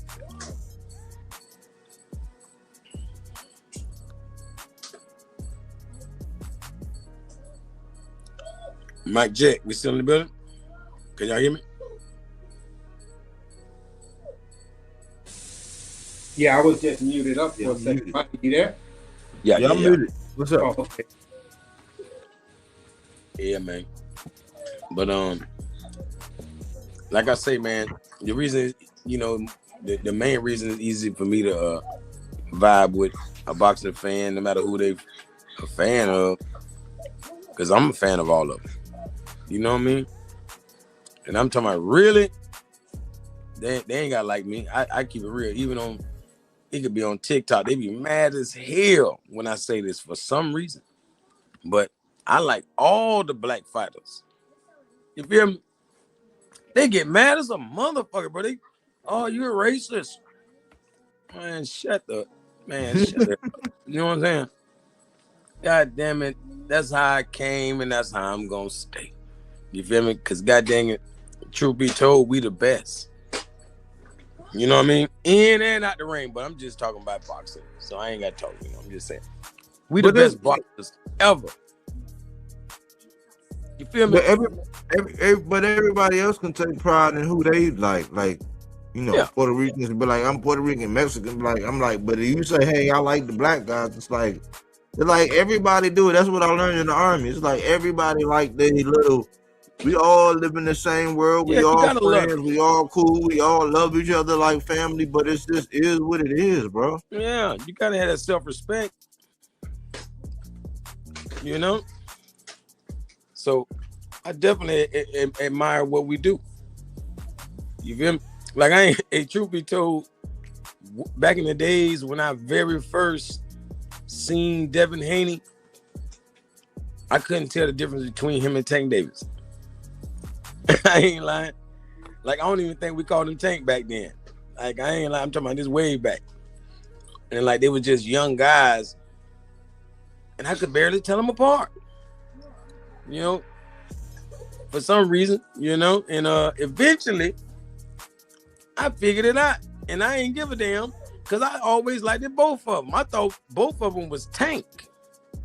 You feel me? Wow. Then I differentiated and found out this guy is Haney. I'm like, hold up. Wow. Even though he ain't Tank, I like him too. You know what I'm saying? So people know I'm probably a number one. I'm probably a Tank fan more than anything.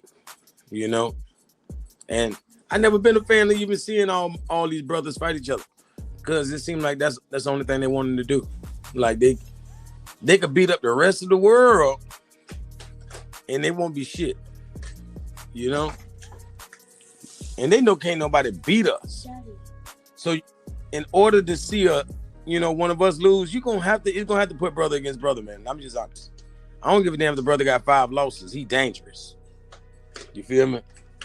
Like, it just is what it is. We the best. You know what I'm saying? And they don't like our style. They want us to stand there and make it easy. Why you moving? Why you won't let me punch you right on the chin? I bet you won't let me do it. Yeah, I know I won't. But I bet you I'm gonna hit you on your chin. You know what I'm saying? We are the sweet science. You know? Like middle school, it don't matter. Slap boxing. We always knew to hit and don't get hit. You know what I'm saying? We're a rare breed. Like some of the greatest trainers out there ever would tell you that black men are born damn near knowing how to jab. Everybody else got to go to boxing to learn how to jab, when a black man on the streets will throw a perfect jab right now. You feel me? That's what Bob Aaron said. We want to know what's so hard. We looking at them like, what's so hard about that? That ain't nothing. That's like saying do a backflip. You know, 1 out of 10 of us can do a backflip. You know? So they'll be surprised. Might be 2 out of 10. You feel me? All of us can do a front flip. You know? So, hey, we just different, man. You feel me? And I ain't gonna lie, it's the black American male. We the most special, rawest, rare breed ever created. Man, we don't see nothing. We the only people, I don't care if we short, we can dunk. And I don't mean all of us, but can't no other short man in the world do what we do. Can't no other short man run as fast as we do. Can't no tall man run as fast as we do. Can't no tall man jump like the ones. You ain't seen nobody jumping like Dwight Howard from no other country. You know? Yeah, bring up Vince Carter. I'm just saying because he's 7 yeah, I'm feet. joking with you, though. You definitely ain't gonna see a Vince, a LeBron, a Jordan, Kobe, none of that. I'm just saying from short to tall, you ain't gonna see. You can't show me a Spud Webb nowhere else.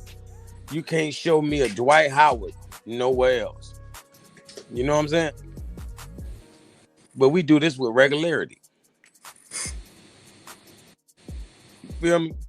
So I don't know what it is, man. You know, it's something in the water.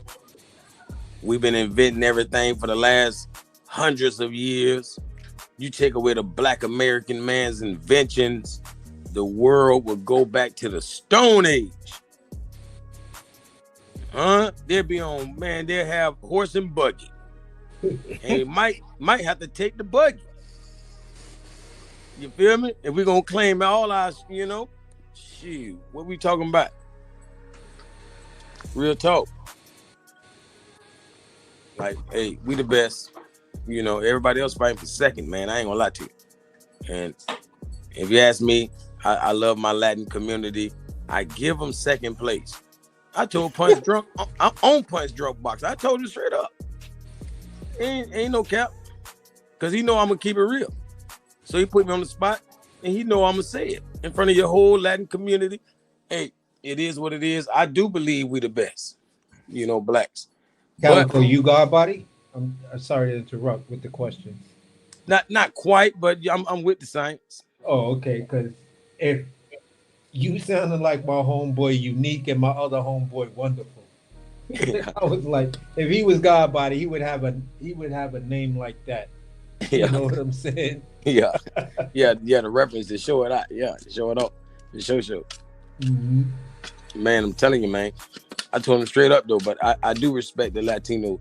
Like, you got to pay attention to what God do, right? Certain people, it's a certain race of people going they have a negative birth rate, so that means they're going extinct.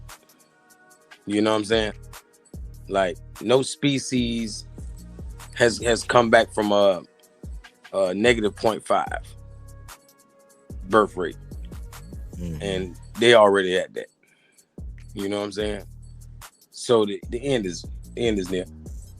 But it's certain races like the blacks, and you can even look at the Spanish, especially the Mexican. We make a lot of babies, don't we?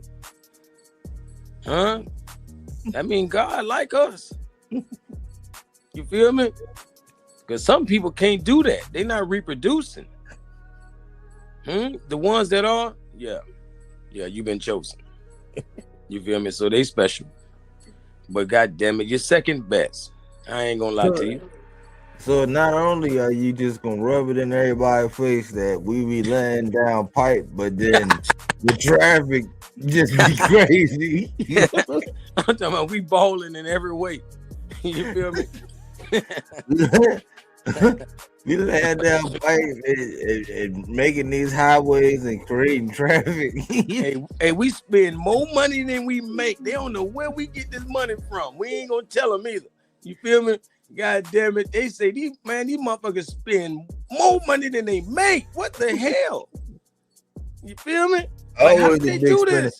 Because we always had, like, even when the value, I'm not sure what the value was, but like when I noticed, because I used to think it was like, oh man, why we always gotta do the chain? Why we gotta, but we used to adorn ourselves, and like we was playing with the shit. Like we've been doing it. Like that's why it's second nature. That's why you see some chicks and they want to have all this shit. It's like, man, that shit is like in her blood. Like her motherfucking great grandma was putting like metals and jewels and cutting hair, and like we've been adorning precious metals and all that. It's just, it don't make sense right now because of the economy, but it's just some shit that's in your nature. So I really stopped judging it. It ain't for me, but like in everything, man, I always appreciate that you always like keep it real and you speak your mind, man. Like I like that you just say, because it is what it is. That's your truth. That's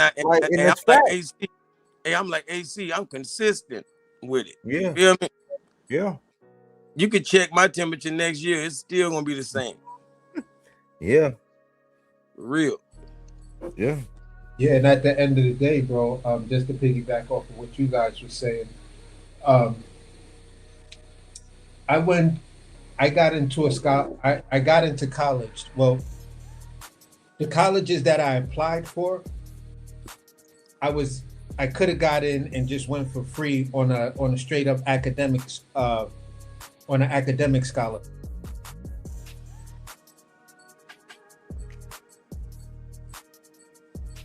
Yeah. You might.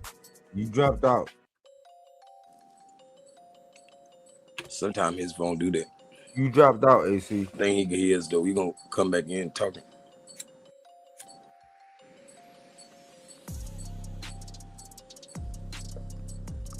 Y'all smash that like button. Yeah, man. We leveling up, man. We gonna level up, man, and everybody that's coming, because I noticed that when certain people get up here, when it's a vibe, we just be up here just cooking, man, and we ain't gonna change nothing. We're just gonna keep doing. I always say, man, I'm not trying to be the Drake of this shit. I'm trying to be the Lloyd Banks of this shit. You know what I'm saying? Where it's like he's comfortable in his lane. He know like who his target market. Like we're not trying to burn our wings. You know what I'm saying? It's not for everybody. It's just for the people that's willing to speak it. We ain't going along like, if it's some bullshit, even if it's some of our own people, we gonna call that bullshit out. You know what I'm saying? But we love them all. We love them all. Like as much as I get on Keyshawn, man, I think that dude got talent. I'm just like, I'm disappointed, but like I still want him to get bread. I still want him to be all right because I know that, in different circumstances, he food. So I want him to excel in his trade. So I'm trying to tell the nigga, stay in your trade because if you go on the other side, you ain't gonna make it home. Yeah, but I wanted to ask y'all, did y'all hear what I was just saying? Because because you cut out. You cut out. D. Calico said you cut out. You was talking about the college. Yeah. So basically, I got into the NOAA program at Hofstra University, but where the year I got in, that was the first year of them becoming an Ivy League school. And one of my professors, I'll never forget this dude's name, big Jamaican dude. His name was Kenneth Smith, right? So he used to rail on hip hop dudes, this mentality in hip hop and wanting to buy all of this flashy jewelry and yada yada yada and all of this other stuff.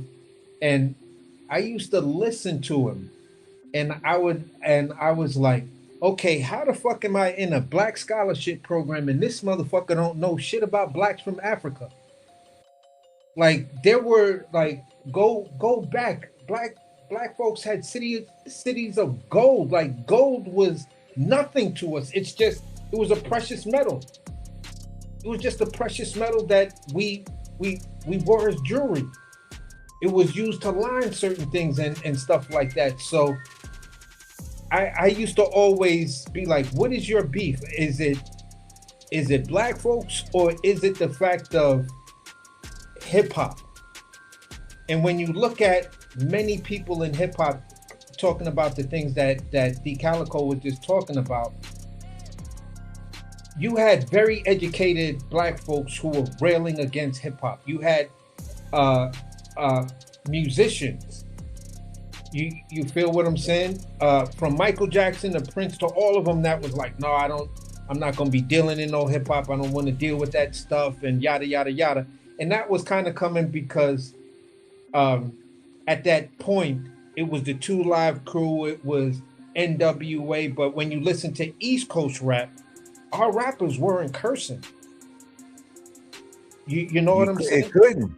You used to couldn't. You couldn't get on the radio. Yeah, exactly. So basically that whole 2 Live Crew court case that they challenged the freedom of the speech part, you feel what I'm saying? That's what really, opened the floodgates to where now the record labels, you go to Tower Records or any of those stores that you would buy your albums from, and you now saw the new advisory sticker. Content, this is for people over whatever, yada yada yada. But to the point I'm saying overall is that they railed against hip hop, and that's blacks, whites, and everybody else. But then when they saw the viability of hip hop, to whereas hip hop was now making icons, Tommy Hilfiger, Ralph Lauren, Gucci, Prada, diamond stores, Jacob the Jeweler. They were like, hey, wait a minute. This is a whole market of black kids throughout the country who now are looking to shop in our stores, to buy jewelry from us, to now come to us when they got hip hop shows and stuff like that.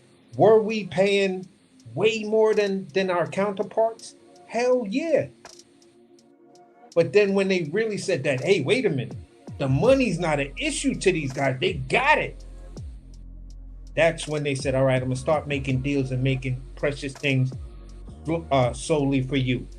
So for me, when you look at it, certain things, and even when it comes down to bring it full circle back into boxing, there are certain attitudes that'll look at, what certain people are doing in boxing.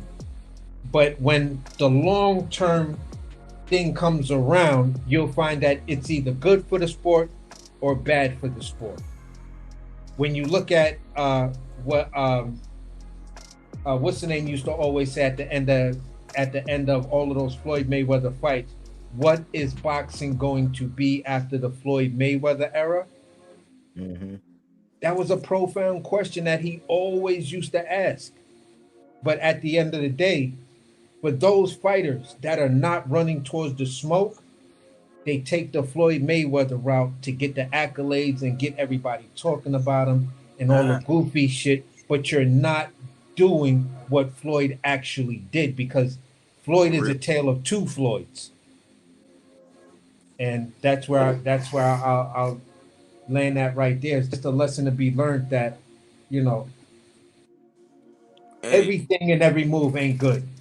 Go ahead, buddy. My bad. Hey, But no, that was the Calico. Go ahead, Calico. I'm gonna say my boy Spence was already doing the heavy lifting, right? Mm-hmm. His path was much tougher, of course, before, and it would have been after. Because after he would have fought Crawford, he would have went to 154 if he would have won, and he would have fought Charlo. And, you know, contested Canelo if he would have had to fight somebody at 160, like a what's the OG champ over there? Laura. Yeah, Laura or Janabek. Yeah, Laura or Janabek. He don't give a man. He bought that, and then he would have got this Canelo fight. He would have did what it took, like a real G. You know what I'm saying? And I understand the turkey route. Ain't nothing, you know, ain't nothing wrong. Especially getting the bag, but to quit after that, you know what I mean? Like, that's the pinnacle, huh? You feel me? Yeah, like, cause for me, it's like if Earl came back and his punch resistance was all right, and he just, you know what I'm saying, he jugged, he got a couple jugs, he got like 3 or 4 jugs, I wouldn't mind. But like the thing that people, they come up, they be selective in their opponents, they duck and dodge. Like, we can name a couple of these guys and how they maneuvering, and they act like they made it. Like the other day when I was asking, I'm like, okay, cool, I recognize that Keyshawn got talent. But like, I'm just now coming around to hear a major channel say that, who has he fought? He fought a Baranchuk. I'm like, duh, how long have y'all been talking? Like, okay, and then he did the Jermaine Ortiz, but like, was that, like, I give him credit for stopping him to the body. Yeah. But like, why we don't ever, why he not in the ocean calling out Gary Antoine Russell?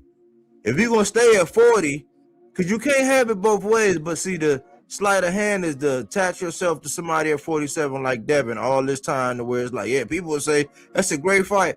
Hell yeah, that's a great fight if it come across the line, but goddamn it, we know, and we knew that we wasn't gonna get that.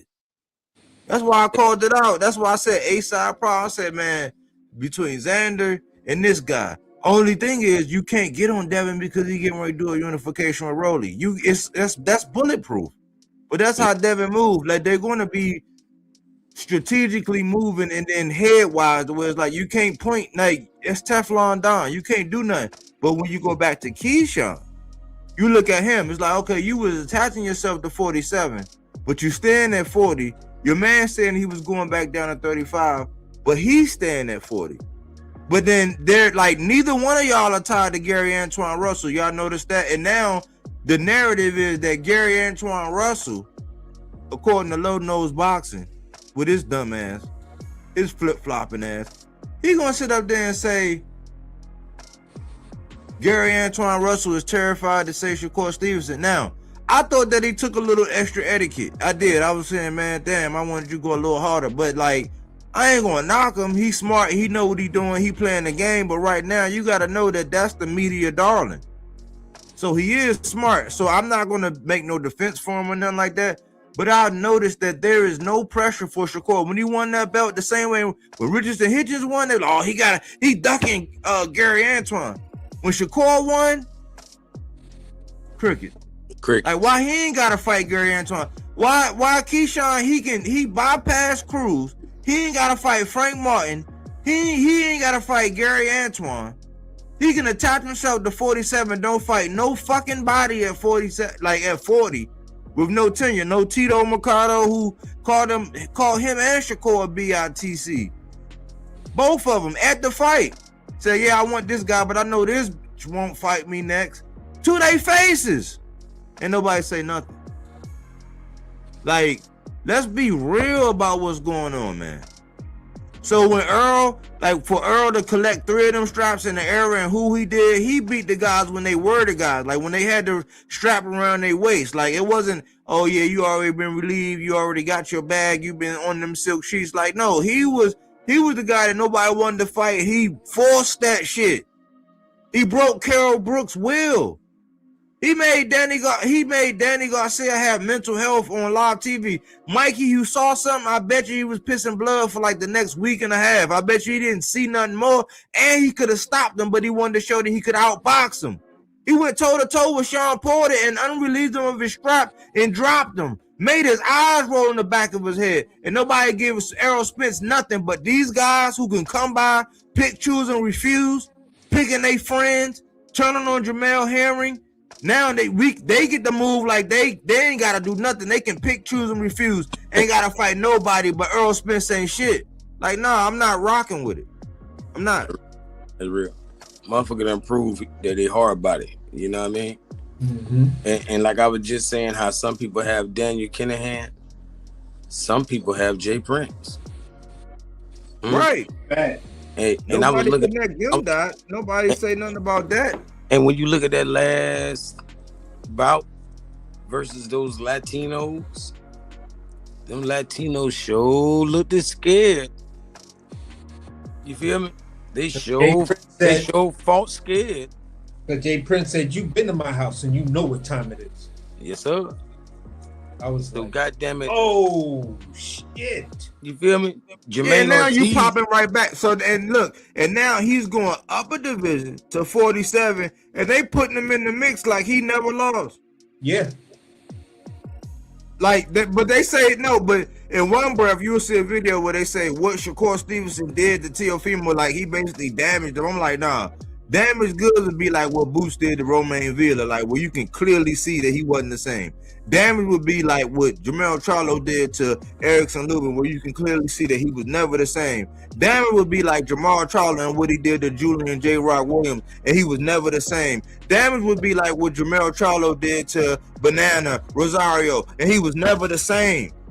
But you trying to tell me that what Shakur Stevenson did to Teofimo Lopez, he's never the same, but he's jumping up to 47 and he putting him up there with the big names?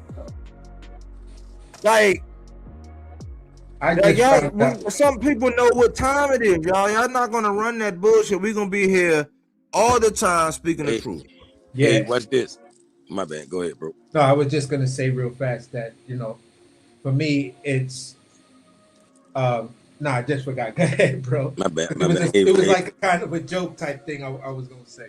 Hey, real quick, right? Shakur accidentally told on Keyshawn, you know, trying to aim at O'Shaquie, right? When he said he was in an interview and he was saying how O'Shaquie don't want no smoke. He say if a guy really wants smoke, wouldn't he go to your division to challenge you? Like, wouldn't he go to 135 first? But he never went to 135. So y'all don't realize he don't really want to fight. So that means Keyshawn, if he really wanted Devin, wouldn't he go to 147? You know what I'm saying? And obviously he hasn't gone to 147, so he don't want no smoke. That's what I got from it. But the fallacy in that, like the only fallacy in that is O'Shaquie. O'Shaquie said he would go to 40. Yeah, O'Shaquie said he would go to 40. Damn. He said like that? after that, like the aftermath when we heard what O'Shaquie offered, like paying the back fee, like paying back the fines, getting them reinstated as a WBC champ, fighting him in Houston. And the only obligation is that he got to fight him at 35. It was already clear with WC. Like the rebuttal we got was I'm not fighting him. I'll do something to him outside the ring, but I'm just not fighting a guy like that. He too disrespectful. Like that's what Shakur said in his Madea voice. That's what Shakur said, right? O'Shaquie doubled down and said, "Well, look, I will go to 40. I will go to 40." Did you just say his Madea voice? Yeah. That's cold-blooded, bro. But listen, no. Ashaki said I'll go to 40, bro. We have not heard anything. It's been cricket, Jiminy cricket. So okay, so I guess because Oshaki didn't go. Now I understand because I went through this, so I look at it a lot of different ways. Like when Mr. Gary Russell was calling out Tank all them years, the team was just saying basically, listen, man, we can't take you serious. We at 35, you at 26. We can't take you serious unless you come up to the division. Like I kept saying until he came up there, I kept saying, man, listen, man, they do got a point, Gary. Like you at least gotta get up there. So when Gary came back last year, he was my comeback fighter of the year, and he did what he did, and he's actually at 35. I said, okay, he's there. Now he might not be priority, but like now he done completed the next step in the process, like Tevin Farmer, going through the ringer and fighting all them young guns when Keyshawn and Shakur, he did their dirty work. He fought Moritaya. He fought Zepeda first. Like he showed the blueprint. He fought Kid Austin. Like he did that. I said, man, maybe Mr. Gary got to do something like that. But like, listen, so now that Gary moved to 35, like after Tank do what he do and he look at the options and people bullshitting, we gotta look at Mr. Gary like as an option. Like now that's a real vibe. Now we can't just say he just barking. Because he been saying and he finally came to 35. But for Keyshawn and he's like Shakur, the standard ain't the same for them guys. I'm kind of on the opposite side of the fence on that. I'm like, because I use the just the history of, okay, you said that, and for me, you guys have a problem, and I'm talking about Shakur and Keyshawn and them guys, of saying some of the most stupidest shit that doesn't work in your own best interest. You're saying what D Calico just said as far as what this you gotta at least come to my division. I'm gonna ask the question then, what was Bud going to 168? There was no call for Bud to go up to 168 and fight other people. It was just, you're gonna go do the Canelo thing. I was saying, since nobody's going after William Skull, if you guys are gonna make this fight, then take William Skull belt, and if Canelo tries to duck out of it, Canelo, you cannot be undisputed if Bud holds that belt. You gotta see that, man. You know what I'm saying? But if everybody, within that camp and that friends and family plan wants to be related to Bud, then none of you are moving like Bud Crawford. When Bud Crawford was at 140, he jumped up to fight Jeff Horn. And then he took on other fighters. When he was at 130, he jumped up to fight somebody at 140. So the point I'm making is that you put a stipulation out there that neither one of you motherfucking bitches are doing. On some real shit, it's like, all right, okay, Shakur, you weren't at 140. You jumped up to fight Tio. Everybody gave you your props. Boom. So what are you talking about? You got to do X, Y, and Z. And you just did the same thing. Well, let me rephrase that. In your last fight, you just did the same thing that Bud did. There was no talk that, oh, Shakur got to go up to 140 and he got to face such and such if he want to fight Tio. It was just, you got to drop the bomb. Drop the bomb. Oh, he was, whoa, he challenged Tio. That's crazy work. But that's legacy. But guess what? The way they see it is because, remember, when Bud went from 40 to 47, he got Jeff Horn. What were people saying? That was the weakest champ. What were people saying? By definition, in the accolade, that's why I said this was a chess move, because Teofimo, and we said it in real time, and we gave him his credit. Teofimo was the most tenured and the most accolade saladed up. He was not the most dangerous or the most formidable at 40. Exactly. It's two different things. Yeah. So when he did that, he did the same thing that Bud did, because Bud got the Jeff Horn, and that was due to WBO. So he did that through that, and everybody was like, "Oh man, well he moved up and straight away for the champion." Like that's more than what Boots can say right now. Yeah. Like, you know, so it's different. So in one standard, that's what Shakur did, but in the grand scheme of things, this is why we got to put stakes in the ground and say, "Hey, listen, the landscape is that Gary Antoine Russell, he's more dangerous." Yeah. Like any one of the other champions was more dangerous, but like, I mean, I don't know. Richardson Hitchens, he was off at the table because y'all kind of like friends. So Richardson Hitchens outside of that, but like, yeah, it was a chess move by doing that. But now, listen, this is the thing that I've been hearing here lately, and this is getting louder and louder and louder. And when this is some of the stuff when I be saying, listen,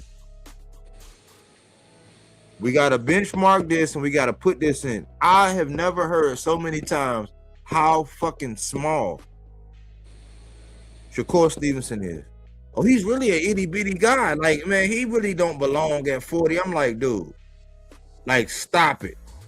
This nigga said over 2 years ago that he was bigger than Teofimo Lopez. No lies to be told on his part in that aspect. So you've been bigger than Teofimo Lopez for 2 years. Y'all just fought. He go to 47 and niggas is coming out talking about how small you are and how you are really a 35 pounder. And I'm like, man, don't make me bring up the nigga named Gervonta Tank Davis then. Like it just shits on your whole argument. Like you can't do anything. You gotta go take a shower now because it shits on everything y'all talking about. Yeah. Bro, I've been telling people for at least about 4 or 5 years, damn near. Matter of fact, I used to use this image. It was Jerron Ennis, Shakur Stevenson, and somebody else. I don't think it was Haney, but it was somebody else. And I'm talking about Shakur was damn near at least the same height as Boots because he had a hat on, and the hat made him look like he was taller than Boots. But I'm just saying, that motherfucker ain't little at all. You feel me? He just, shrink down weight-wise, but he's not a little guy. Not as far as, like his reach just not great. If he had great reach, if he was blessed with that, then he wouldn't be talking. Like wouldn't nobody be able to say he's small. No, his reach is small. No, yeah, short arms. But look, this the catch, D Calico. This the catch. This is where I be wanting to go out and play away games. I want to play away games, but they're not gonna play fair. They're gonna mute me. This is what I say. When Oshaki made the point about him wanting to fight, they would say, "Oh man, he's really just he a 30 pounder, man. He ain't even at 35." I'm like, listen, man, the dude dropped that shit when he said Shakur wasn't gonna fight him. Why would he stay there and be in limbo when he can go down and get the winner of Navarrete and Nunez, or try to get the winner of KC or whatever? Like, try to get a unification, like have a plan B, C, work that. You know what I'm saying? Like, he would have a plan to go back where it's like more than likely to happen because he got this relationship with the WBC. The fact of the matter is he's taller with a longer reach than Shakur. So when he say I'll go to 40, that will be nothing. Like, he'll be leaner. He don't gotta be at 140.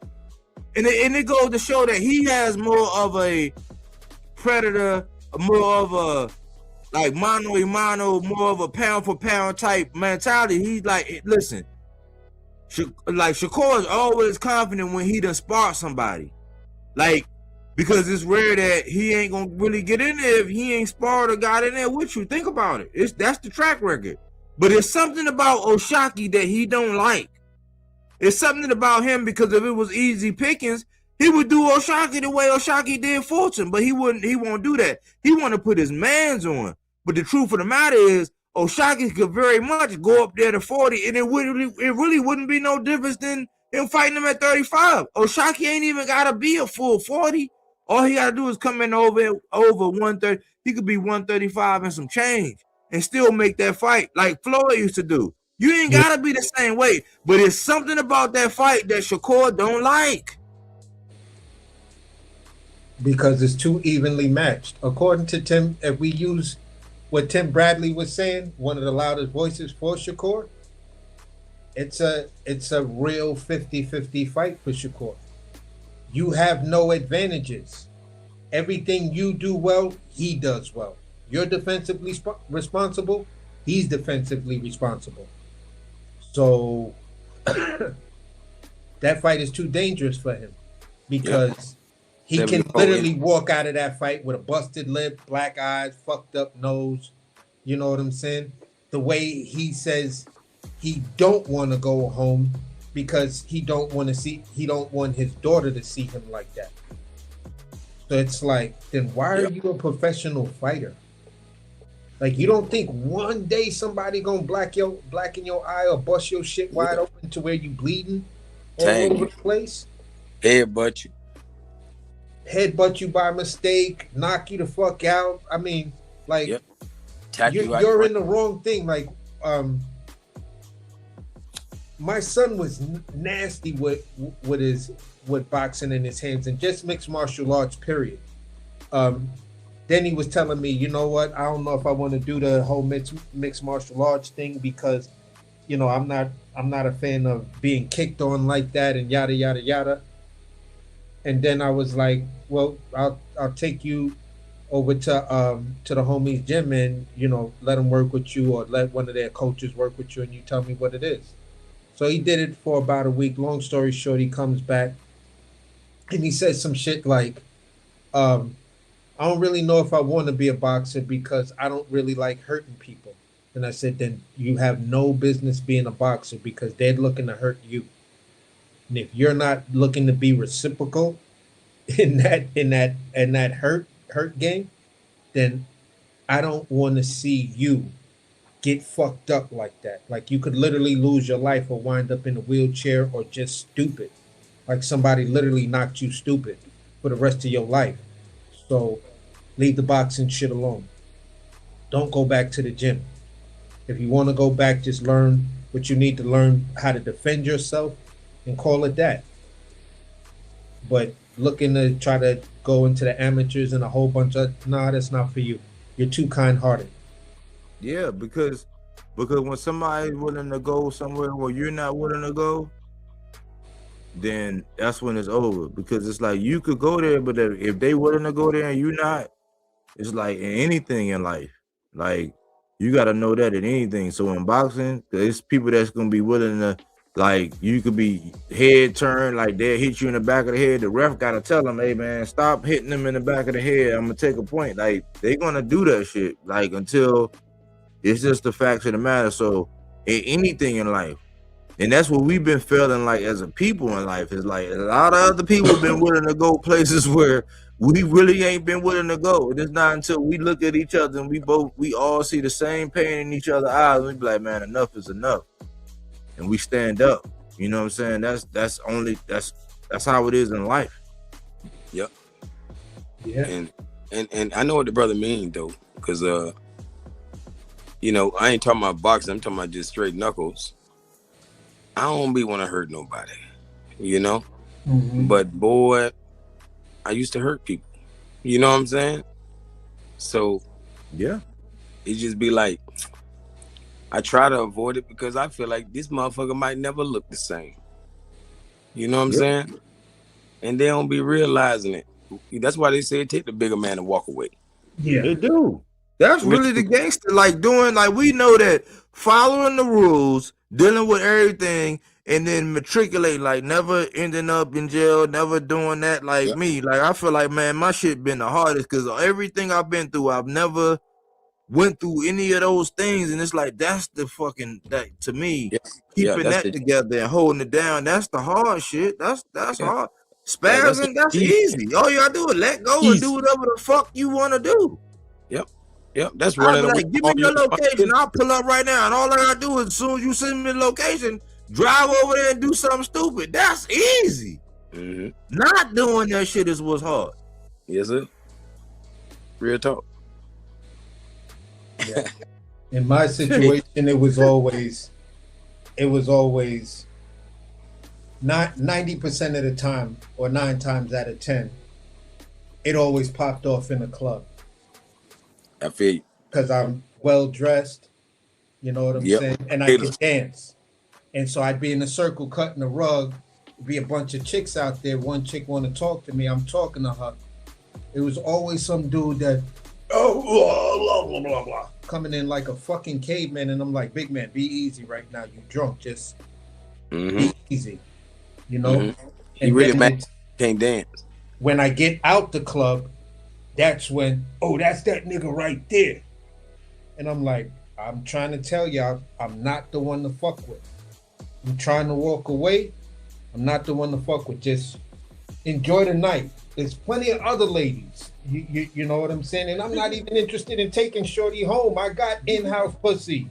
Fuck is your problem? You know what I'm saying?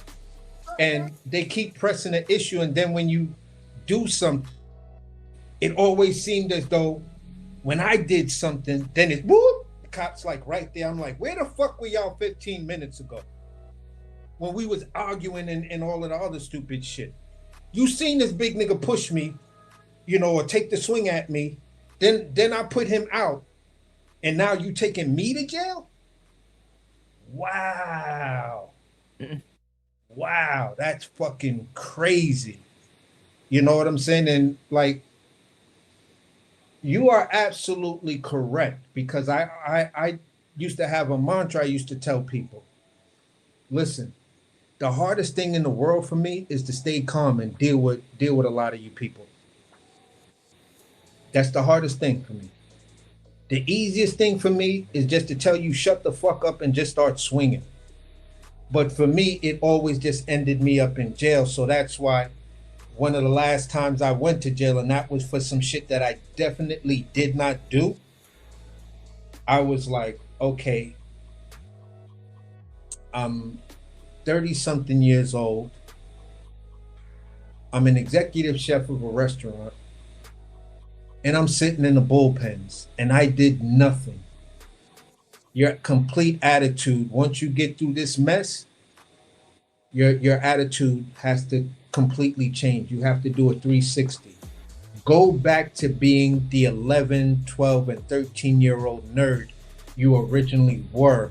But because you moved into these badass neighborhoods and you were the kid that didn't have brothers and sisters and shit like that to back you up, everybody tried me.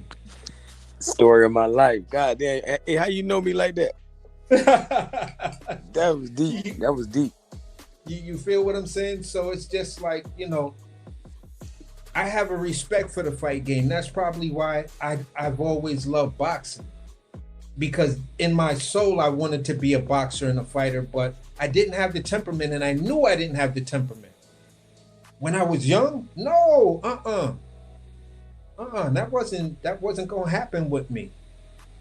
You know, but as I got older, and then once the situation kept on working against me, I was like, okay, these hands of mine and this mind of mine has to be put to something much, much better than what the fuck I'm currently doing or what I keep finding myself wrapped up in. You're supposed to be smarter than this, but you can't figure out a way just to walk away from this bullshit. I know once you get on the train and you on a platform and all of that, ain't nobody there, you're going to be pacing back and forth, talking to yourself, arguing with a person that's not there, because you just can't let it go. And now that you've got some place to vent it, you're just going to do that. But at the end of the day, you know what? Do that. Just walk away. Because if you don't walk away, what's the likelihood you're not going to wind up in jail? Or somebody's going to wind up doing something fucked up to you? And that's when I was like, you know what? Mike, yes, you are right. Okay. And that's where I left it. So some of these fighters got to figure out where they are, where you are, and where your goals really are. If you're a fighter, bro, you are the Tank Davis, the Shaqy Fosters, the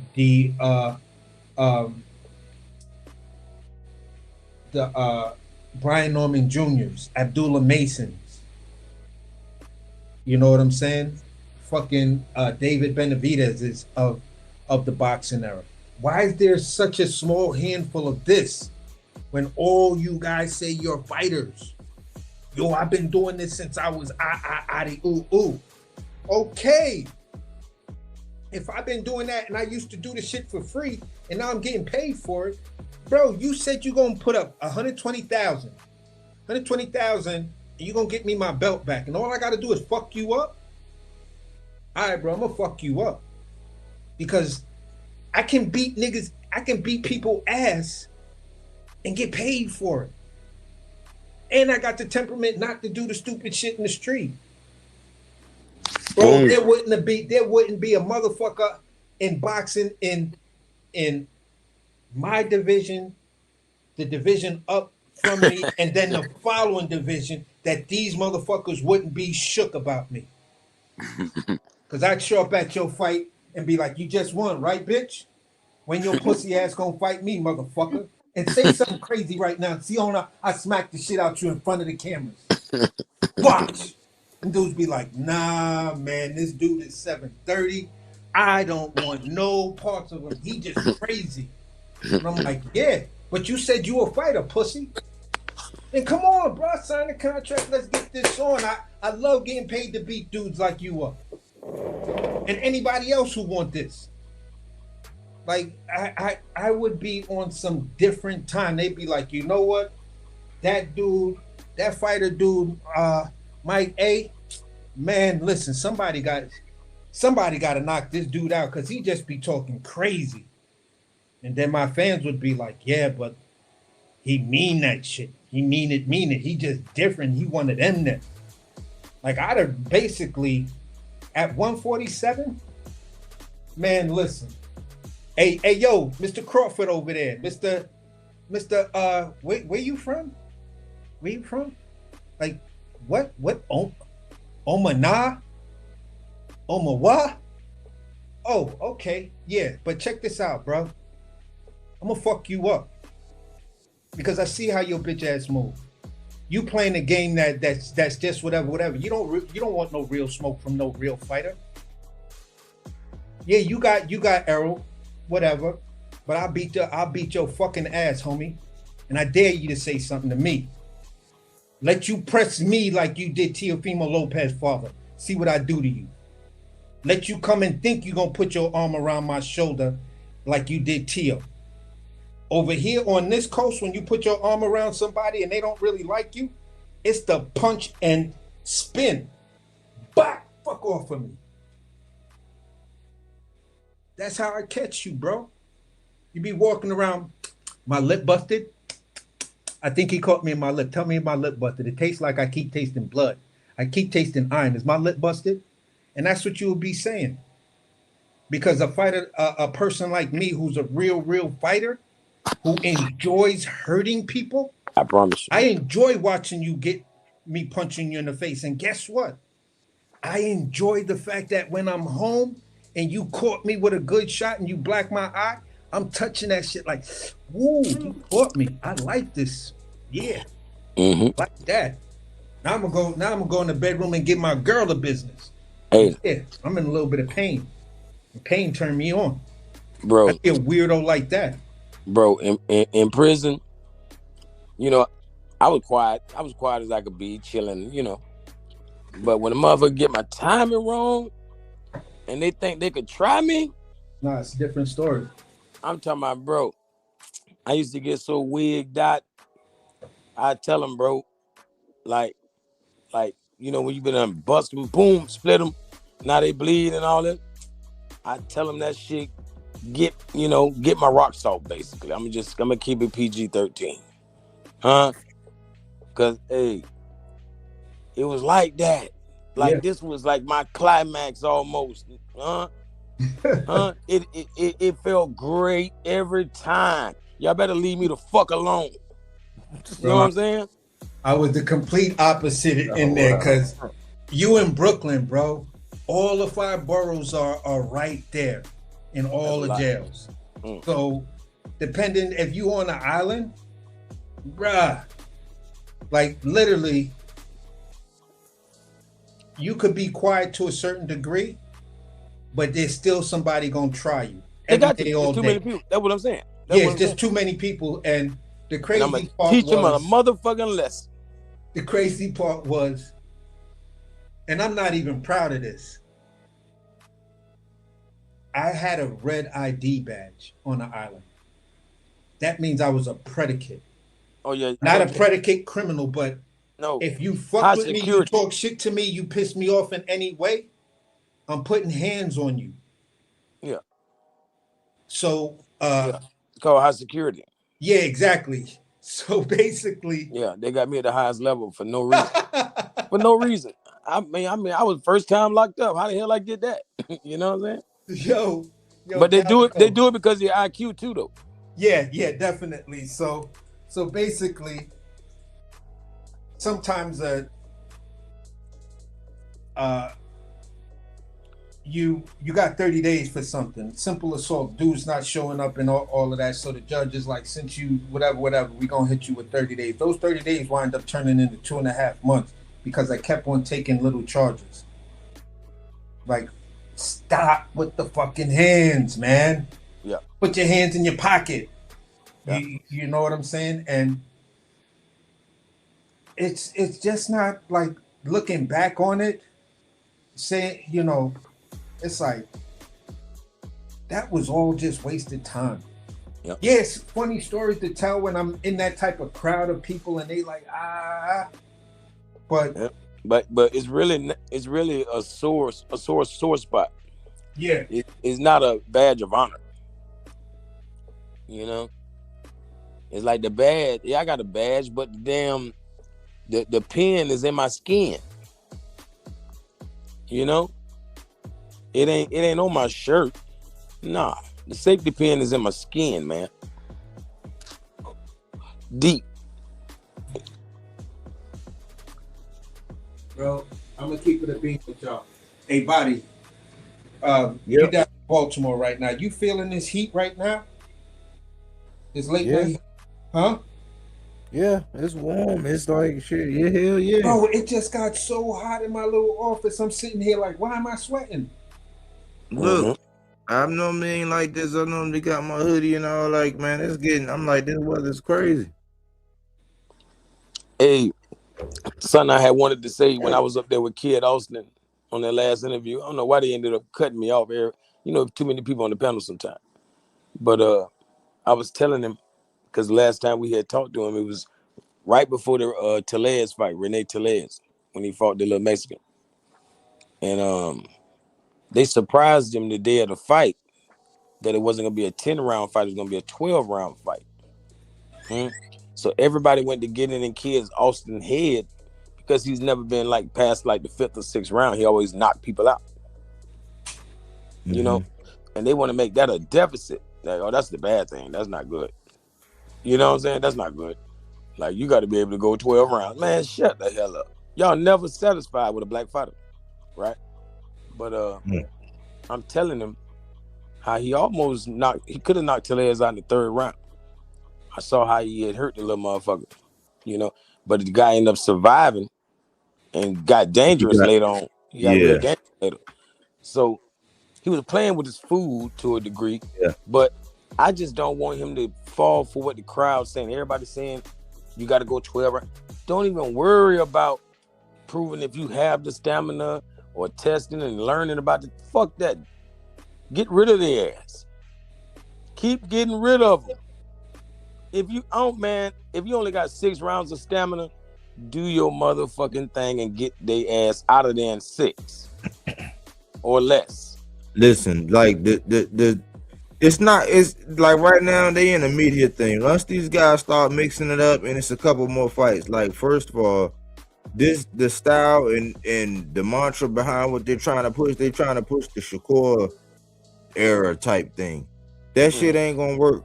Like that 70 points, like that 70 punches, like that shit ain't gonna work in no fight, like to make no money. Like the jig is up, like all the inflated purses and all the, just because that shit is over, bro.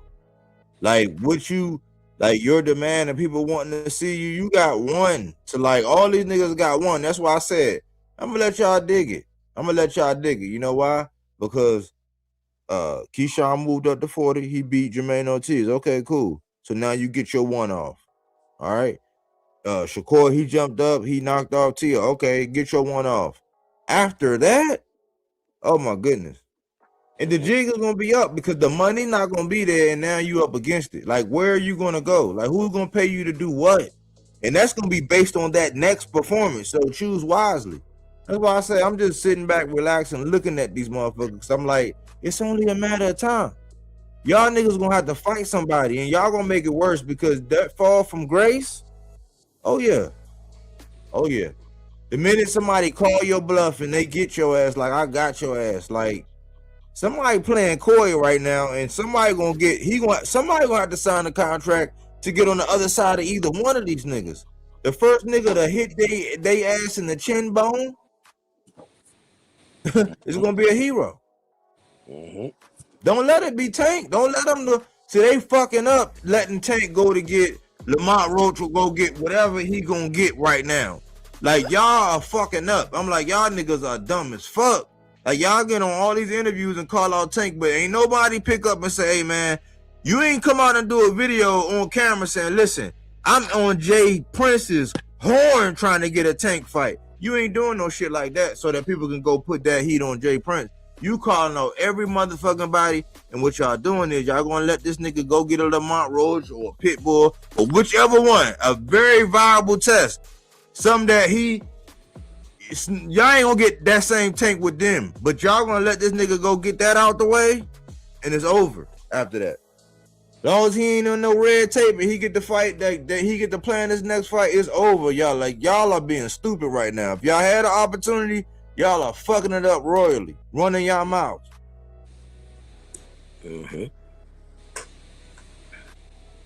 Hey, I'm still AC fucked my head up earlier though. Keith Thurman and Charlo, man. Like, whoa.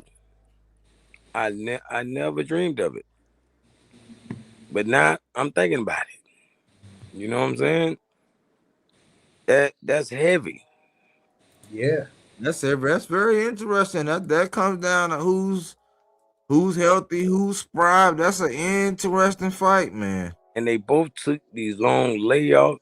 You know, them and Spence. You know, like it's a new kind of three kings because they really are kings. They're not young.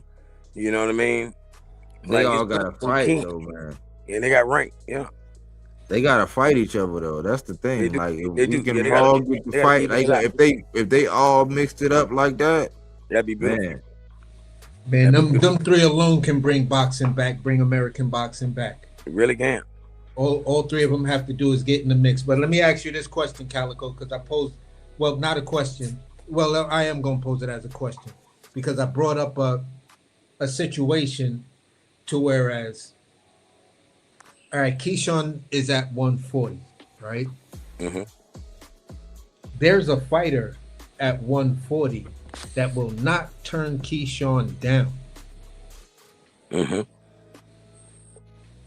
Keyshawn versus Andy Hirioka. Oh my gosh, my favorite fight at 140. I mean, it was Gary, it still's Gary, but man, this guy is my new. I'm ready for Gary to get out of 140. That's how bad I want Hiroka to just own the division. Now I want Hirioka to go to 47 and make it to where everybody got to see him. I see that. I see that because he got the height. I think Hirioka talking about going to 47. He's deadly, man. He's deadly. And if they don't give him a fair shake at 140, he need to go up.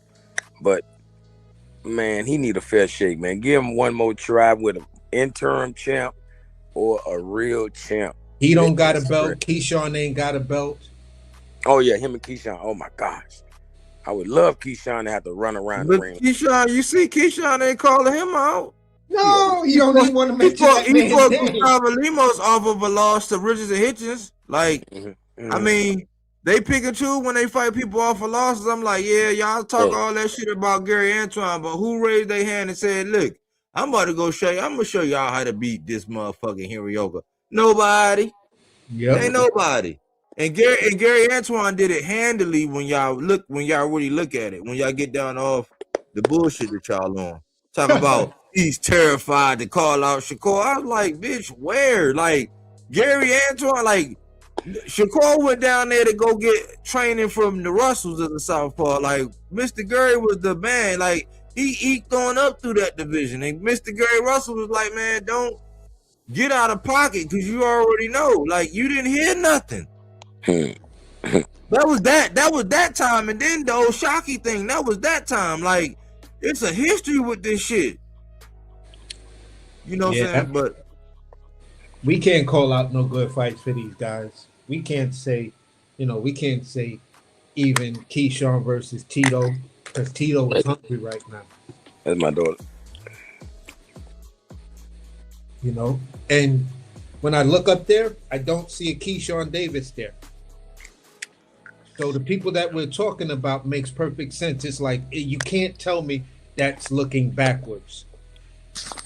You feel what I'm saying? Because Keyshawn was just, if I'm correct, my memory serves me correct,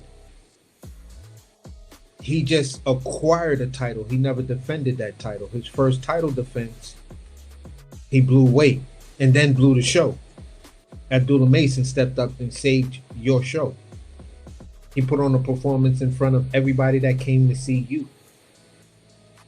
So, you were a belt holder.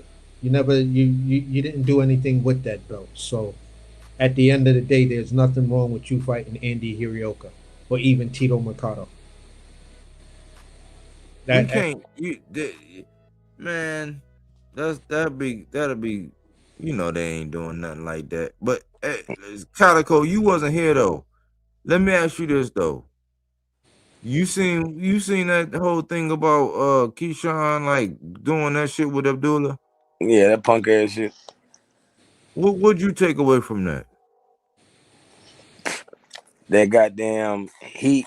Like Abdullah, I know he's sick of seeing how Keyshawn act on the camera. You know what I'm saying? Cause he see this nigga all the time. You know what I mean? They so affiliated around the place, same places, and they are who they are. But this nigga only do that shit in front of a camera. It's kind of sickening to Abdullah. And Abdullah is smart for not engaging, because Abdullah is like Shakur with Oshaki. It's the same type of energy. You're not gonna fight him. But what you say you'll do it out the ring. So I know if Abdullah matched his energy, because like Keyshawn really want to get into a face-to-face battle where he poked that damn finger. He want to poke that finger on somebody. You know what I'm saying? Poke him in their face. And if Abdullah go there with his punk ass like that, Keyshawn, they're gonna be fighting right there, bro. Hey, but D Calico, man, this nigga had on them glasses, bro. As soon as I seen him, I said, this nigga had. I said, man, if I could call D Calico right, I said, this nigga got on them fucking glasses. We know he trolling. We know he on his bullshit. Like, that nigga pulled out the glasses, bro. Hey, I said, them fucking personality. Like, man, like, see, I'm the type of nigga that wears, like, back in the day, like, if you had some glasses on, I gotta punch you in the face, man. Like, you know it. What I'm saying? Like, don't even wear them. I wouldn't even want to have nothing on. Bro, man, I would have had to punch this nigga in the face, man. Bro, hey, you can tell Keyshawn live off the old mantra. You wouldn't punch a man with glasses. Yeah, man, because he say that, like, man, he was like, I'm gonna fuck this nigga up. But see how it is? Like, he was mumbling. I said, man, you already know you doing that because you know how Abdullah is. That mean that all that shit you did last time when you apologized and said that wasn't right, you really meant to do it because you doing the same thing. Yeah, you goofy. Like, you ain't changed. Like, you got baptized and all that, but they still ain't get that spirit. Like, I'm telling you, bro, I couldn't have been around, bro. I couldn't have been around, man. And real. But that shit is funny, man. Them goddamn dark winged ducks. He got them dark winged ducks on. Yeah, the dark winged duck. But we gonna do something. I'm about to do that shit. I got it. I'm gonna do something. Cause as soon as I seen it, I was like, man, if I could call this nigga, I said he got on them fucking glasses, man. Look at this nigga with these fucking glasses. Then he called Abdullah Mason father. And people been sleeping on Abdullah Mason father. He's smart as shit, and he more cool. Like for how he got them boys away. He said them guys. Listen, he said them brothers never fought each other, bro. Mm-hmm. He instilled in them for them to be in boxing is not even their first thing. That's their second thing. Mm-hmm. But like he got them to where they never fought because he never wanted them to have that kind of. I'm like, that is amazing. Keyshawn with the Darkwing duck glasses ass, trolling ass, gonna say that he's Bill Haney. Like he gonna compare Abdullah Mason's father to Bill Haney. No. I mean, as far as being a great father, like, man, as far as being a somebody great gotta slap father, the shit out this nigga, man. like they both great fathers. That's the only comparison. They both great, but like I'm saying, Abdullah like parents, Mason father, he like, stay they out the great way. Like he got you could tell he got personality, but he stay out the way. Like he got great. He get live. Like he try not to talk until somebody rile him up. Right. Because he know his sons. He done, he got them class A. But if anybody gonna probably swing on you, it'd probably be Pops. I ain't gonna lie to you. Pops got a shorter fuse than them. Because he feel like he the lion of the camp. And he's still young too. But that's I see it as a good thing because he's like, man, It's great. shit. If somebody for my sons, shit, I'm a, Yeah. you know what I'm saying? He feel like he gonna jump out there, so I get it. But it's like to try to draw that comparison. You know how the media gonna be when they get thirsty and ain't nothing going on. I'm like, hey, listen, like he the only father that don't be clowning. He don't clown at all. Like every other father got a little antics. The Brian Norman Sr. Especially him. And Schofield and Haney, you know what I mean? What's the latest on Senior though? What you heard on Senior though? Since that microdose thing. Man, that motherfucker ducking and dodging. Ain't nobody seen his ass since, but he just doing all that just to keep that line. He want the limelight on him. He don't give a damn about his son. This boy want the limelight on him. He think the light's supposed to shine from him to his son. When your son is the fighter. You know what I'm saying? So obviously the light should shine from him to you. Your light should be dimmer than his. But he want his to be brighter. God crazy, man. Well, shit, we gonna wrap up, man. We've been on this motherfucker kicking it, cooking. But what you got on this? What you got on this right here, though? Fight Club. What that is? Boxing man, I ain't gonna lie, man. Ammo talking like how AC say he would if he was a boxer. Ammo is really talking like he finna bring the ammunition. You know what I'm saying? He said he's saying the right thing because he know ADAMES got that experience and his style is damn near impeccable. Like the guy is gonna outclass almost anybody in the ring. But Ammo said he don't give a damn about all that. He said he coming to punch. Every second of the fight or the match is gonna be a fight.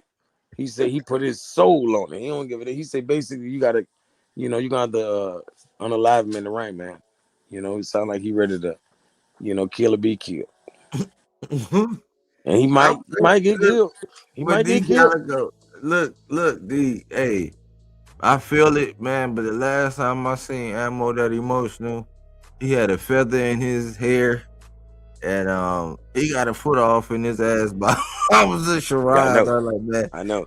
You gotta stay upstairs with it, man. You gotta listen to Coach Kevin. You go out there being all brave, man.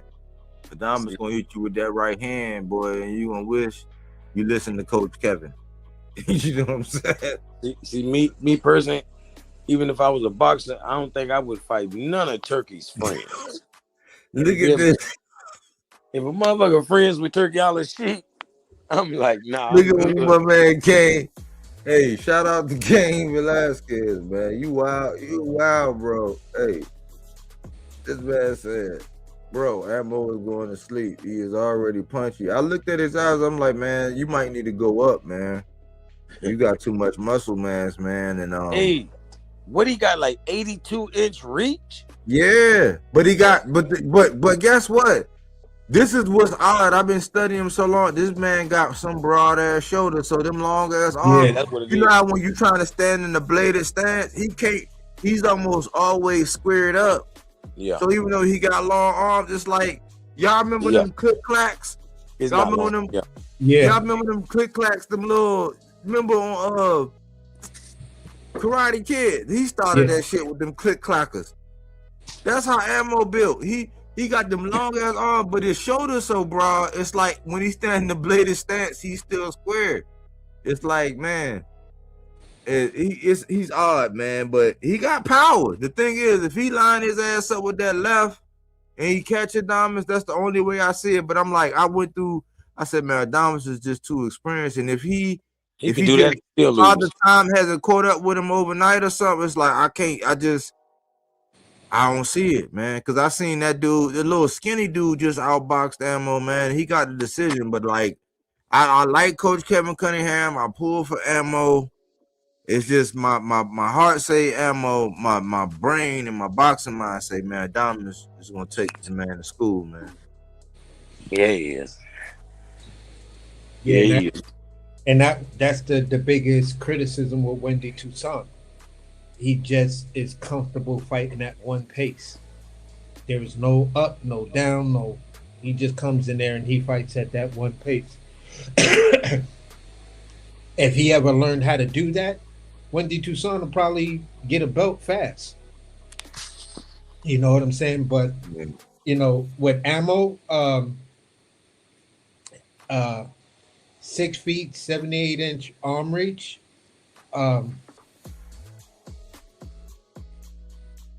See, my biggest flaws with Ammo is, for me, if you got long arms like that, like the Mark Breland, Tommy Hearns type of method of just predominantly throwing straight punches, and you throw the hook off of a mask of a straight punch. He's not there yet to actually make those adjustments, or maybe his coaches is slowly trying to bring him into that to understand, you know, it's easy to train somebody to do something, but if they don't really understand why they're doing it and the mechanics of what this sets up, then what are you really showing a person? What are you really teaching them? Are you making them a prize fighter, or are you just making them a fighter? So in this fight right here, I would be looking for more straight punches. Like with the long arms he has, if he had angle ability, those long arms they'd be a nightmare for motherfuckers. You feel what I'm saying with his power? If he can give you an angle and kind of give you that hook with it to where it comes out of your provision, it comes out of your peripheral, and then it comes right back in, and by the time it comes back in, you only have the reaction of not trying to block it with your glove, because the punch could still hit your glove and then your glove hit you in the face, but just trying to move your head out of the way. And he's just like those technical abilities. I don't know if he's there yet, and that's what I'd be looking for. I really, really want to root for Ammo in this fight. I really want to say I got you in this one, but it's too many unanswered questions, too much of a skills gap you have to overcome. Now, if you just go in there and fight him the way you saying you're gonna fight him, you could disrupt the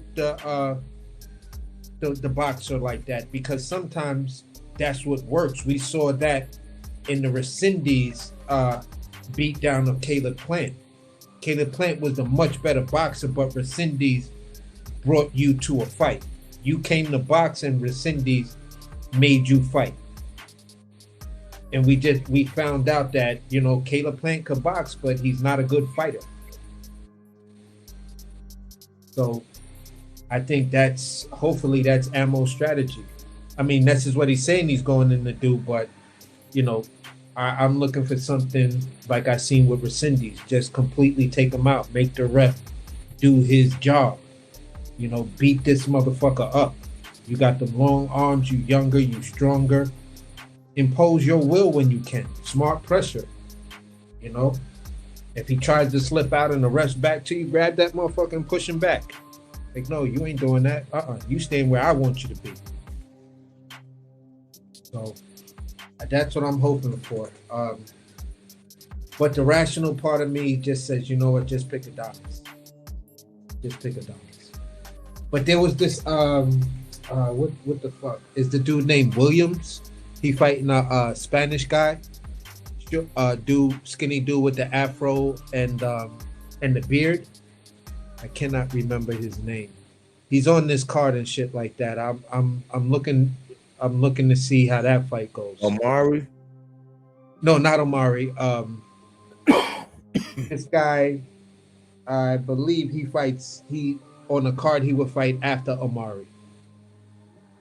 I think his last name was Williams. Let me see.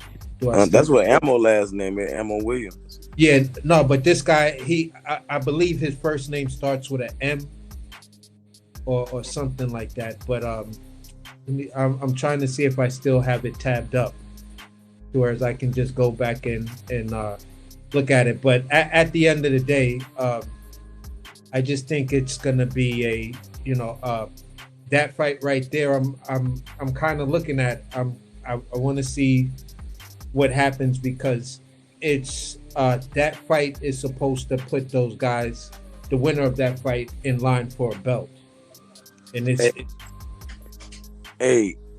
like what's the worst draw you ever seen? Ammo Williams, Hamza Shiraz. I mean, Carlos Adames, Hamza Shiraz. Yeah, I definitely want to say that. That's why I asked the question. But I kind of got hung up when I asked it because I said, damn, I still think the worst draw, personally, was the first time Wilder fought Fury. You know what I'm saying? Yeah, that's another one. That's like how you do a guy like that at any juncture of a fight and damn near lose, you know, a draw. You feel me? It's just ridiculous. I know if Fury would have did that, you know what I'm saying? We already know the outcome. It wouldn't be no draw. You know, like I remember another bad one was Speedy Rashidi when he fought Roman Villa. When he fought Roman Villa, Speedy Rashidi made his comeback, and it was the most dominant comeback ever at 147. They say they never seen a guy come back on his comeback fight. Landed the most jabs ever. Like he was putting on the clinic. Landed the most jabs ever in a contest at 147, right? And did that for 10 rounds. Mm-hmm. And in those 10 rounds, he already breaking records. The guy about to throw 1,000 punches in the fight.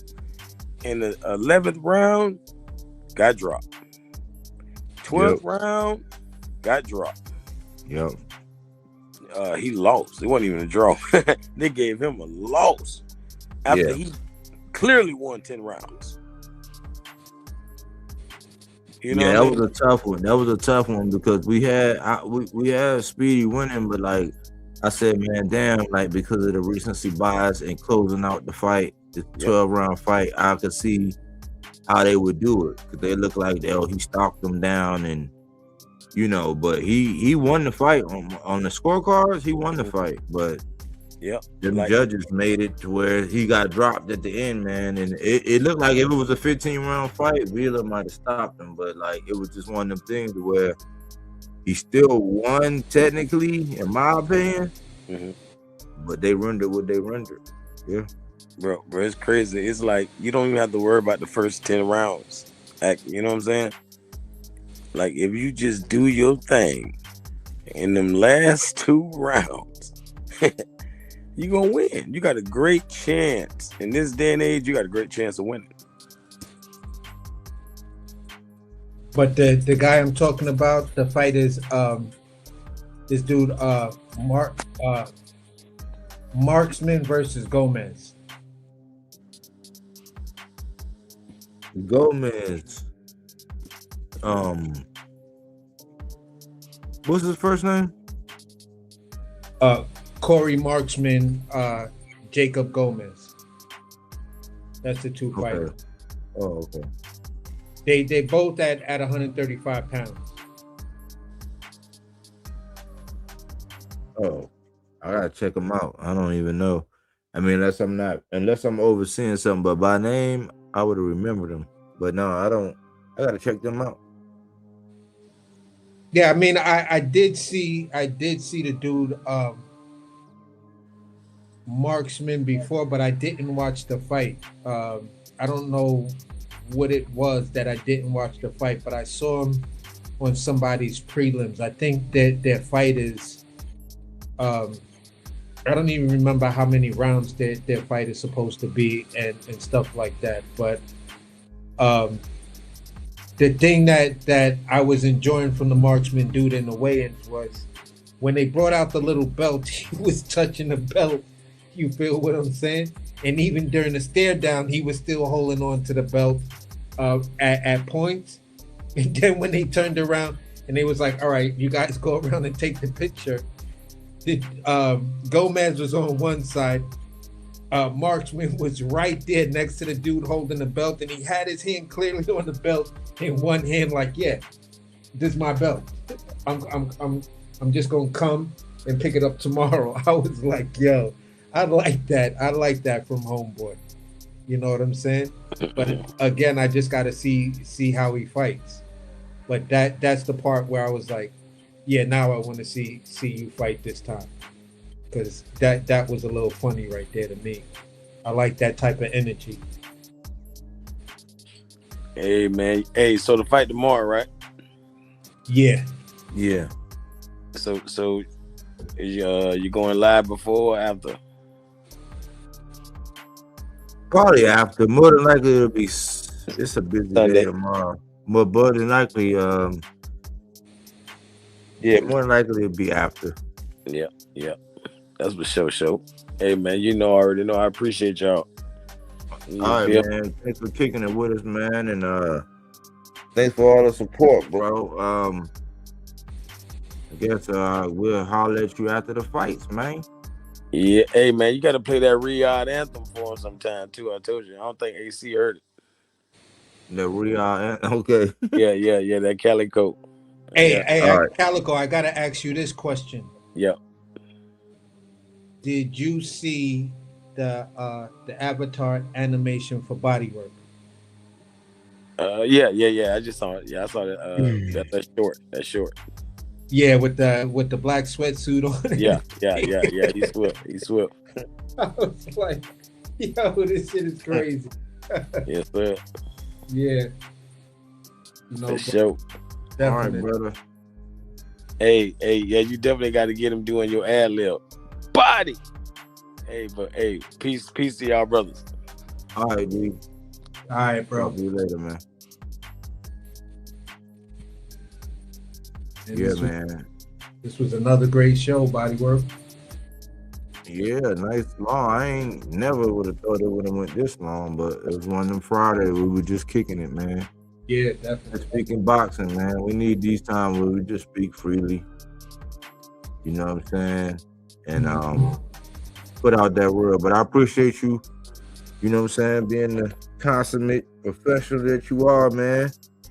I guess we'll chop it up, man, after the fights or during the fights or whatever, man. I'm gonna try to get some shut. Yeah, at the end of the day, man, I landed that plane a minute ago and I just put it in the hangar. So all right, bro. All right, bro. On to the next one. Have a good one. All right.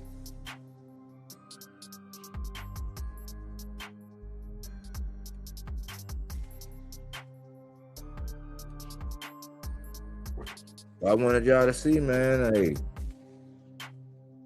Fight Club Friday, man, where You pretty much got to speak your mind, man. We don't really edit nobody. We shouldn't have to. We all grown here. And unless we all agree and acknowledge that we all agree, everybody speak and say things on their own accord, of their own free will, their own volition. Nobody's coerced and, you know what I'm saying, like made to say or speak. Everybody just speak their mind. People just are how they are. You know what I'm saying? We just think how we think. But at the end of the day, we care about the sport, man. It's the only way you can really be on here for what, 5 hours, 31 minutes, and 20 seconds, talking about boxing. You know what I'm saying? Sprinkled in with a little bit of life. You know what I'm saying? That does happen. We had some water cooler talk, but if you've been around, man, and you've seen the show and you caught the vibes, then you know how it is. You know, we pretty much start inside the ring and move outside the ring as needed. Salute to Blaze. He said, great show. Way to affirm your format. I appreciate it. We just had a little relaxed session, man. Just want to put these guys' names up in lights, man, and talk about them. We care about them all, but we were expressive. We were honest. You know what I'm saying? We pulled no punches.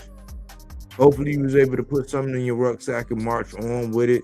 Silence is consent, meaning that all it takes for evil to prevail is for men and women to remain silent. So we speak to the things that need to be spoken to in the sport of boxing. I always say fruits and veggies, not that Reggie. Fact-based content, not opinion-based. We had a lot of opinions today. And it's okay to disagree. As long as you know how to take your stance, be cordial, we let everybody get theirs off. We even had a new guy jump up here, speak his mind, say what he needed to say, praise who he needed to praise, but he understood like where it was in the scope of the conversation. We don't all agree. We don't all like the same fighters. We want to see them fight each other, but we know how to like continue the conversation. So y'all know how it is with me. I could talk boxing all night long. I appreciate each and everybody who came through, man. Support the channel, man. Like, comment, subscribe. I think we need 3 more subscribers. It might be 2. 3 more subscribers. Subscribe to the channel. And if you catch this on the playback, talk to me, holler at me. I'll talk back. Thanks for choosing Bodywork Boxing. But we don't take things for face value. We do that body work. He didn't want to box. He wanted to actually prove that he could punch with you. He was like, what the fuck is this nigga, right? Oh, okay, you want to go to sleep. You tired. Welcome to